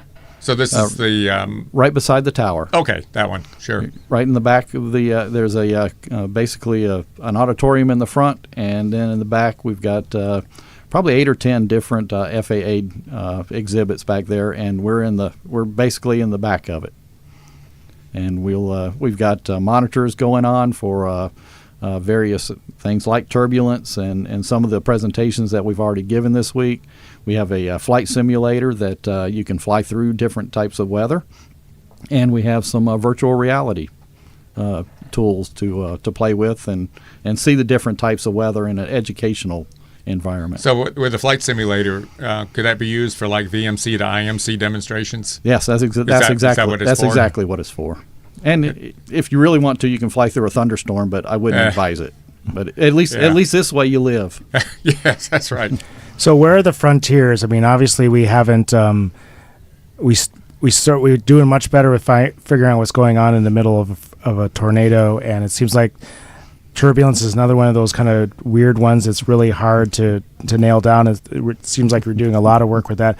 What are some other frontiers of weather forecasting that we'd really like to get a handle on that's hard to predict? I already touched on the convection because that's always a problem, trying to pinpoint that. Icing. We're doing a better job with that, especially with some new satellite and radar techniques that we're able to detect that and forecast it a lot better than we could, but we're not there yet. Turbulence, obviously. One of the other areas is ceiling and visibility. We still don't do a great job with cloud ceilings and visibility, especially forecasting away from airports. Airports, we've got ASOSs and other instruments that give us a good idea. But as we're starting to move away, especially for UASs and helicopter support who don't operate out of airports, that's a big issue for us. And that's really where the next frontier for us is, and the very low-level weather. It sounds like you're doing good work, but you've got more to do. We have. I will always have a job. Randy, so great to talk with you. You're great. I appreciate it. Randy Bass is the Weather Research Branch Manager with the FAA. You're listening to EAA Radio. Here's one from AirVenture Oshkosh 2024.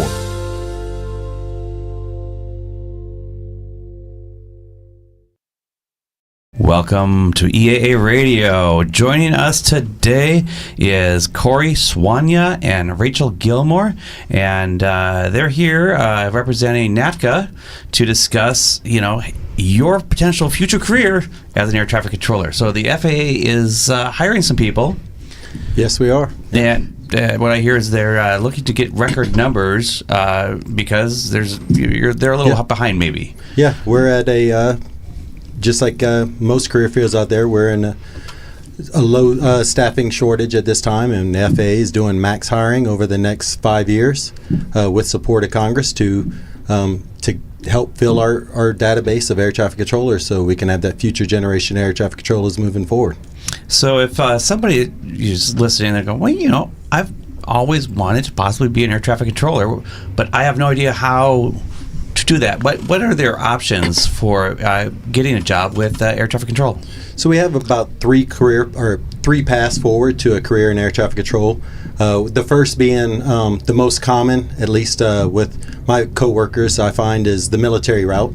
That's the route I took when I graduated high school. I went into the Air Force to become an air traffic controller, and I did my time with the Air Force. Then I transitioned into the Department of Defense as an air traffic controller in a civilian role, and then I got picked up by the FAA in 2003. Okay. And then from there, we have the CTI program, and Rachel here, she went through that program, so she could speak on that. So what is the CTI program? It's the Collegiate Training Initiative program. and there are schools across the country that will basically teach you how to be an air traffic controller. You can practice in a lab, and they'll give you plenty of lectures and on what air traffic control is and what we do. So you're basically simulating what you're doing prior to the job. It's an excellent preparation tool. And are there a lot of colleges that offer air traffic control courses? Yeah, they vary from levels of what they offer. There's also an enhanced collegiate training initiative, enhanced CTI program coming with schools that are going to partner with the FAA to prepare them for the job, and actually they'll be able to skip the academy. I'm not sure when that's going to happen. My experience, I went to Embry-Riddle, but that was a 4-year degree in air traffic management. Some of them offer associate's degree, so they're a little bit less schooling and you get hired more quickly, but it's great. Okay, and so there's the two ways. Yeah, what's the third?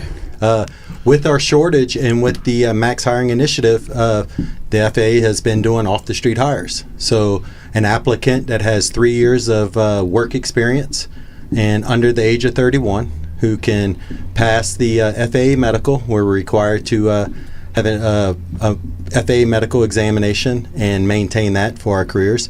So if they meet all the requirements, they will get hired off the street, and the FAA will train them from scratch.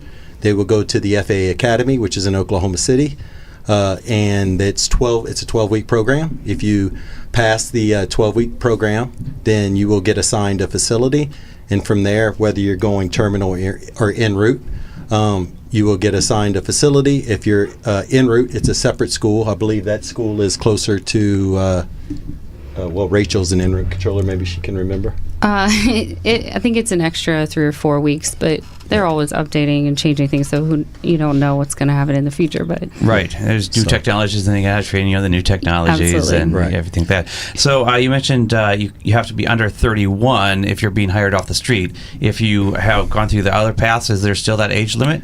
So it's typically always been under the age of 31. We are, as being federal employees, we have a mandatory retirement age of 56 as an air traffic controller.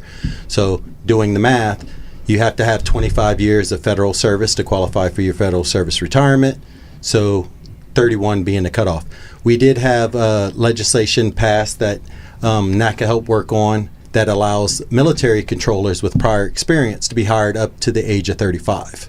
So there's a process for that. So, retired at 56, that sounds like a pretty good deal if you can get on. How many air traffic controllers are they looking to hire in the next 5 years? Is there a magic number they're looking for? The FAA is looking at hiring, they're trying to hit their staffing target number of hiring 1,800 controllers a year, I believe, over the next 5 years. And that's a lot of people they're hiring. Are there advantages to coming from the military path or doing the collegiate path or just trying to get hired off the street? Is one better than the other? Is one more likely to get you to be in the final place as a controller?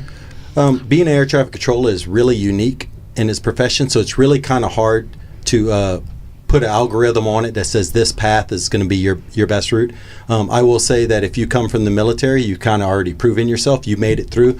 When I went through the Air Force, we had about a 60% success rate through the class. So it has, it's one of the highest washout rates in the Air Force, and I believe they still carry that reputation today. The CTI program, I'm pretty sure that not everybody can complete that program. Yeah, no, it's another way that you're just prepared for the job. They will train you if you're off the street too to learn everything, but with the CTI program you can skip that initial, there's called a basics course where they're just teaching you the basics of air traffic out of a book, but you can skip that and then just go right into the simulations in that part of the training. I felt very prepared for air traffic control, just having gone through the program. But if you're looking to get hired quickly, the direct off the street is probably your good bet too. And if somebody's looking to take either one of these paths to apply, where can you apply for these jobs?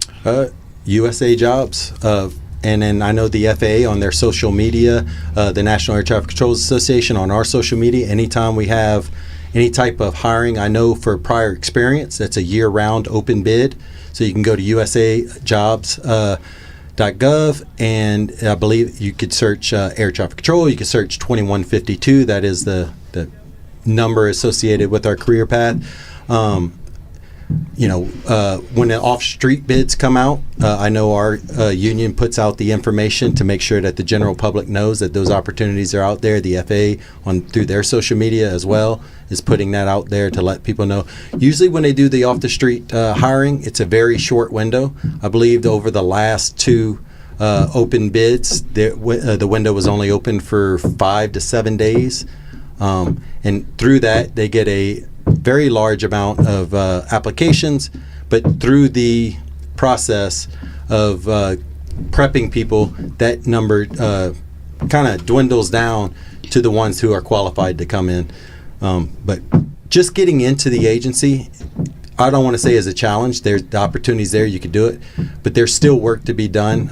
Not all of everybody who gets brought in as an air traffic controller ends up being successple.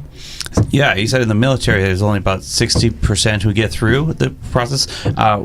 With the civilian side, what is that percentage? That can vary depending on the facility, depending on whether that person came into the facility with prior experience, whether they had CTI experience. The off the street, obviously, I don't have the stats exactly, but I would imagine that the CTI in military have a higher success rate than the off the street, only because they already are familiar with the job and have that advantage. But we have had numerous people that come in off the street that's been 100% successful, along with we've had people with military experience come in and end up being not successful in training. And so if I want to apply and become an air traffic controller, how do I end up at this center or that center, or do I just get randomly assigned? Am I going to have to move to Alaska when I get hired, or what happens after you get through some of the training, and how do you get put into a facility? So with the assignment of facilities, it's different now than when I came in. When I applied, they used to be able to apply to a region, so an area of the United States. Say, okay, I want to go to the Southwest region. Or under today, you get brought in. Once you make it through the schooling, then they'll give you a list of facilities to choose from, and it shows all the facilities within the National Airspace System that have space available. And then depending on how you rank in the class, on how you get to, or when you get to bid your facility. So normally they'll give the students who pass their list of facilities. They'll tell them to rank their top 10. So you put your number 1 choice, 2, 3, and so forth. And then when the instructors have that list based on how the class ranked, then they assign. So you might be able to get close to home or get to your dream facility, or you could end up in, maybe a part of the United States you never lived in before and have to go and do your time there and until you can have the opportunity to transfer. How long before, if you get a facility you don't want to be in, how long do you have to stay there before you could transfer someplace else? It does tend to take a while depending on where you are. Every facility is measured on if they're 100% staffed, right? So if you have enough people, then you might be able to transfer. We have a whole transfer process that we collaborate on with the agency on how to move people about without kind of harming the staffing in any other place. Because we let everyone go at the same time, you'll be missing some people. But placement is something that is continually looked at. They're trying to do a better job of placing people maybe near where they want to be while being able to staff the hard to staff facilities. All right. Well, we really appreciate you coming in and sharing how people can have a career in air traffic control. And we look forward to making sure you're properly staffed, because I can't do my job without you guys to do yours job. So thank you for joining us on this conversation. We've been talking with Corey Swania and Rachel Gilmore from NATCA, and you're listening to EAA Radio. From the EAA Radio archives, here's an interview from 2023.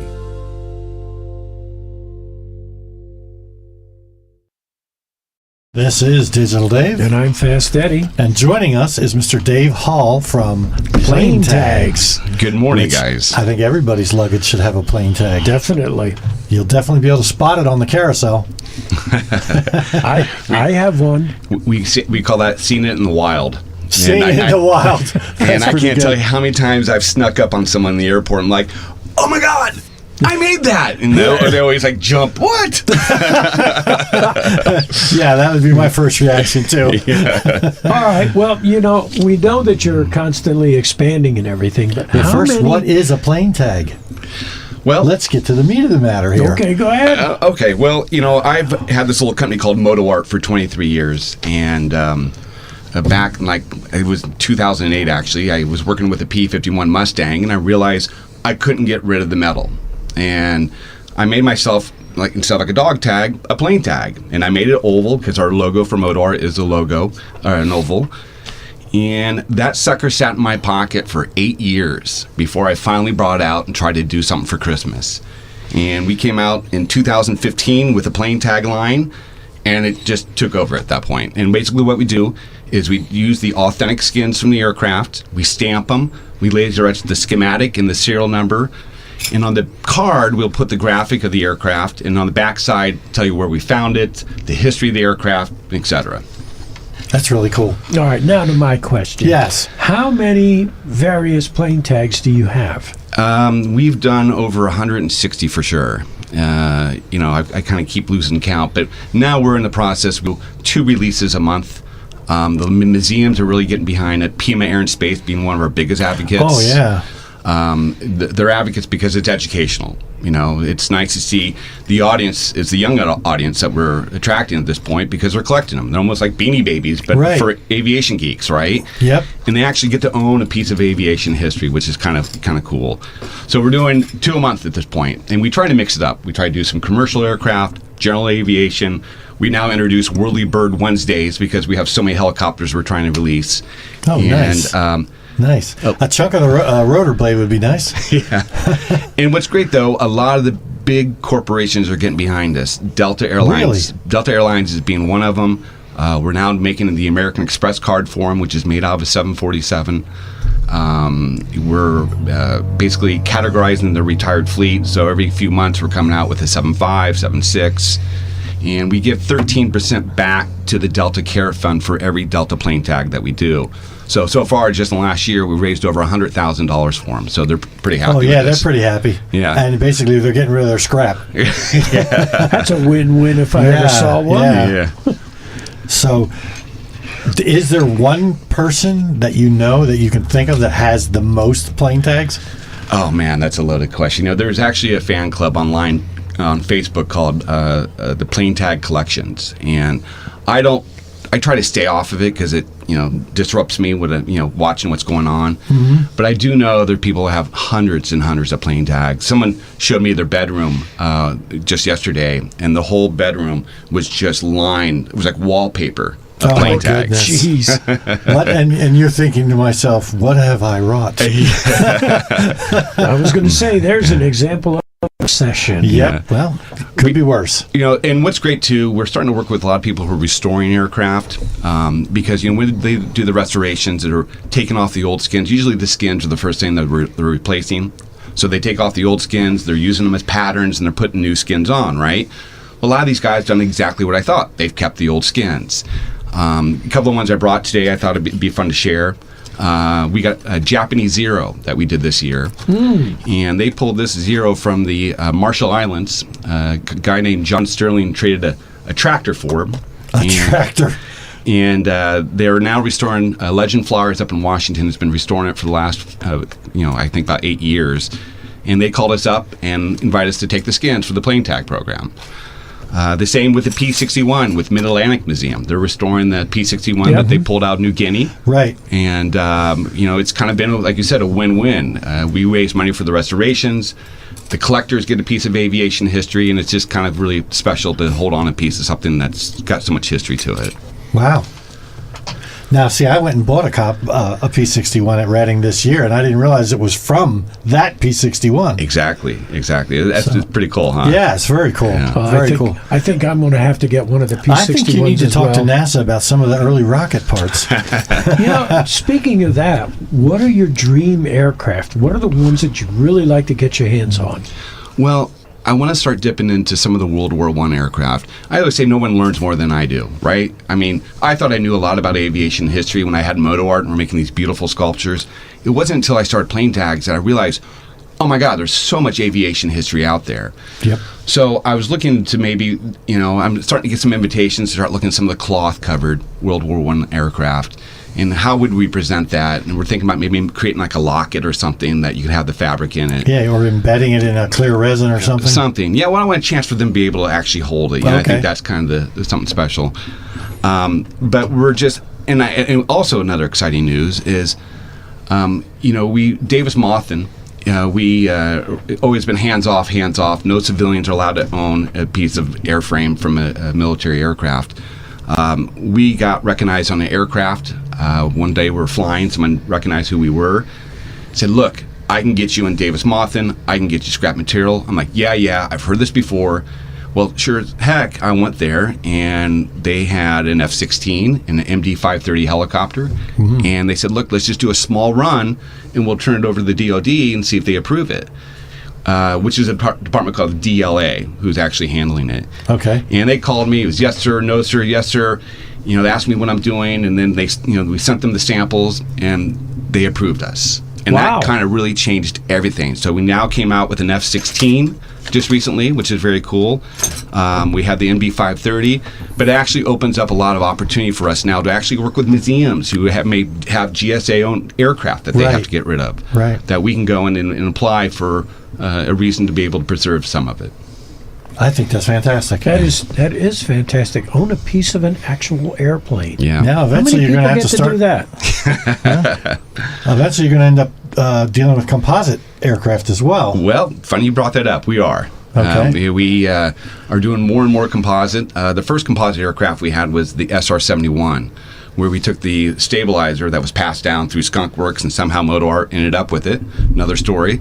But we tagged that, but that was all composite material off the stabilizer. Since then, we've done a Starship, the Beechcraft Starship. Okay. And we're working on an Air Canada A321. So many beautiful colors in the vertical that's composite. So we're water jetting, and we're going to start offering those next month. I was going to ask you, how are you cutting those out with composites? Well, I figured you were using either a laser or maybe a water jet. Scissors. Yeah, we water jet them versus the aluminum ones. We stamp them. Yeah, that's just a punch press. Yep. So. Wow, composites are nice. SR-71? Yeah, no All right, kidding. I got to get one of those. Yeah, those flew off the shelf. Yeah, I'll bet they Mach did. 3 speed. Yeah, exactly. Darn. We did. Hey, how about a U2? You got a U2? No, not yet. They'll probably get arrested if I try to get one. Yeah, they're still using them, aren't they? Yeah, we did have a P-38. A lot of times we introduce aircraft, and a lot of the public doesn't even see it. We have a very big mailing list. We try to forewarn people when we have special editions coming out. And we had a P-38 that came out and it sold out in 41 minutes, and that was about 2 months ago. How many tags was that? It was a run of 640. Oh, my goodness. Yeah. Wow. And just let me plug what we did for EAA. We did the Berlin Express. We did 240 tags for the B-25, and I believe that already sold out as well. Jeez, you guys are on a streak. Yeah. Thank you. Yeah. So how does it feel to be a victim of your own success? Yes. Life is very busy. I have a great team. I like to say it's not me, it's the team. We have great graphic designers. We have historians. I learned a long time ago, we have to be 100% correct on every plane tag that we release. It's kind of funny. You go look back at my earlier plane tags and you see all the mistakes, the learning curve that we went through. And let me tell you, there's a lot more smarter people out there than I am, and they look for your mistakes. And when you make a mistake on the plane tag, we get a lot of emails. Yeah, you hear about it. I got another idea. Well, I will admit to having a Gimli glider tag, which I've always prized. Oh, that's a long time ago. Yeah, well, it was the 40th anniversary last Sunday. Of the Gimli glider, wow. Yeah, we made a special edition for them, 250 tags we donated to the museum for them to sell. That was our way to give back. Very cool. Interesting idea here for you. You're doing skins? Yep. Propeller blades. Oh, I got those. I got 250 Connie blades. No. I don't mean selling the whole blade. A half-inch thick tag. Yeah, there you go. Oh, yeah. That's a big punch for us. Yeah, yes, it is. That you would water jet. Yeah. So, I heard 250 blades. Let's see. I'll give you $5 for one of them. Okay, that's another story. I don't know if you have time for it, but when I started Moto Art 23 years ago, we were going to a company called California Propeller, and this guy had the Connie blades, and that was always our grand prize, to get a Connie blade. Well, one day he cut us off. And this was like 20 years ago. Well, last year he called me. He said, "Hey, you still in business?" And I said, "Yeah." He goes, "Well, come on, talk to me." And I went there, and he's an older gentleman now. And he said, "Look," and he opened up this shipping container. He had 250 Connie blades. And these things are gigantic, right? Yeah. He goes, "It's all or nothing." So I made him an offer, and I bought all 250 Connie blades. If you come by our booth in Hangar B, we have one right there on display that you can see. That's just magnificent. Well, I want to thank you, Dave Hall, from from Moto Art or Plane Tags, whichever one you want to be today. Yep. And this is Digital Dave. And I'm Fast Eddie. And this is EAA Radio. Time for a look back at a classic interview from the 2019 EAA Radio archives. We have my favorite people. Some of the people that all of us grew up in aviation, learning how to fly with, doing our ground schools. Martha King and John King, the founders of King Schools. Thank you so much for coming to see us at EAA Radio. Martha, how are you today? Doing fine and just really enjoying the fabulous time here at AirVenture like we do every year. Oh, AirVenture 2019 is going to go in the record books, and not just for being the 50th anniversary. How many AirVentures have you done, John? Oh, I don't know. 40, probably more, maybe more than that. I really don't know. I'm a slow learner, and I just don't recall. Well, you know, it's interesting because I actually have an interview with somebody who was here 50 years ago, and he brought the same airplane back. Oh, wow. My Can you believe that? That's quite a deal. Yeah, that is so cool. So, you know, we've been working on attitude adjustment all week, talking about where the future of aviation is going. And as flight training specialists, I wanted to ask you guys the same question. Where do you think things are going here, both with finding new people to be in general aviation and how general aviation is changing? Well, general aviation is changing by technology, and we have GPS, navigation systems, electronic flight bags on our iPads. Wow, better information, better planning, better information in the air. It's just incredible. Aerodynamics is not changing much, but boy, the way we use it sure is. But something else that is changing, though, is the mix of people going for careers in aviation, specifically with the airlines, versus people learning to fly just for the fun of it. And I'm sure that it will, that it's a cycle, a wave that will change. But for right now, a lot of flight schools are very tightly focused on career-oriented learners who want to get through their training, are willing to be there 5-6 days a week and really hit it hard. And a number of flight schools have told us that they don't take people who want to learn who want to learn to fly just for the fun of it, because they've got such a tight schedule with all these career people, and airplanes are in short supply, instructors are in short supply. It just messes up their schedule and their system for getting the career people through and on their way. Ooh, that's a problem to me. I don't like the sound of that. It is. So I think that probably training for the person who wants to fly for fun, a lot of that will probably come through flying clubs and also independent instructors. But there's a big growth in flying clubs, helped in large part, I think, by AOPA's efforts in that way. And I think that will be a big source for the people who want to fly for fun. Yeah, and the interesting thing is that we're going to have a shortage of flight instructors. We're going to have a shortage of training airplanes because there's just a tremendous demand created by this desire for people to go learn to fly for the airlines. What do you think about the training airplanes coming up? I got to speak with George Bai of Bai Aerospace, and he's absolutely certain that his E-Flyer 2 can solve some tremendous problems that we've had recently with the shortage of trainers. Is he thinking about what the cost of flying? Big time with the cost. Or just about the availability of airframes. And airframes. So he's got 600 MOUs and hard deposits right now, a combination of which, and most are with flight schools, because he's talking about a 3-hour flight time duration and a 20-minute recharge, and you're really talking about a couple dollars a flight. Yeah, it lowers the cost. It lowers the cost tremendously. Right. Because cost is something that's holding back the whole industry from people getting into it. Right.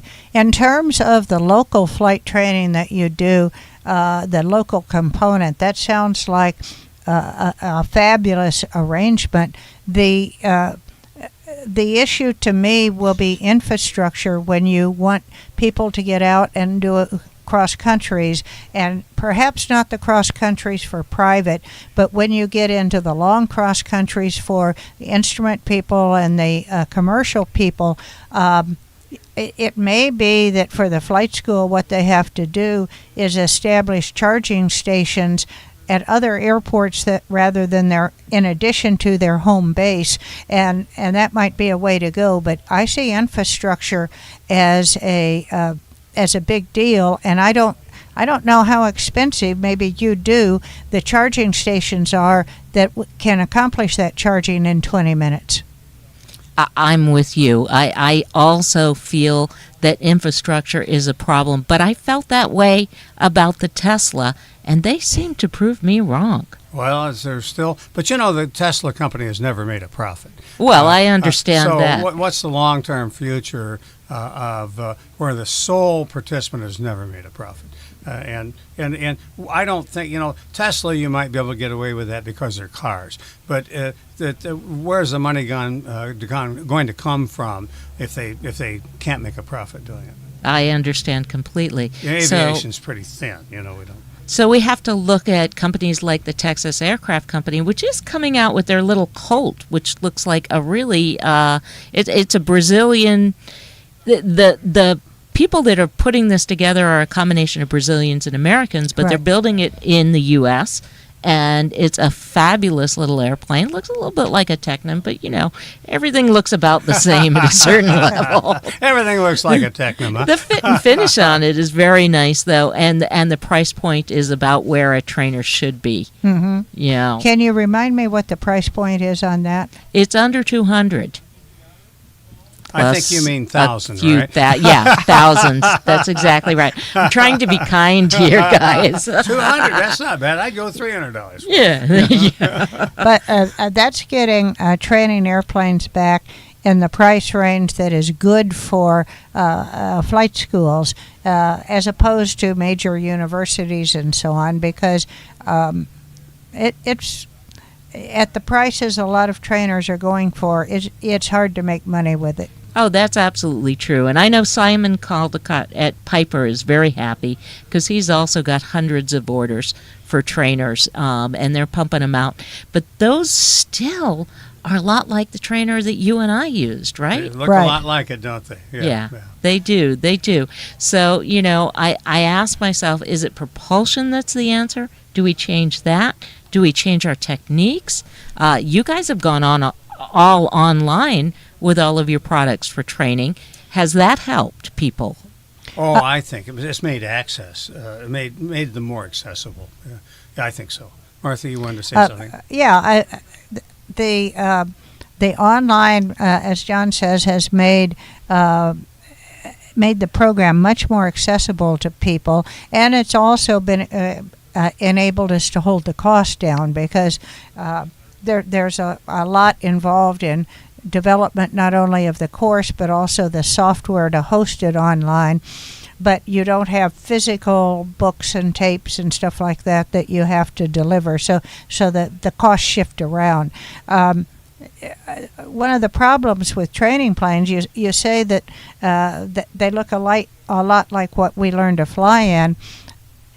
The problem is the aerodynamics aren't changing, and so that tends to imply that the airplanes are all going to look about the same because they've got the same job to do. And propulsion is probably going to be the answer. Of course, where the biggest changes have taken place, the difference between the Cherokee 140 that John and I bought to learn to fly in and the planes that Piper is selling today and new 172s is the incredible avionics that they've got with a moving map and the terrain and the onboard weather and the navigation databases and all of that, which make the actual flying part so much easier.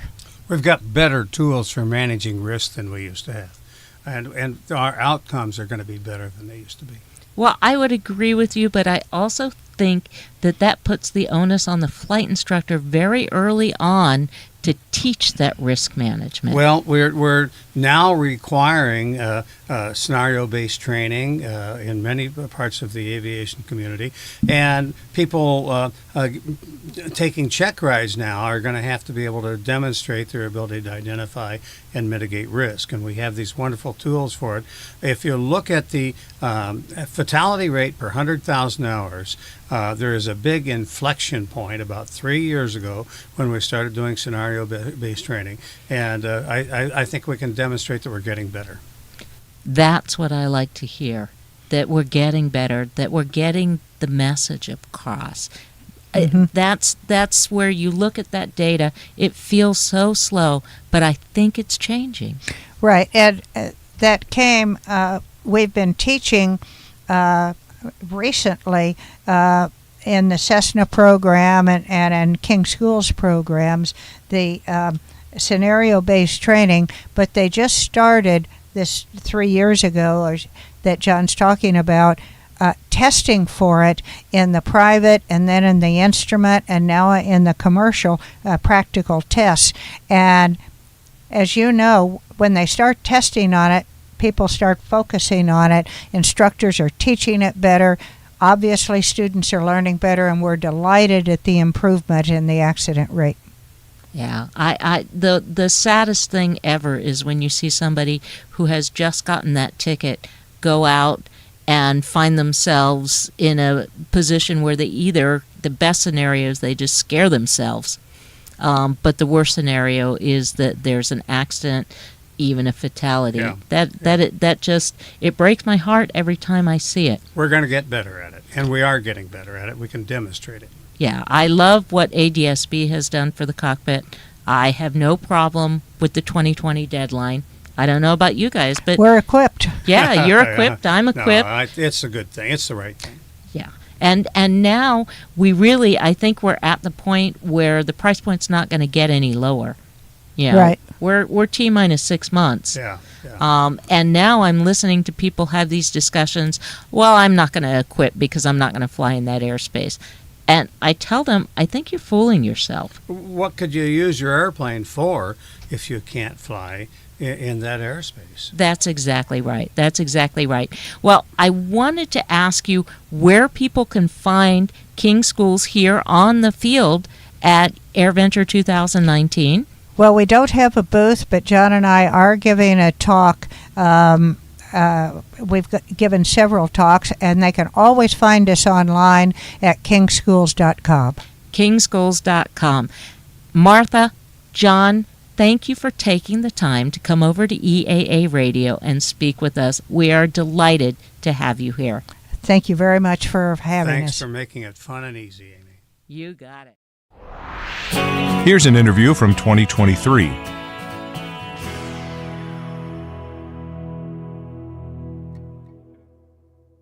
This is Digital Dave. I'm Fast Eddie, and I can't believe they used that. Well, I don't even know where they got it. Okay, we're joined by Brent Cobley of, ready? NASA. Our buddies at NASA. And NASA isn't good. NASA is awesome. There you go. And we're talking about the X66, which is so secret and we've never heard of it before. That's exactly right. They're going to have to kill us after we talk about it. Yeah, nice. Thanks. So, what is the X66? X66 is a culmination of really a lot of work over a lot of years. So it's an X-plane, which means it's a research airplane trying to understand some new technology. So it's NASA's first airplane really looking at how do we make commercial aviation more sustainable? How do we reduce the fuel burn, which reduces the carbon emissions for aircraft? And it's really an advanced configuration, which I'll love to tell you more about it, but we've been working on it for more than a decade now. You say an advanced configuration. It is I see it's a what you call a aerodynamic strut braced wing. Yeah. It sounds like an old concept. Yeah, if you look back in the history of aviation, you see a lot of airplanes that have these struts, but they're there for a lot of different reasons. Ours is also there for structural reasons, but usually those types of airplanes don't fly at the speeds that commercial airplanes fly at, like 737s at Mach 0.8. So this is a very unique application of a strut. Okay, so you're improving the efficiency by using thinner wings or smaller chord. Is that what it would be? Yes, it is that too. Yeah. So for less induced drag. Yeah, and so if you want less induced drag, you actually have to we call it high aspect ratio, which means you're stretching the wings out to make the wingspan longer, but at the same time you're sort of shrinking the chord and the thickness of the wing, and you basically end up with less volume in the wings. And you see that in nature too. Anytime you see a soaring bird that wants to use less energy and is just sort of riding thermals, they tend to have very, very long wingspans to compare to the sort of birds that need to be more maneuverable with shorter wings. And so that efficiency, that lower induced drag with the high wingspan is really what gives you the performance benefit. Problem being, once you get wings that long and that thin, structurally it's hard to keep them sound when you're trying to fly around. The wings want to bend too much, and you have this problem of making them strong enough. You have to add a lot of weight to make, which isn't good for an airplane to have extra weight. So the strut really allows us to make the integrated wing system lighter weight, but still stiff enough to be able to take the loads that are in a typical flight. Okay, now you're starting out with what was the aircraft you're going to modify? An MD-90? MD-90. Yeah. Boeing did a study looking at all types of different airplanes. They figured, hey, it's going to be much cheaper and quicker if we start with things that we don't really care about, like the fuselage and the landing gear. Let's pick something that's already been certified and is already designed. Turns out the MD-90, because Boeing bought McDonnell Douglas many, many years ago, they own the intellectual property for all that. They have all the drawings, they have all the experience with it. So it really makes a good platform to do a modification and add this new wing system on. So yeah, the MD-90 will be the key part of this project. And actually, we're getting ready to move the airplane from we've taken it out of storage. They're bringing it back into flying service, and next month we're going to move it down to the site in Palmdale, California, where Boeing's going to do the modifications for the new wing. So the wings have already been designed. It's just a matter of fabricating. They're sort of they've been through conceptual design, we call it. So basically, the shape and some of the internal structures have been laid out, but we really have to go through several more steps through a preliminary design, and we call it a critical design review. That's where you really get into the details of how you're going to route all the wiring and hydraulics and get the structure, and you do lots of loads analysis and look at dynamic modes, and there's just a whole bunch of things engineers need to look at before you sort of lock it down, make all the drawings, send it out for fabrication. So it's a multi-year process before we'll get to the point where we can build the airplane. Have you wind tunnel tested a model yet? We have. So NASA and Boeing have been collaborating on this transonic truss brace wing, is what this configuration is called. Since about 2008, we've done a whole series of wind tunnel tests looking at trying to improve the performance, pushed the speed up to higher speeds because originally it was a little slower. And so with some design changes, and have been able to sort of still keep the drag down and the efficiency, but push the speeds up to where passengers and airlines are sort of typically fly. Nobody wants to fly slower to their destination, so that was a big challenge getting up to those speeds. So yeah, we've looked a lot of off-nominal things like how does the aircraft behave in ground effect as you're approaching a runway? How does it behave at near stall? So you look at all these off-nominal conditions as well. And so yeah, there's been a lot of testing over the years on that. Now, how much volume would you say you've removed from the wing? I haven't seen any calculations, but it's probably much more than half of the volume is now gone, which makes it a challenge. Like I said, for getting the structure and all the hydraulics and the actuators in these thin wings, and then most passenger airplanes have a significant amount of fuel in the wings. And that's what I was getting at. Yeah, the fuel's a real challenge, and so I haven't seen whether Boeing feels that they can get the full fuel load back in the wing for a commercial airplane, which would be down the road, or they may have to have some auxiliary tanks, say in the belly of the airplane or in sort of the cargo area or something like that. For the research airplane, the X-66 we're going to build, they are going to put some fuel in the wings just to kind of learn the process of how we would fit it in and work systems around it. But they're also going to probably have an auxiliary tank in what would be the cargo area of the airplane, just so we can get some longer research flights. Sure, and even then you're still going to be light because you won't have a passenger load. Yeah, correct. We've taken all the interior out, so that allows us to add some extra weight to the airplane for this research mod, and it really doesn't affect the flying qualities. And 4 tons of instrumentation. A lot, yeah. Yeah, there will be thousands of measurements on the airplane when we get ready for the research flights. You going to go on one of those flights? It's possible, yeah. We typically do carry a couple engineers along with us. Okay. What's the primary structure of the wing going to be? Is it going to be aluminum? Is it going to be composite? Yeah, it'll probably be almost all composite, advanced composite, and maybe some other types of materials. There's a lot of advances going on in materials, but you want, obviously, strength and durability, reliability, but you want as light as possible. So the way to get that is composites and get the strength. So yeah, it will definitely be a composite wing. Graphene, definitely. I was going to say, it's a long, skinny wing, and I was thinking aluminum wouldn't be able to handle it. You couldn't build a spar thin enough that was strong enough to support it. Yeah, definitely composites are some amazing materials. You just got to make sure you design it in a particular fashion and make sure they're interfacing with other materials properly, and then the long-term maintenance and stuff. So there's every year the technology in composites is getting better. Okay, question. What is the wingspan of the original MD-90, and what is your wingspan? Yeah, off the top of my head, I don't know what the MD-90 was. I know for typical single-aisle airplanes that most of us fly on, like 737s, Airbus A320s, they have a limit at the airports to get in what they call Group 3 gates, which is 118 feet or less. And so most of these single-aisle airplanes are in the 118 feet or less kind of area, so I'm guessing it's probably in that range. Now, the airplane we're going to build, which is just slightly under full scale, is a 145-foot wingspan. And then if Boeing decides to put this into production, not this exact airplane, but something close to it, they may have more than one size even airplane. They may do a sort of 150 to 180 passenger maybe range, and then one that's sort of in the low 200s. And so those might have different wingspans. But the expectation is if they want to use the existing infrastructure at the airports all around the world, that most likely the smaller mid-sized airplanes would have to have folding wings to fit into those gates.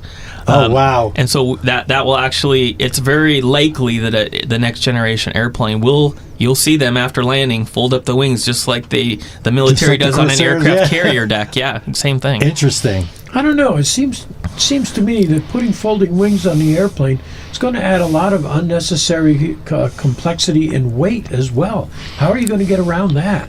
Carefully. Yeah. So the expectation is we'll carry sort of a mass simulator for the research airplane so that we have the weight that would have been there if we had a fold, there, even though we won't have the fold. And so I think Boeing's been working on these wing folds for a while on military airplanes.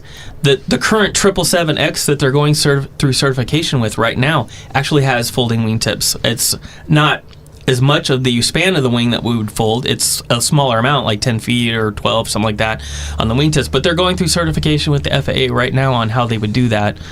So they feel pretty confident in that design. That's very interesting. pylon-mounted engines where? Like right where the struts join the wing?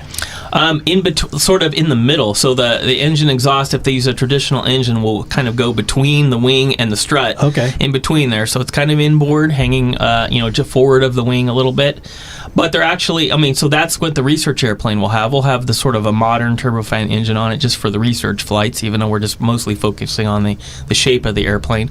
But if they decide to take this into production in the mid-2030s, they will be looking at the most advanced propulsion systems that are available then. There's a lot of different candidates out there. So the propulsion system could look different than what we're expecting today. Okay. But by keeping it inboard of the strut attach, you don't need to strengthen the outboard wing quite as much. That's right. Yeah, exactly. So the airplane will be pretty stiff going out to that point. There'll be a little wing bend out there like there is in every airplane. But yeah, most of the weight will be inboard. Where are you guys on the field? So Sorry, we're jump subjects on you. Yeah, I think we're a little north of the control tower, a big NASA booth. So definitely come out and visit us out there. We had 6,300 people come through our booth yesterday. We've got lots of really interesting stations around looking at not just our project, but lots of sustainable aviation projects looking at electric airplanes. We also have our low boom flight demonstrator, which is trying to get rid of the regulations that say you can't fly supersonic over land with passengers. We're trying to make the boom as quiet as possible so we can have commercial supersonic flights, and there's many other demonstrations going on there, and some things for kids to do as well. Okay. Well, I'm looking forward to see this X-66 fly. Should be interesting for sure. Where do we book tickets? Yeah, it's going to be a little while, but I'm looking forward to see this in the next generation of single-aisle airplanes out there. All right. Well, it's the first X-plane, as I said before, that has a bathroom. Yeah, really. All right. I want to thank you for joining us, Brent. Again, that's Brent Cobley with NASA. And the X-66A project. This is Digital Dave. And I'm Fast Eddie, and this is EAA Radio.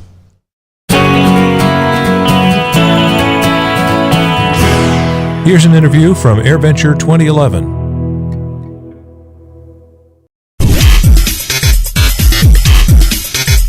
On the Fly with Jamon G. On the Fly is on the air. And yes, we are. We are down at Ultralights, down on the farm. Hey, Steve, what row is this? What row? This is row B in ultralight parking. I don't mean this row, but out there. What row would that be equivalent to in vintage parking? Do you know? That's in the 70s, I believe. 70s. So, folks, you head south, and if you're cruising by all the airplanes, there's a whole section of Cessna 195s right out here in front of Ultralights. When you get to those 195s, you know you're there. You make a right, and you head on over to the Ultralight area, the Ultralight barn. It's very hospitable down here. There's all kinds of EAA stuff to buy. There's a gift shop. There's restaurants with food, beverages, and a whole bunch of friendly people that like to fly little ultralight airplanes. Artie Trost, you are one of them. Welcome. Hello. Hi. So, Artie, you are an ultralight pilot. Technically, I'm now flying what's called an experimental light sport, but when you look at it, you'd say that's an ultralight. It's just a little heavier, flies a little faster, carries a little more gas than is legal under the ultralight regulations. Excellent. Let's talk about that. You bring up a good point. What is the difference between a Part 103 qualified ultralight and sport ultralight? As soon as you go above the legal limits for an ultralight, Part 103, such as more than 5 gallons of gas, such as being a two-seater instead of a single-seater, such as exceeding 63 miles an hour in straight and level flight. As soon as you exceed, as soon as you exceed a empty weight of 254 pounds, then you technically are no longer an ultralight. Then you fall under light sport rules.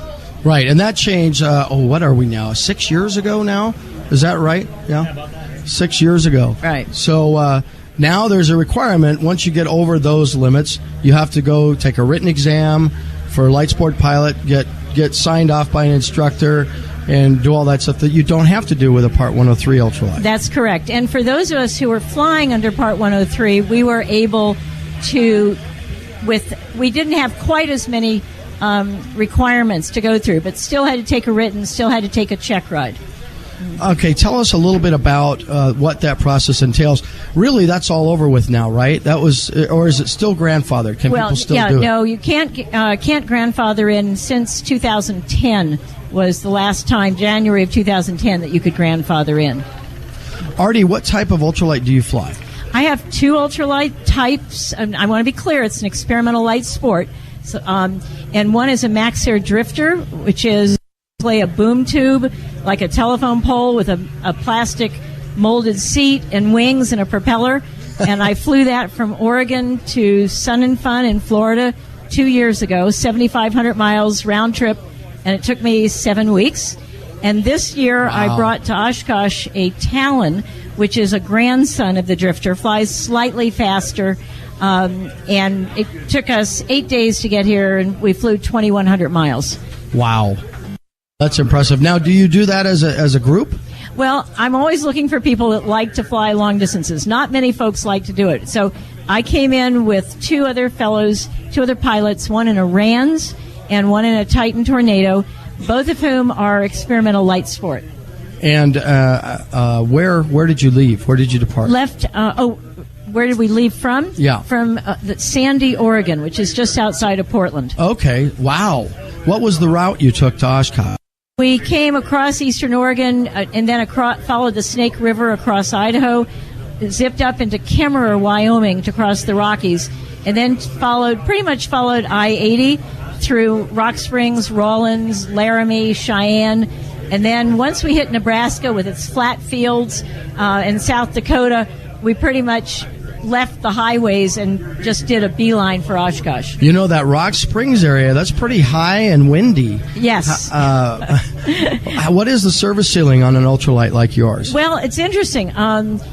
Rock Springs is at 7,400 feet field elevation, and we had some pretty severe density altitude. I didn't have much problem. I was up at 10,500 feet, and the density altitude was about 12.5. The Rans had some difficulty, and so we had some short days because of that severe problem. Now, are you running a Rotax engine? Yes, I am. I'm running a Rotax Greyhead 582. And the Rans, what was it running? An HKS. Okay. Do those have auto-compensating carburetors? Is that how they... I believe the HKS does. I know mine does not. Okay, so you have to lean your mixture at those altitudes. I had to change my jets on the ground. I can't do anything in the air except fly. So I had to change my main jets and my jet needle, the clip in my jet needle to deal with the higher altitudes. So do you do that then when you land at Rock Springs in order to take back off? You do a jet exchange? No, what I did it earlier than that because what I noticed was that I was using a lot of fuel and my EGTs were going high. When I started noticing that was when, and I'm trying to remember exactly. I think it was actually when we first got into Kemmerer is when I did that. Okay, so. Not only are you a light sport pilot, but one of the really cool things about light sport is the fact that you can do so much of the maintenance yourself. That's correct. Now, is yours a kit built or a factory built aircraft? Kit built. So if you build a kit aircraft, then you are actually qualified to maintain it, correct? Well, actually, I have not built either. I've had 3 ultralights. I've not built, or ultralight types. I've never built any of them. So for light, under the experimental light sport, you can take a 2-day class. It's a 16-hour class, and that gives you the certification, I guess you'd say, to be able to maintain your own aircraft. If you build it yourself, you automatically have that right. Okay. Now, what is it Lockwood down in Florida that's the big supporters of the Rotax engine? Lockwood, yes. Lockwood Aviation is supply. And don't they have a plethora of courses available for people who want to overhaul and maintain their own Rotax engines? There's a number of places that do that. Lockwood is certainly considered one of the most well-known and does probably the most. The Rainbow Aviation out in California, also Brian and Carol Carpenter also provide very nice training. Folks. I know yes, very nice folks. Yes, and they also provide that kind of training. And I know there's other people.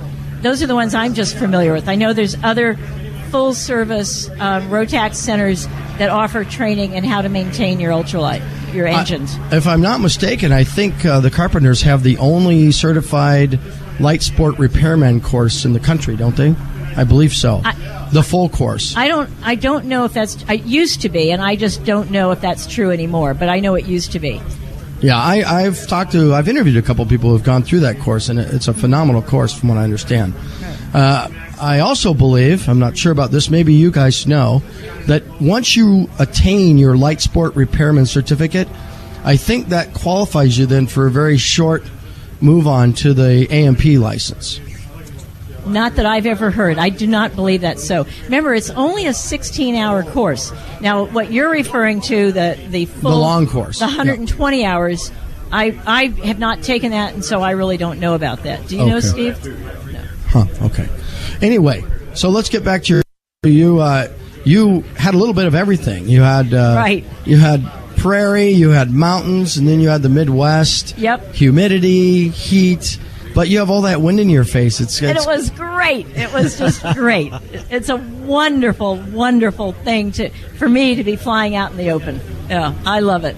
I guess if you had to compare it to someone who doesn't really know that experience, I guess it would be like an airborne motorcycle ride across the country. Right. It's a difference between flying in a car and on a motorcycle. Yeah. Mm-hmm. Yeah, that's great. Did you have any excitement on the trip?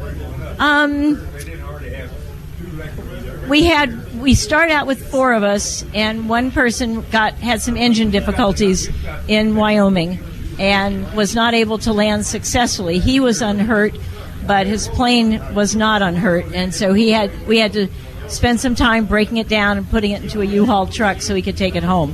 But other than that, I was really nervous about flying through Wyoming because of the winds and the altitudes, and it was actually pretty benign. I mean, we actually had more wind going over the Blue Mountains coming out of Oregon than we had in Wyoming.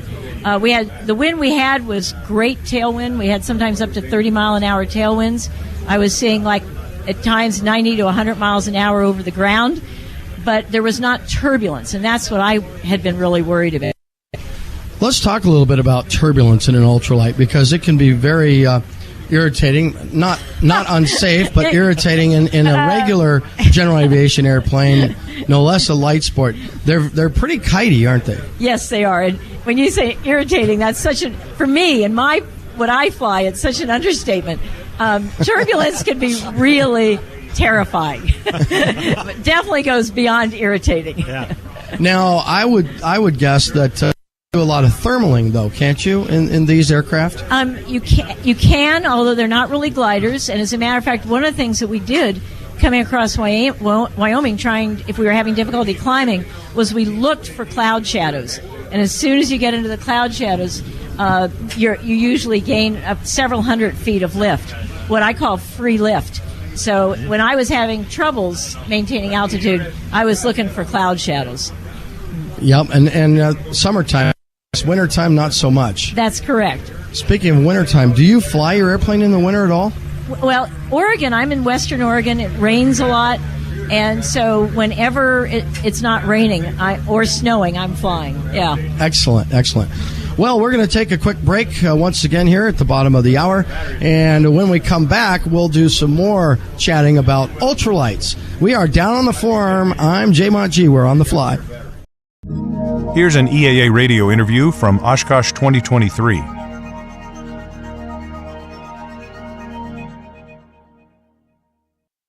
This is Digital Dave. And I'm Fast Eddie. And with us here today from Whisk, Brian Yutko. Good morning. Good morning. Good morning. You guys make brooms, right?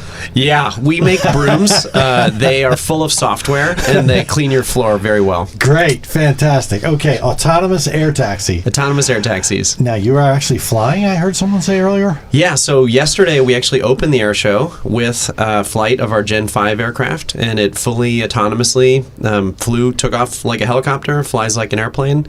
It's battery electric, and we flew for just shy of 5 minutes yesterday in opening up the air show. Okay. How many passengers?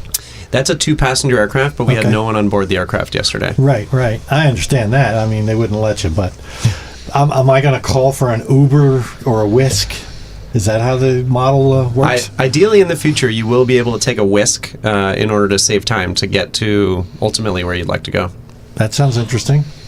It's very interesting. It's a passenger air taxi, all electric, eVTOL. Now, the E part is the interesting thing because the battery technology is still evolving. What kind of batteries are you guys using? Yeah, so we use lithium-ion batteries that are almost exactly the type that you have in your cell phones in your pocket today. You can't have mine. We just use many thousands of them, so we're collecting them, and I have a basket, and if you could just give us your cell phone at the end, that'd be really great. Yeah. So we use many thousands of lithium-ion cells that we package together to be in a really safe pack that can be used for aerospace purposes, because obviously our purposes in aviation are much different from how your cell phone is used, and so we have to do some special methods and technologies to make that very safe.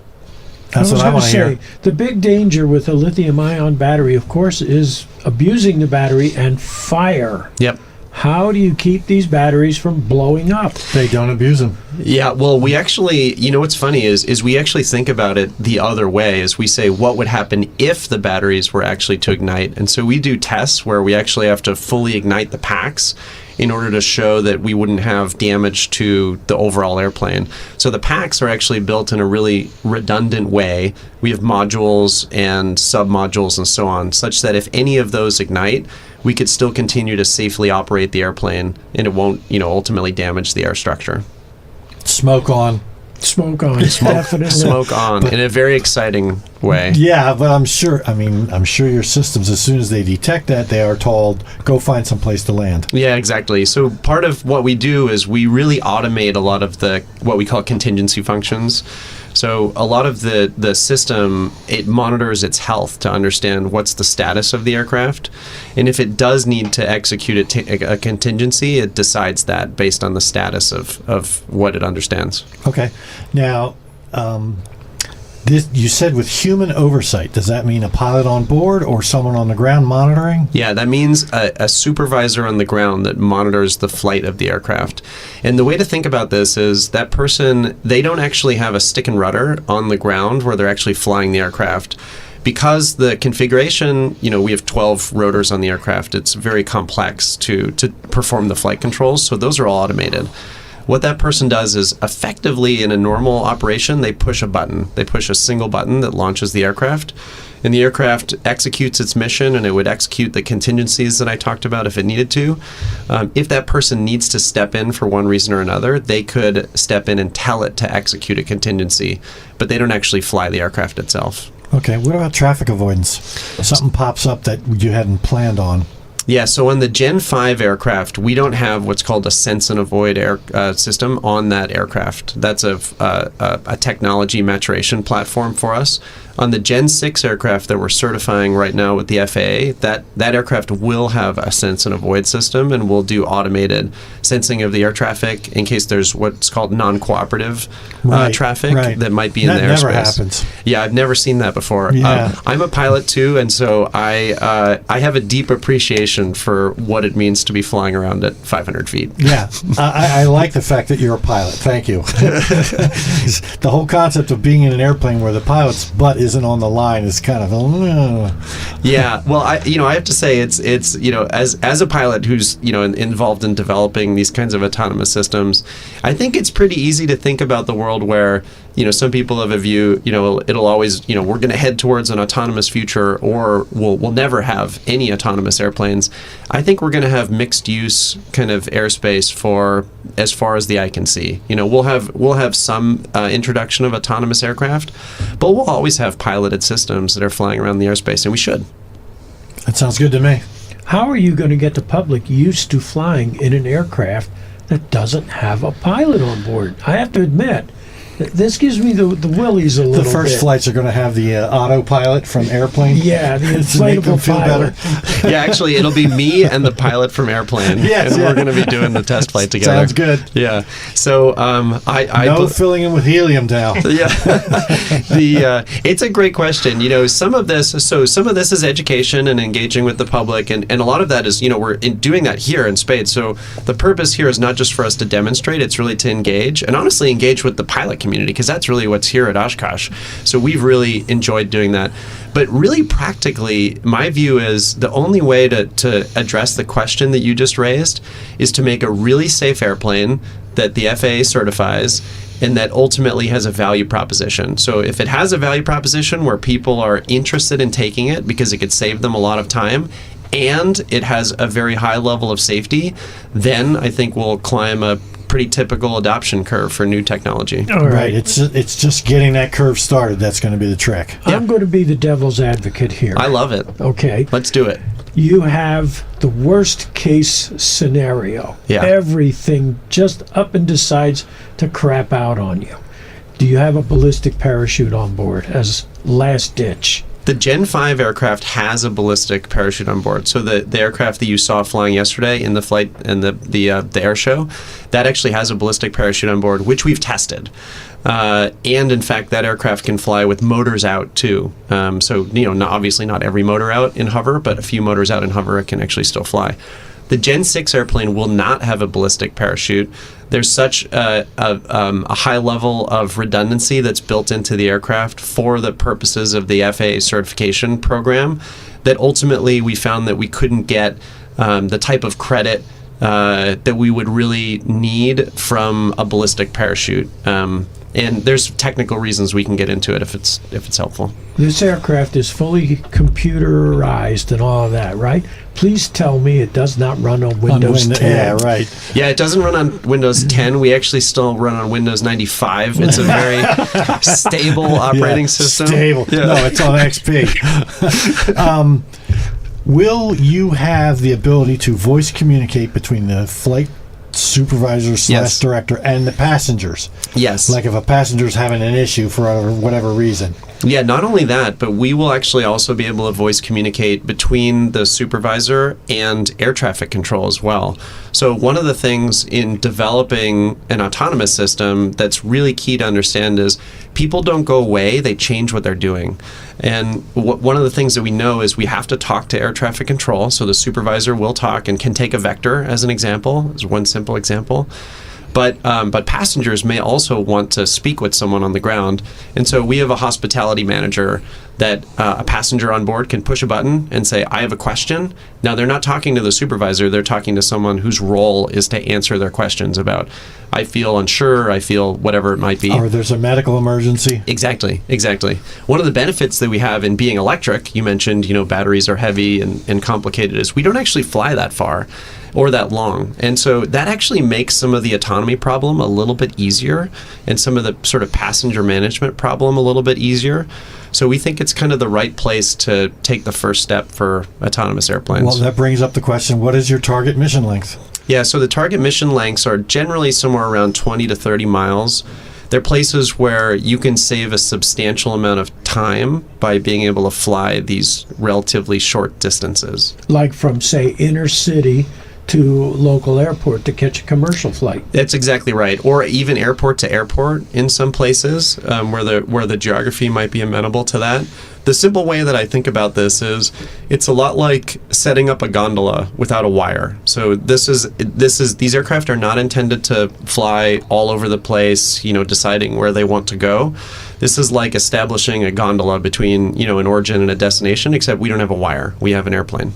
Okay. What about medevac purposes? Have you thought about the possibility of using this aircraft modified for medevac purposes? Yes, and in fact, I think the early uses of autonomous aircraft, if you think about especially in the DoD types of use cases, which we're not actively working on right now, but you could imagine in the future, autonomous aircraft being able to go in and do CASEVAC and these other kinds of missions that might be able to provide a ton of value in dangerous areas. Okay. Sounds interesting. Well, I mean, would that be something, again, established route only, or would emergency services would call for you to land here and give you some coordinates? In those scenarios, that's exactly why our first use cases are really those kind of established routes. But those emergency use cases, you would need to have those kinds of on-demand, go to a particular location. Okay, and in a situation like that, are you going to put onboard obstacle detection Right, because obviously you may not have any idea what kind of an LZ you're flying into. Yep, and we have that in the nominal use case as well. So the question is just the operational approval to do that type of mission. Okay. What about a video link? If you're running into, say, a hot LZ, are you going to have a video link so that the person who's overseeing all of this can do a go, no-go decision if they decide it's too hot? Yeah, so in the commercial use case, ideally our LZs will not be hot because we will be managing those LZs very carefully. So this would be controlled infrastructure. But in the use cases you're talking about there, future use cases where we're doing medical evacuations, et cetera, then that would be a part of the operations. Okay, real quick, Brian, where can we find you on the field? So we are near the Boeing center, like right on the center of the airfield. We actually have Gen 6 there on site. You can come and see it, sit inside of it, see what it's like in an autonomous airplane. And we also intend, we'll see how the weather holds up, but we intend to fly again today to open the air show at night, right around sunset at 8:15 or so. Okay, very good. We've been talking with Brian Yutko from Whisk, which is an interesting concept. I'm Digital Dave. And I'm Fast Eddie, and this is EAA Radio. You're tuned to EAA Radio, the voice of EAA. Streaming online at eaaradio.net. Green Bay Austin Strabo International Airport is proud to sponsor EAA Radio. They look forward to visiting with you in Hangar C while you're here. GRB is just 50 minutes north of Oshkosh. 2 FBOs with 280,000 feet of hangar space, fuel, and maintenance on site. 5 major airlines serve 11 nonstop routes, and all major car rental brands. Enjoy EAA and explore all that Northeast Wisconsin has to offer. FlyGRB.com. Enjoy aviation all year long by joining an EAA local chapter. Join one of the many existing chapters like the Vintage Aircraft Association chapter, an ultralight chapter, the International Aerobatic chapter, or start a new chapter to get involved in grassroots recreational aviation in your own backyard. Chapter members can experience a variety of social and educational activities, including Young Eagles rallies, fly-ins, building seminars, and so much more. Details can be found at eaa.org/chapters. This is Digital Dave. And Fast Eddie, and that's going to make the blooper reel. Yeah, and we're joined by John Booty of Volt Aero. Volt Aero. Which is an electric hybrid airplane. Correct. Explain. Hello, everybody. Yeah, it's an electric hybrid airplane. Basically, what we do is these airplanes does everything taxiing, takeoff, landings, electric, and everything that is under 100 miles you can do in pure electric. Then when you need to extend the range up to 800 miles, we do it in hybrid. So you got a thermal engine that is coupled at that time with the electric motor, and you can extend your range, like I said, up to 800 miles. So you've got basically an engine running a generator. No. It's mechanically coupled. Yeah, the thing is it's a parallel hybrid. Parallel hybrid means that you can use thermal energy alone, right, electric energy alone, or both combined. Okay, so it's not like a diesel electric. You're actually driving mechanically the propellers from the thermal engine. Exactly. So you got one exit, one propeller, but you can have 2 different sources of energy, which improves the safety tremendously. Because if you have a problem with one, you can use the other one. Okay. Some people would argue that the motor, the electric, is more reliable than the thermal engine, but I would agree with that. But we use electric first, and then we use thermal. Okay. For example, I give you an example, very simple. If at takeoff you have a problem, as I said, all takeoff are electric. Let's say you have a problem with battery, something shuts off, the thermal engine will be able to kick in immediately and take you safely to, the runway, come back to the runway. Right, I was going to say, that's a no-go, though, at that point with that kind of a failure. Yeah, I mean, exactly. So you have to have this dual source of energy. It really helps you, Right. You can make that 180-degree turn that we're never supposed to try, and then come back and land safely. Yes, the same altitude, by the way. Right. Yeah. Okay. You have a demonstrator aircraft that you're flying now? So we have a demonstrator aircraft that we're flying since 2020. And but it was a modified Cessna push-pull that we completely transformed with 5 electric motors and 1 thermal engine. So all this technology goes to this one that you see here, and this one, the Casio 330, will start its first flights at the end of the year. Okay. That's it. Well, I mean, you put 5 electric motors now. Are all those electric motors backed up mechanically as well? Yeah. So that's a lot of shafts and gears. Yeah, but the modified 337 was a first demonstrator. From there, we have derived the technology. The 330 has only 1 electric motor because I should say the one that flies today is 600 kilowatt. It can carry already 12 people. Oh, in wow. terms of power. Yeah. So the one we're doing here, we're showing here is the 5 seats, and it's got 1 electric motor and 1 thermal. When we go up, again, to make the 600, we'll have several, but we'll have 3 electric motors and 1 thermal. Not anymore 5. Right, okay. So the electric motor is not mounted behind the propeller. It's mounted back at the thermal engine, and everything's driven through the same shafts. Yeah, but it's independent. So, like I said, the thermal can go directly to the shaft. Right. The electric can go directly to the shaft, or they can combine together. Okay.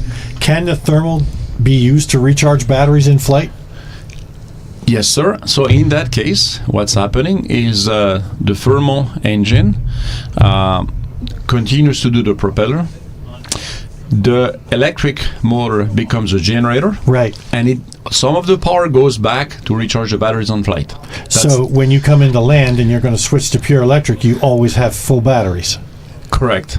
Okay. That's the scope of this is because if you want to use it in commercial aviation, and our airplane has been done to be modular, cargo, medevac, all that can be done with this plane.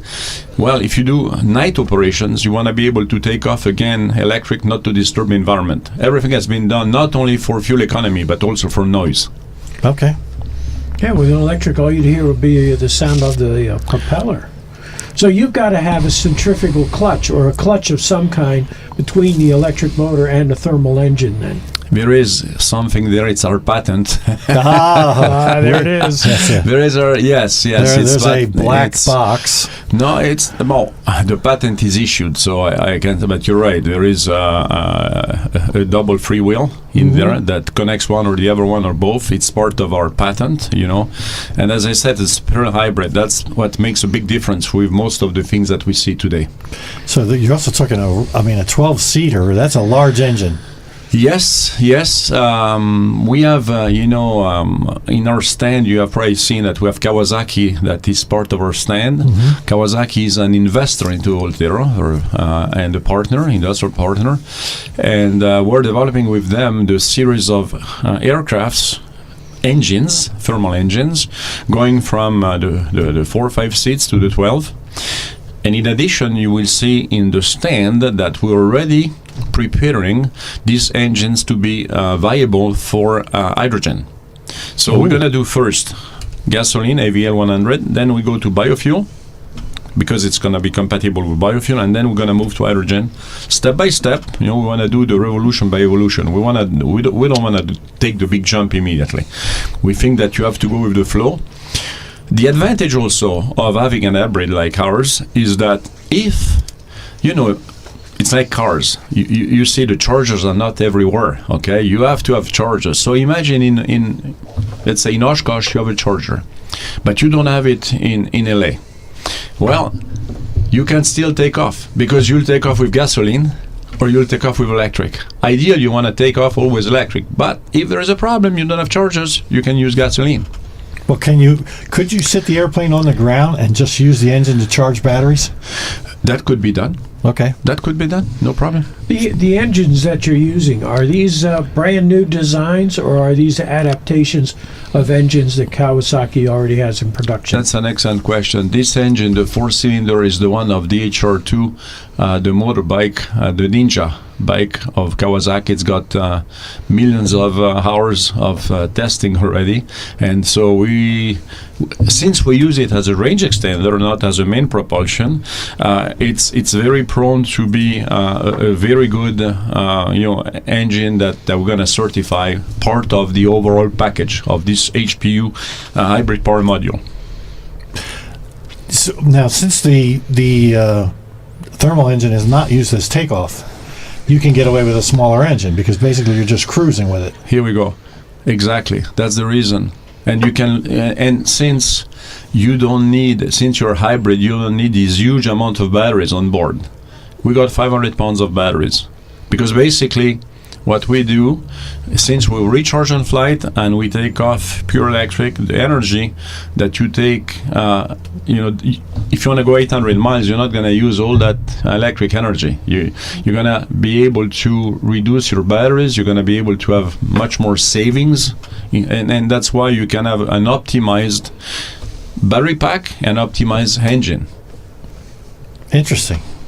It's quite a concept. I was going to say, because a four-cylinder out of a superbike doesn't sound like it's powerful enough to carry 5 people through the air. You know what? This engine is 2 kilowatt per kilo. It's 180 kilowatts, 250 horsepower. It will carry easily 5 people. Okay. Wow. Yeah, because some of the Hayabusa motors, they're getting almost 300 horsepower out of those things. Yeah. Tiny little engine. Yeah, it's exactly that one. It's a high performance, as I said, 2 kilowatt per kilo. You have no aviation engine today that does that. None. Well, now, if to use his term, devil's advocate, that engine is high power, low weight, but it is designed to push out a continuous high power. In a superbike, you may not, you're going to go fast, but you're not using full engine power all the time. Very good question. Since we're not using this engine for main propulsion, we only use it for cruise and recharging. You don't do the transients with that engine. You do it with electric. Electric is much better for that.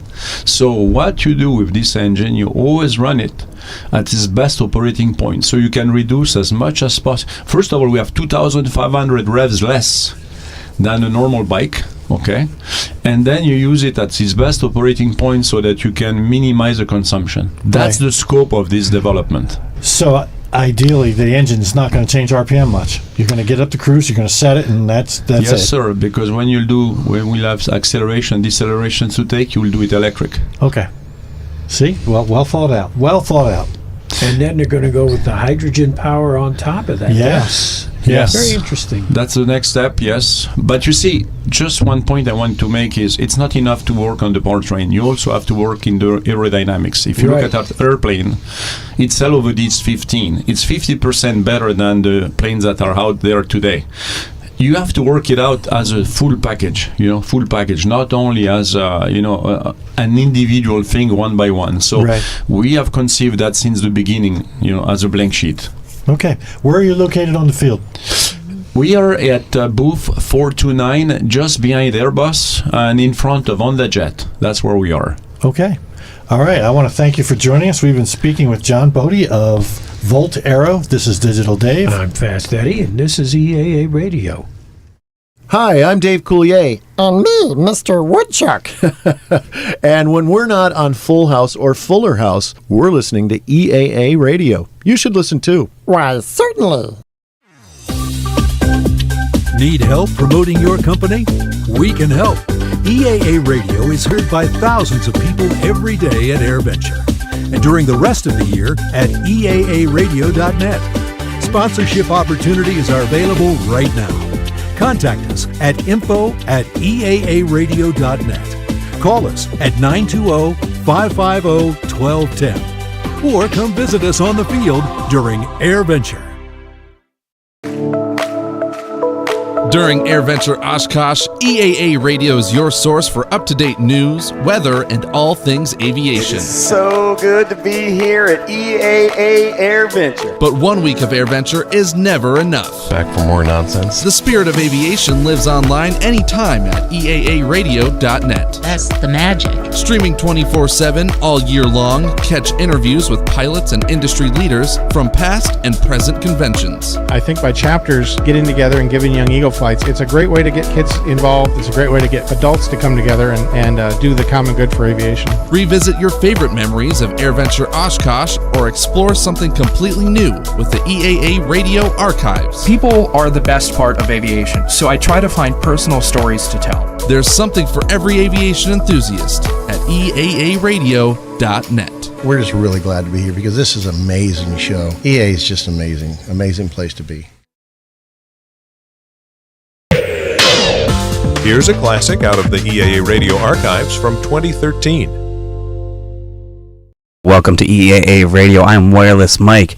Today I'm joined by Greg Pecoraro. Greg, you're with AOPA and you're the Vice President of Airports and State Advocacy. What do you do with that job?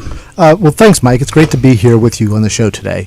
What our team does at AOPA is try to represent general aviation's interests in states across the country to make sure that EAA members and AOPA members alike, everybody who's flying or owning aircraft, are as protected as possible from state activities, state actions that might create problems for the way they're flying. Our goal is to keep flying as affordable and accessible as possible.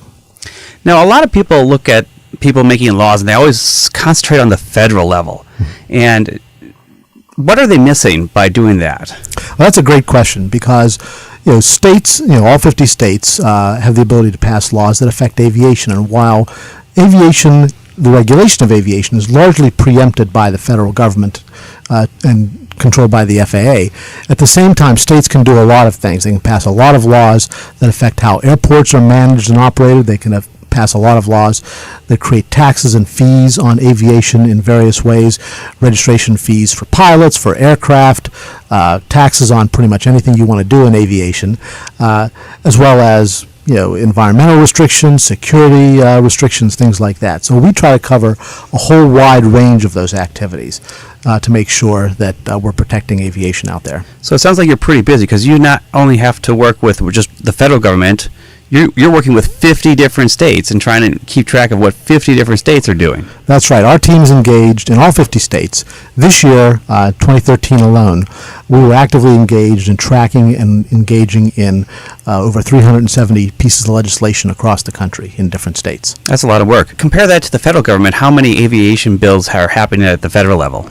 At the federal level, I think there's probably, although I don't do the federal work for AOPA, I think there's maybe 20 or 30 a year. So now they have national consequences, right? And of course, the difference is Congress moves very slowly, if at all. Right, but states can go very quickly. They do, and most state legislative sessions are 45, 90 days, somewhere in there. So you've got to find out about something, and you've got to act fast if you're going to make a difference. So how many people do you have working for you on all these bills? We've got 7 regional managers out in the country living and working in their regions. They're our frontline folks working on these legislative issues. And then we have, back at the AOPA headquarters, we have a director of state government affairs and myself. Wow, that's a lot of work for just a handful of people. So what are some of the really big things that AOPA has been able to do and that you've been able to do to help pilots in the various states? Well, Mike, over the last 5 years, as America's been struggling with this national economic problem, people call it different things, recession, who knows what, whatever you want to call it, it's certainly had a big impact. And a lot of states have been very challenged on their budgets. They've been sort of doing anything they can to try and acquire the money they need to manage a whole range of state activities. And they're kind of at the point where they're turning over the sofa cushions and looking for loose change, anything they can get. And one of the problems for us is that general aviation sort of looks like low-hanging fruit to them. General aviation looks like a place where they can increase the tax.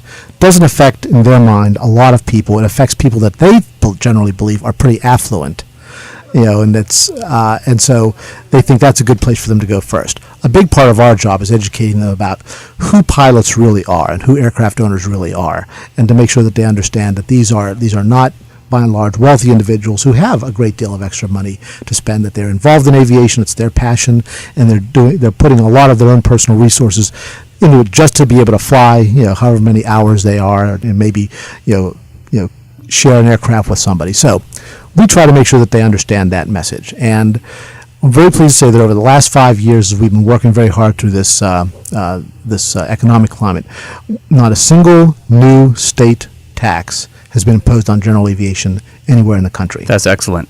Can you give us some specific examples of areas that you've been able to reduce taxes in aviation? Sure. So we don't just try and prevent new bad things from happening. We also try to improve the climate for aviation around the country. And one of the things we look at are, do we have a state where the taxes are going not into a state aviation program? We think the level of taxes is high. The taxes are going into the general fund and not as much into the aviation fund. And is there a way we can talk to the state legislative leaders to make them understand that because taxes are so high in their state, it's hurting the aviation industry in their state. And that means less flying activity, fewer jobs, in what could be a very vibrant business for them. States and the federal government, everybody makes a big investment in these airports, and they ought to be able to get their money's worth back out of them through activity at these airports. So just in 2013, we've been pretty pleased. We had a couple of states where we've had some great successes in trying to cut taxes. Earlier this year in Indiana, not that far from here, we were able to do two things. One was to get them to cut the taxes on fuel by about 50 cents a gallon. So that's huge. It was one of the highest tax rates in the nation, and when they came to realize that, they said, well, let's fix that. So we brought that down 50 cents a gallon there. And on top of that, we also won an exemption from their sales tax on maintenance and parts of aircraft. So if you're getting some work done on your airplane in Indiana, we've lowered your bill by 7%, which was the tax rate that they were charging you on that. That's a pretty high tax rate just for any sales tax, I'd think. It's one of the higher ones around, I think, 7%, and so this is a great savings for pilots and aircraft owners in Indiana. Just a few weeks ago in Pennsylvania, we've been working for many years in Pennsylvania to try and win approval of a maintenance tax exemption there as well. And in the legislature a couple of weeks ago, just before they went out of session, they included that in a larger transportation package. So we're very pleased about that. So that eliminates Pennsylvania's 6% sales tax on maintenance. So those are two that we just made happen this year. Last year we won a maintenance tax exemption in Florida, which, as you know, is one of the biggest states for aviation. A tremendous amount of activity down there, not just people who live and fly in Florida, but people in the region. People in some of the islands around there also bring their aircraft into Florida, and we won a maintenance tax exemption in Florida, which is creating a tremendous boom for the avionics and FBO industry down there. They're getting a lot more activity out of that. There's also some flight schools down there, and hopefully that'll help maybe keep the tuition down at some of those schools.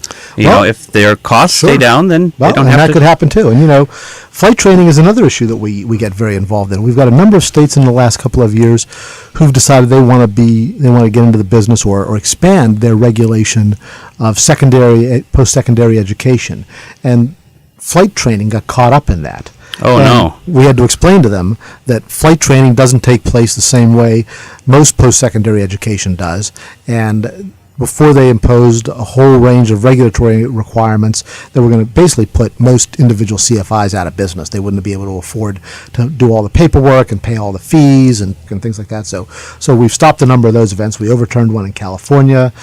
We just did one this year in Tennessee where they were imposing those new restrictions. We got the legislature to turn over what the state post-secondary education board had done. So a lot of activity along those lines as well. That actually could have a huge negative impact with aviation. We're having a shortage of pilots right now. Additional rules being put in, making it harder for people to get their flight training, could make the problem even worse. Sure. We told California, one of the biggest states in the nation for flight training, when they first imposed this, we told them, look, you're going to make flight training either unaffordable or unavailable in this state, and that's not what you want to do. And as soon as they realized the consequences of their action, they worked with us, and they said, fine. They declared a moratorium on enforcing the law until they could figure it out.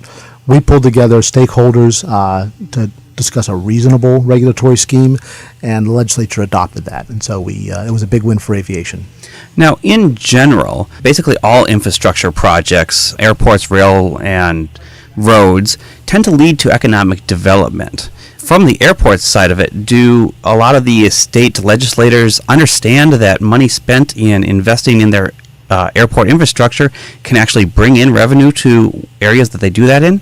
That's another big part of our job, to try and help make sure that they understand that. One of the things we do as we talk with state and local officials is try to make them understand that airports are terrific economic engines for their community. In fact, if you talk to most economic development professionals, they'll say one of the first questions that a large business owner asks them when they talk about relocating to a place is there an airport in the community? And if they say no, they say, well, what else have you got? Because they want to be near airports, because that's how busy people, in these corporate jobs move around. That's how goods and services are moved quickly and efficiently around the country, and they want to be near an airport. So it's a terrific opportunity, and there's already a terrific federal and state and local investment in these airports, and that's why we try so hard to make sure that they're protected. Moving forward, do you have any other legislation that you're actively working on? One of the things that we're doing across the country, and sort of a long-term project, is most states have something called a recreational use statute, and that exempts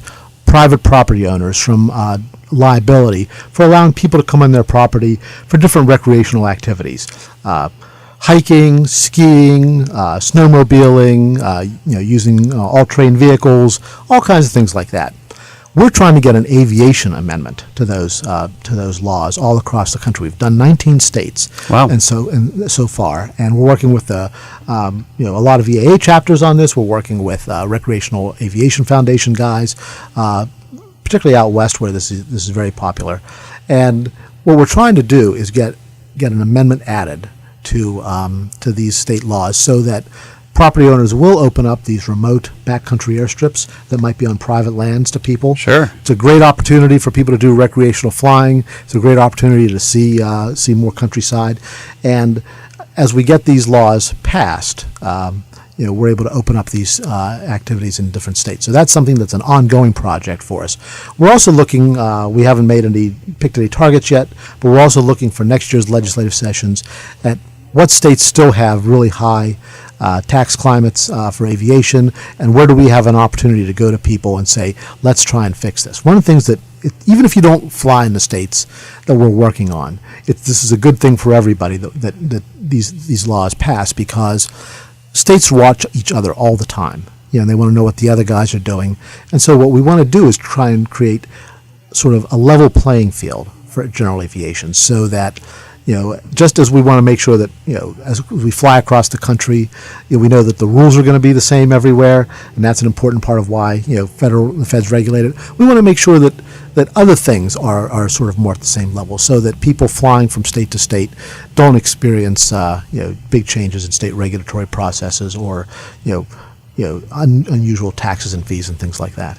So now, how is all this work being funded? Well, it's being funded through through the support of AOPA members. The membership dues they pay, the other ways that members support us. We also receive support for some of the educational activities we do from the AOPA Foundation. They can't support lobbying, but they can support some of the educational work that we do. And of course, being able to say that we represent our members is critical, because when we walk in and talk about the thousands of pilots that we can represent in a state, that gets people's attention. Well, that's all very good work, and I wish we could talk more, but unfortunately we're out of time. Again, we are joined with Greg Pecoraro from AOPA, Vice President of Airports and State Advocacy, and thank you so much for joining us. You're listening to EAA Radio.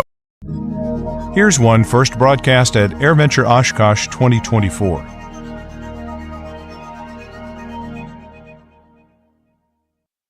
Welcome to EAA Radio. I'm Wireless Mike. Joining us in this segment today is Spencer Monheim, with NASA's Advanced Capabilities Emergency Response Operation, and you guys are working with new drones to help fight fighters. What kind of drones are you using for that? So right now we're using kind of everything that's available. And so that includes everything from smaller UAS, kind of like what you're used to seeing, as well as everything up to kind of like some very large UAS in the form of things like remotely or optionally piloted helicopters. So if you're familiar with Black Hawk or a Chinook, something along those size. So in a former career of mine, I would go sit in a 172 and I'd go fly around. I'd look for smoke, and then I'd have a radio and I'd call and I'd tell somebody, hey, the fire is here and there's a road here and you can use a block here. How are you able to more efficiently do that from the way I used to do it 30 years ago?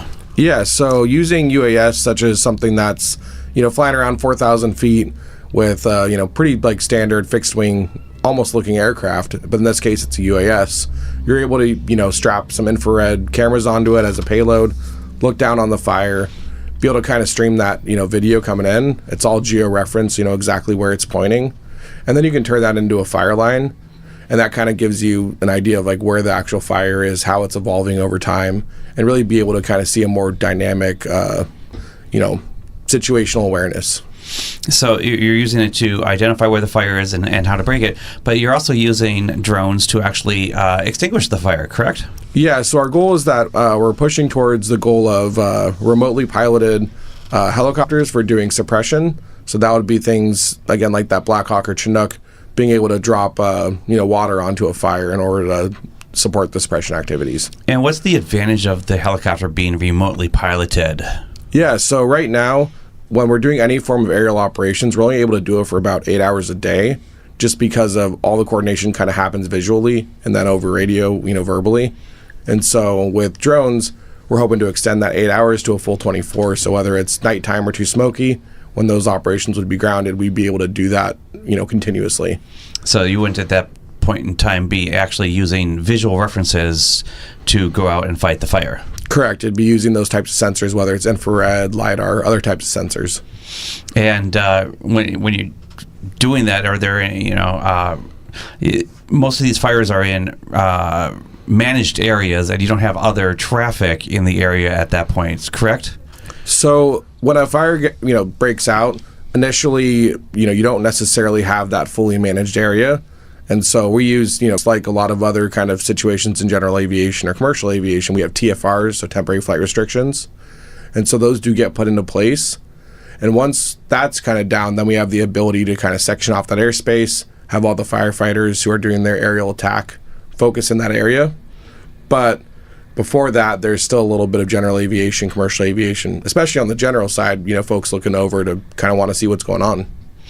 And how is switching from an 8 hours of aircraft support to a 24-hour support going to impact your actual ability to get the fire under control in a time frame? Yeah, so if you kind of think about it in the sense of, right now the folks who are on the ground digging ditches, digging fire lines, doing all their actually putting out the fire activities, they're working 24 hours a day, and so they lose that aerial support, which provides them with, whether it's retardant, water, the kind of support that's needed to direct the fire in the directions that they'd like, as well as support them and ensuring safety. So by losing that for 16 hours a day, that actually, one, reduces the efficacy, but also increases the risk, right? You don't have that aerial support. And how many drones do you have operating right now, and what are you working at achieving for your targets? So we're currently building up towards having 3 operational drones in a demonstration. So that would be 2 smaller drones, they're quadcopters, and they would be providing things like aerial ignition capabilities for prescribed burns, or the ability to sense things like temperature, pressure, wind, and then a larger UAS being able to get things like the infrared imaging for where the fire is.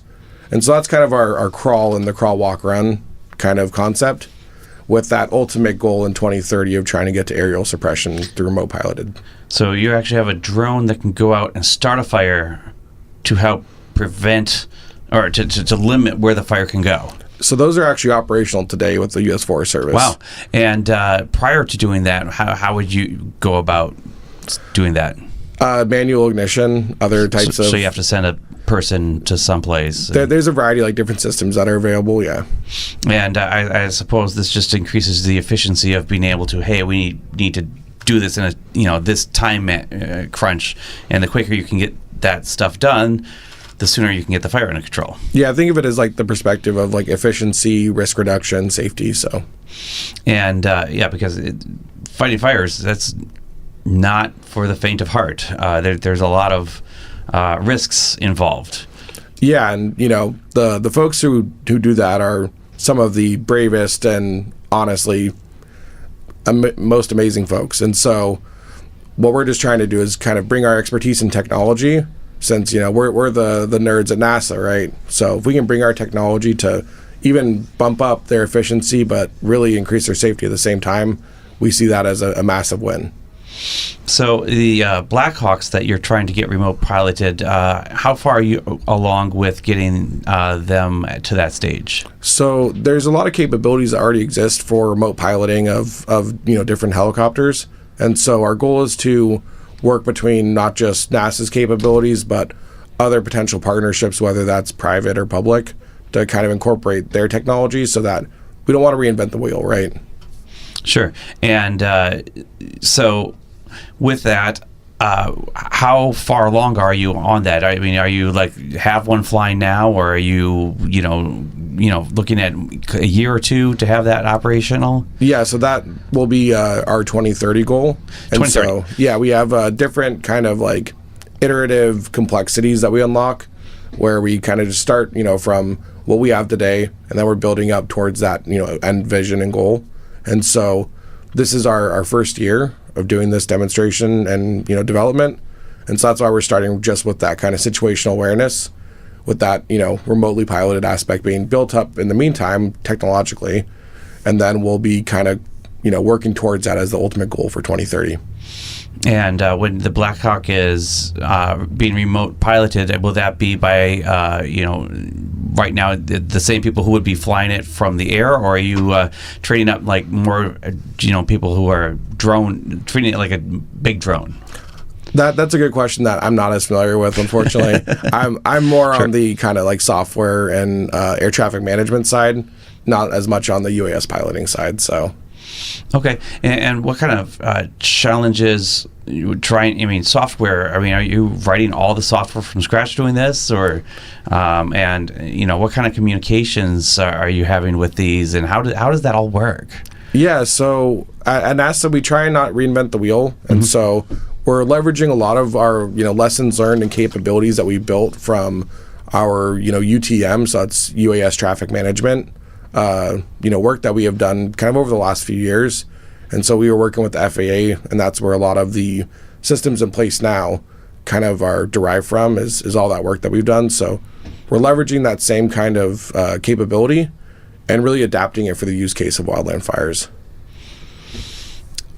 All right. And with the small drones, the bigger drones, and are you looking to also then make drones out of some of the actual planes also?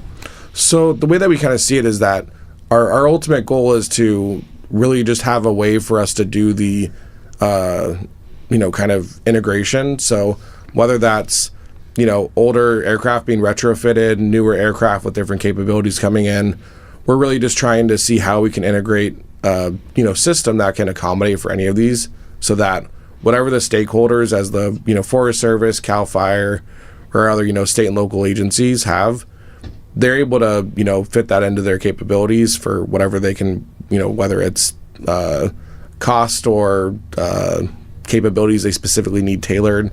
They're able to kind of use the system for their needs. And there seems to be an increased number of wildfires. In fact, last year, living in Wisconsin here, we had days, it was smoky, and you couldn't see half a mile for weeks on end. Are you seeing an actual increase, or is this that my perception from the things we had last year? So it's definitely not just your perception. And so we know that 5 of some of the largest wildfire seasons that have happened that we have in record have been in the last 10 years. And so we're seeing that they are getting not just more frequent, but more like worse. And so we really, as NASA as well as other agencies want to kind of coordinate and work together on this problem since it affects so many people. And I grew up in Southern California, so lots of fires being evacuated. Yeah, and last year when we were having all those smoke events, there was actually concern that this event might not be able to happen. If you had half mile visibility for a week at a time like we had, this event wouldn't even be able to happen. So. Exactly. Yeah. Well, we appreciate all you're doing in fighting these fires and moving the technology on, and we look forward to maybe seeing some of those demonstrators come out and be shown here in the future. Again, we've been talking with Spencer Monheim from NASA's Advanced Capabilities Emergency Response Operations, and you're listening to EAA Radio. From the EAA Radio archives, here's an interview from 2023.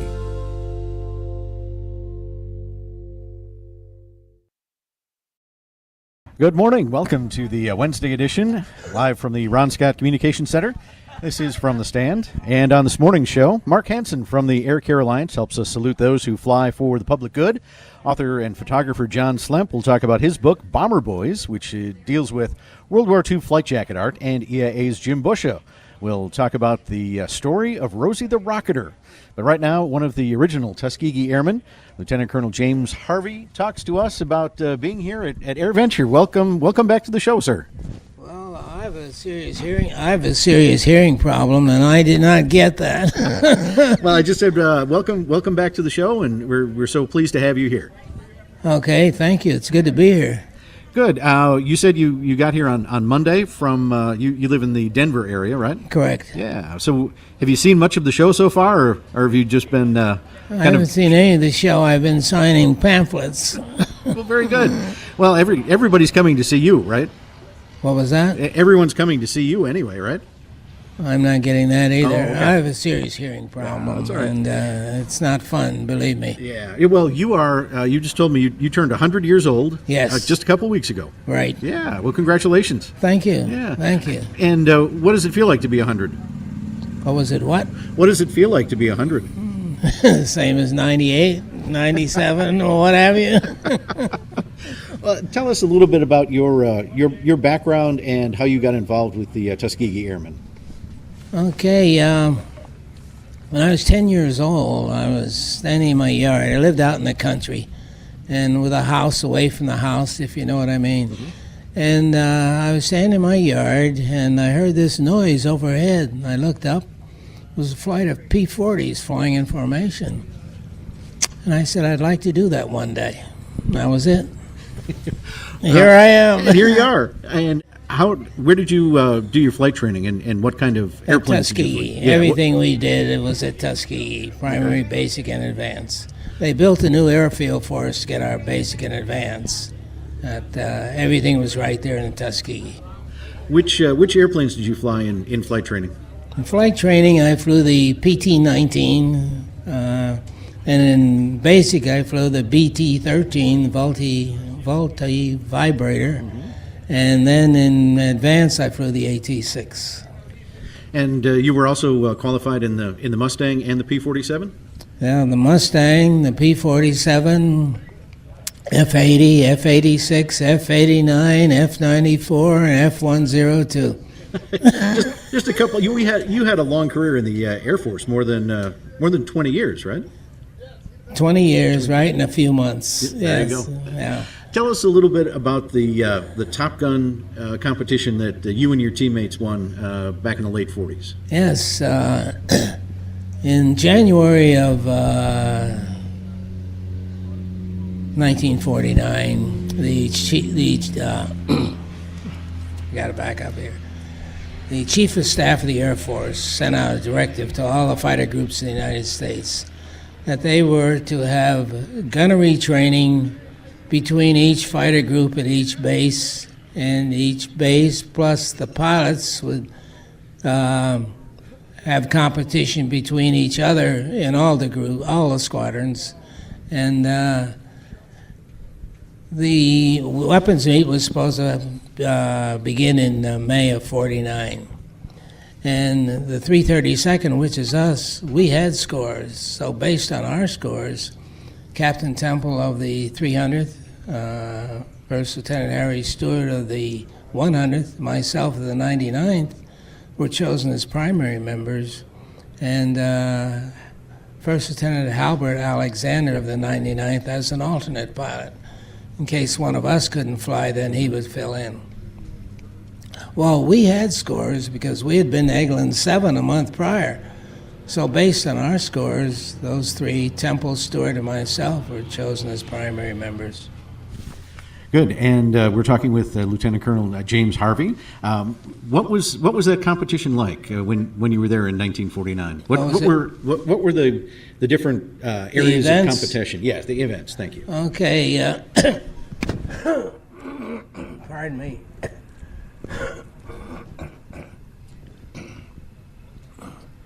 The events were aerial gunnery at 20,000 feet, aerial gunnery at 12,000 feet, dive bombing, skip bombing, rocket firing, and panel strafing. Those events. And how did you and your teammates score on all those? What was that? How did you and your teammates, how well did you score on those events? Well, in aerial gunnery at 20,000 feet, we were in there, and gunnery at 12,000 feet, we were in there. Then we went to dive bombing.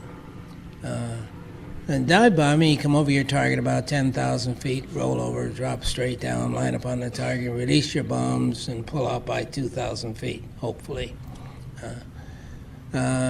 No one did good that day, no one. And the next series, that was skip bombing, let's see. Aerial gunnery, dive bombing. Then we had skip bombing. Okay. And skip bombing, you come in very low to the ground. You're so low that when you release your bombs, they don't have a chance to nose over yet, so they hit flat and skip through the target. That's why they call it skip bombing.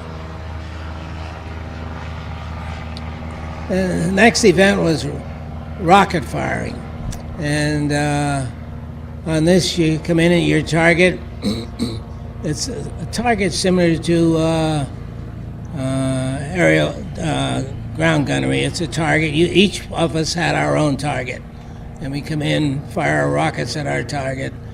And as far as rocketry goes, we carried 2 rockets per mission, each one of us. So that's 6 rockets per pilot.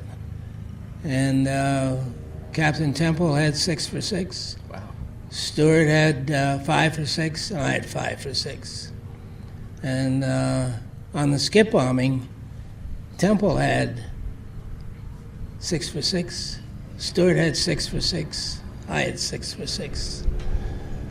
Now the next event was panel strafing. On panel strafing, they have this target set up on the ground about a 60-degree angle, and we come in on a 30-degree angle and fire at the target. We did all right. In fact, everyone did all right on this one. But that one was the deciding factor as to who won the individual trophy. And up until this point, Captain Temple and our team was ahead. Every event that we participated in, Temple was leading. But they figured they had to get something out of this. Anyway, they took the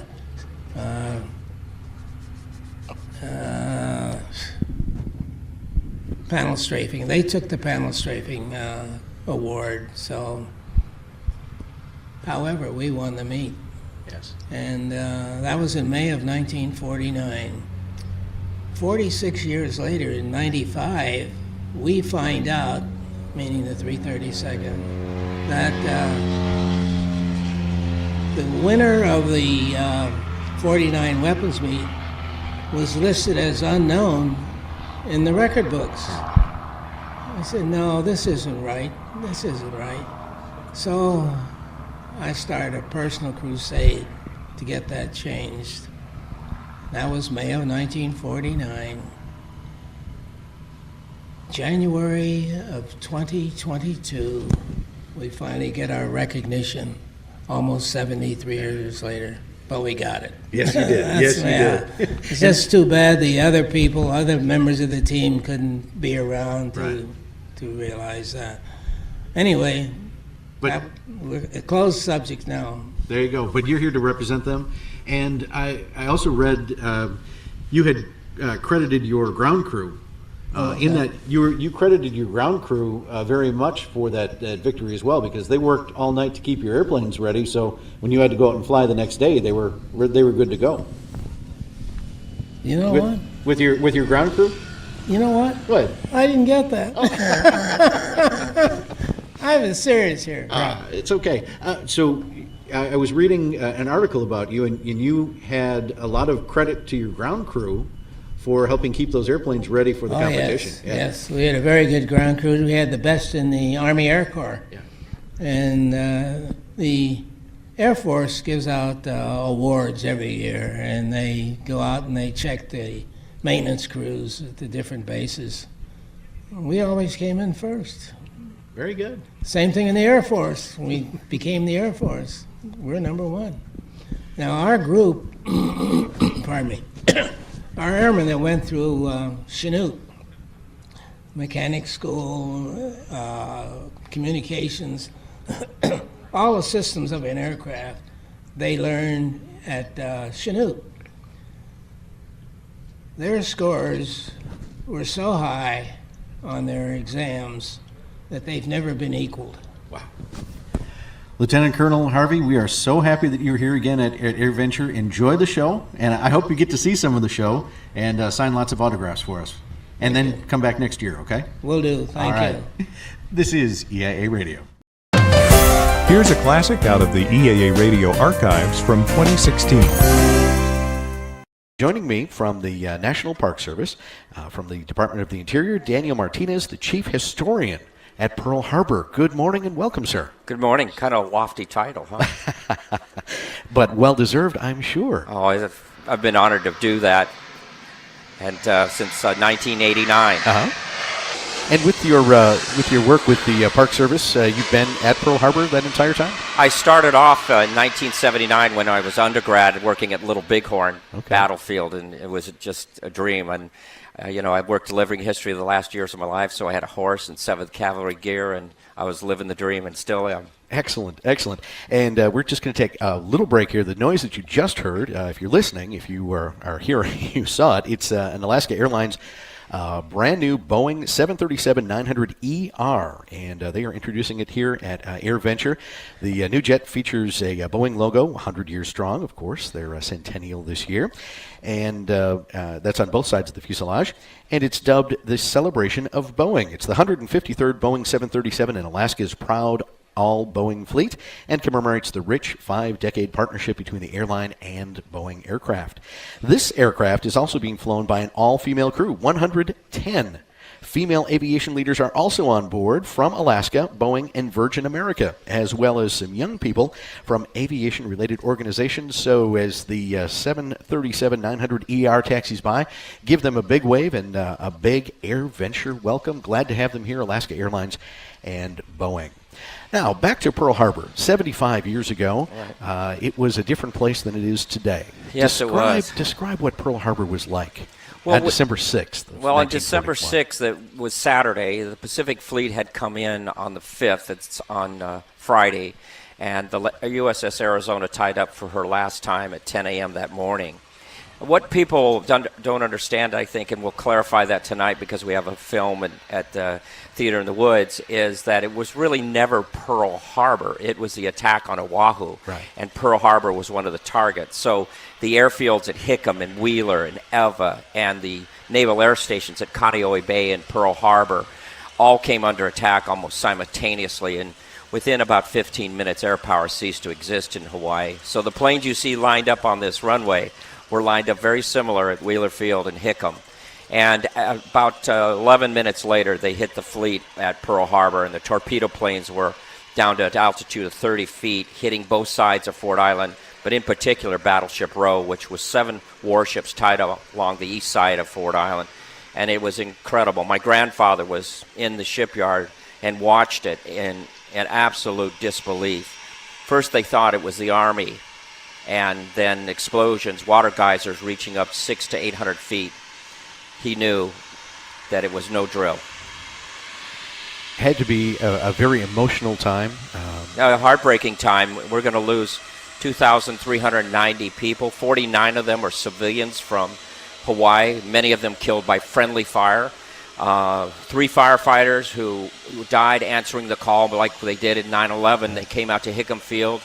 And Chief Macy in Korea, they were in their 50s getting ready to retire. And the first Chinese American killed in World War II was Harry Pang, a husband, and he was killed almost the same moment in a strafing and bomb blast right near the hangar.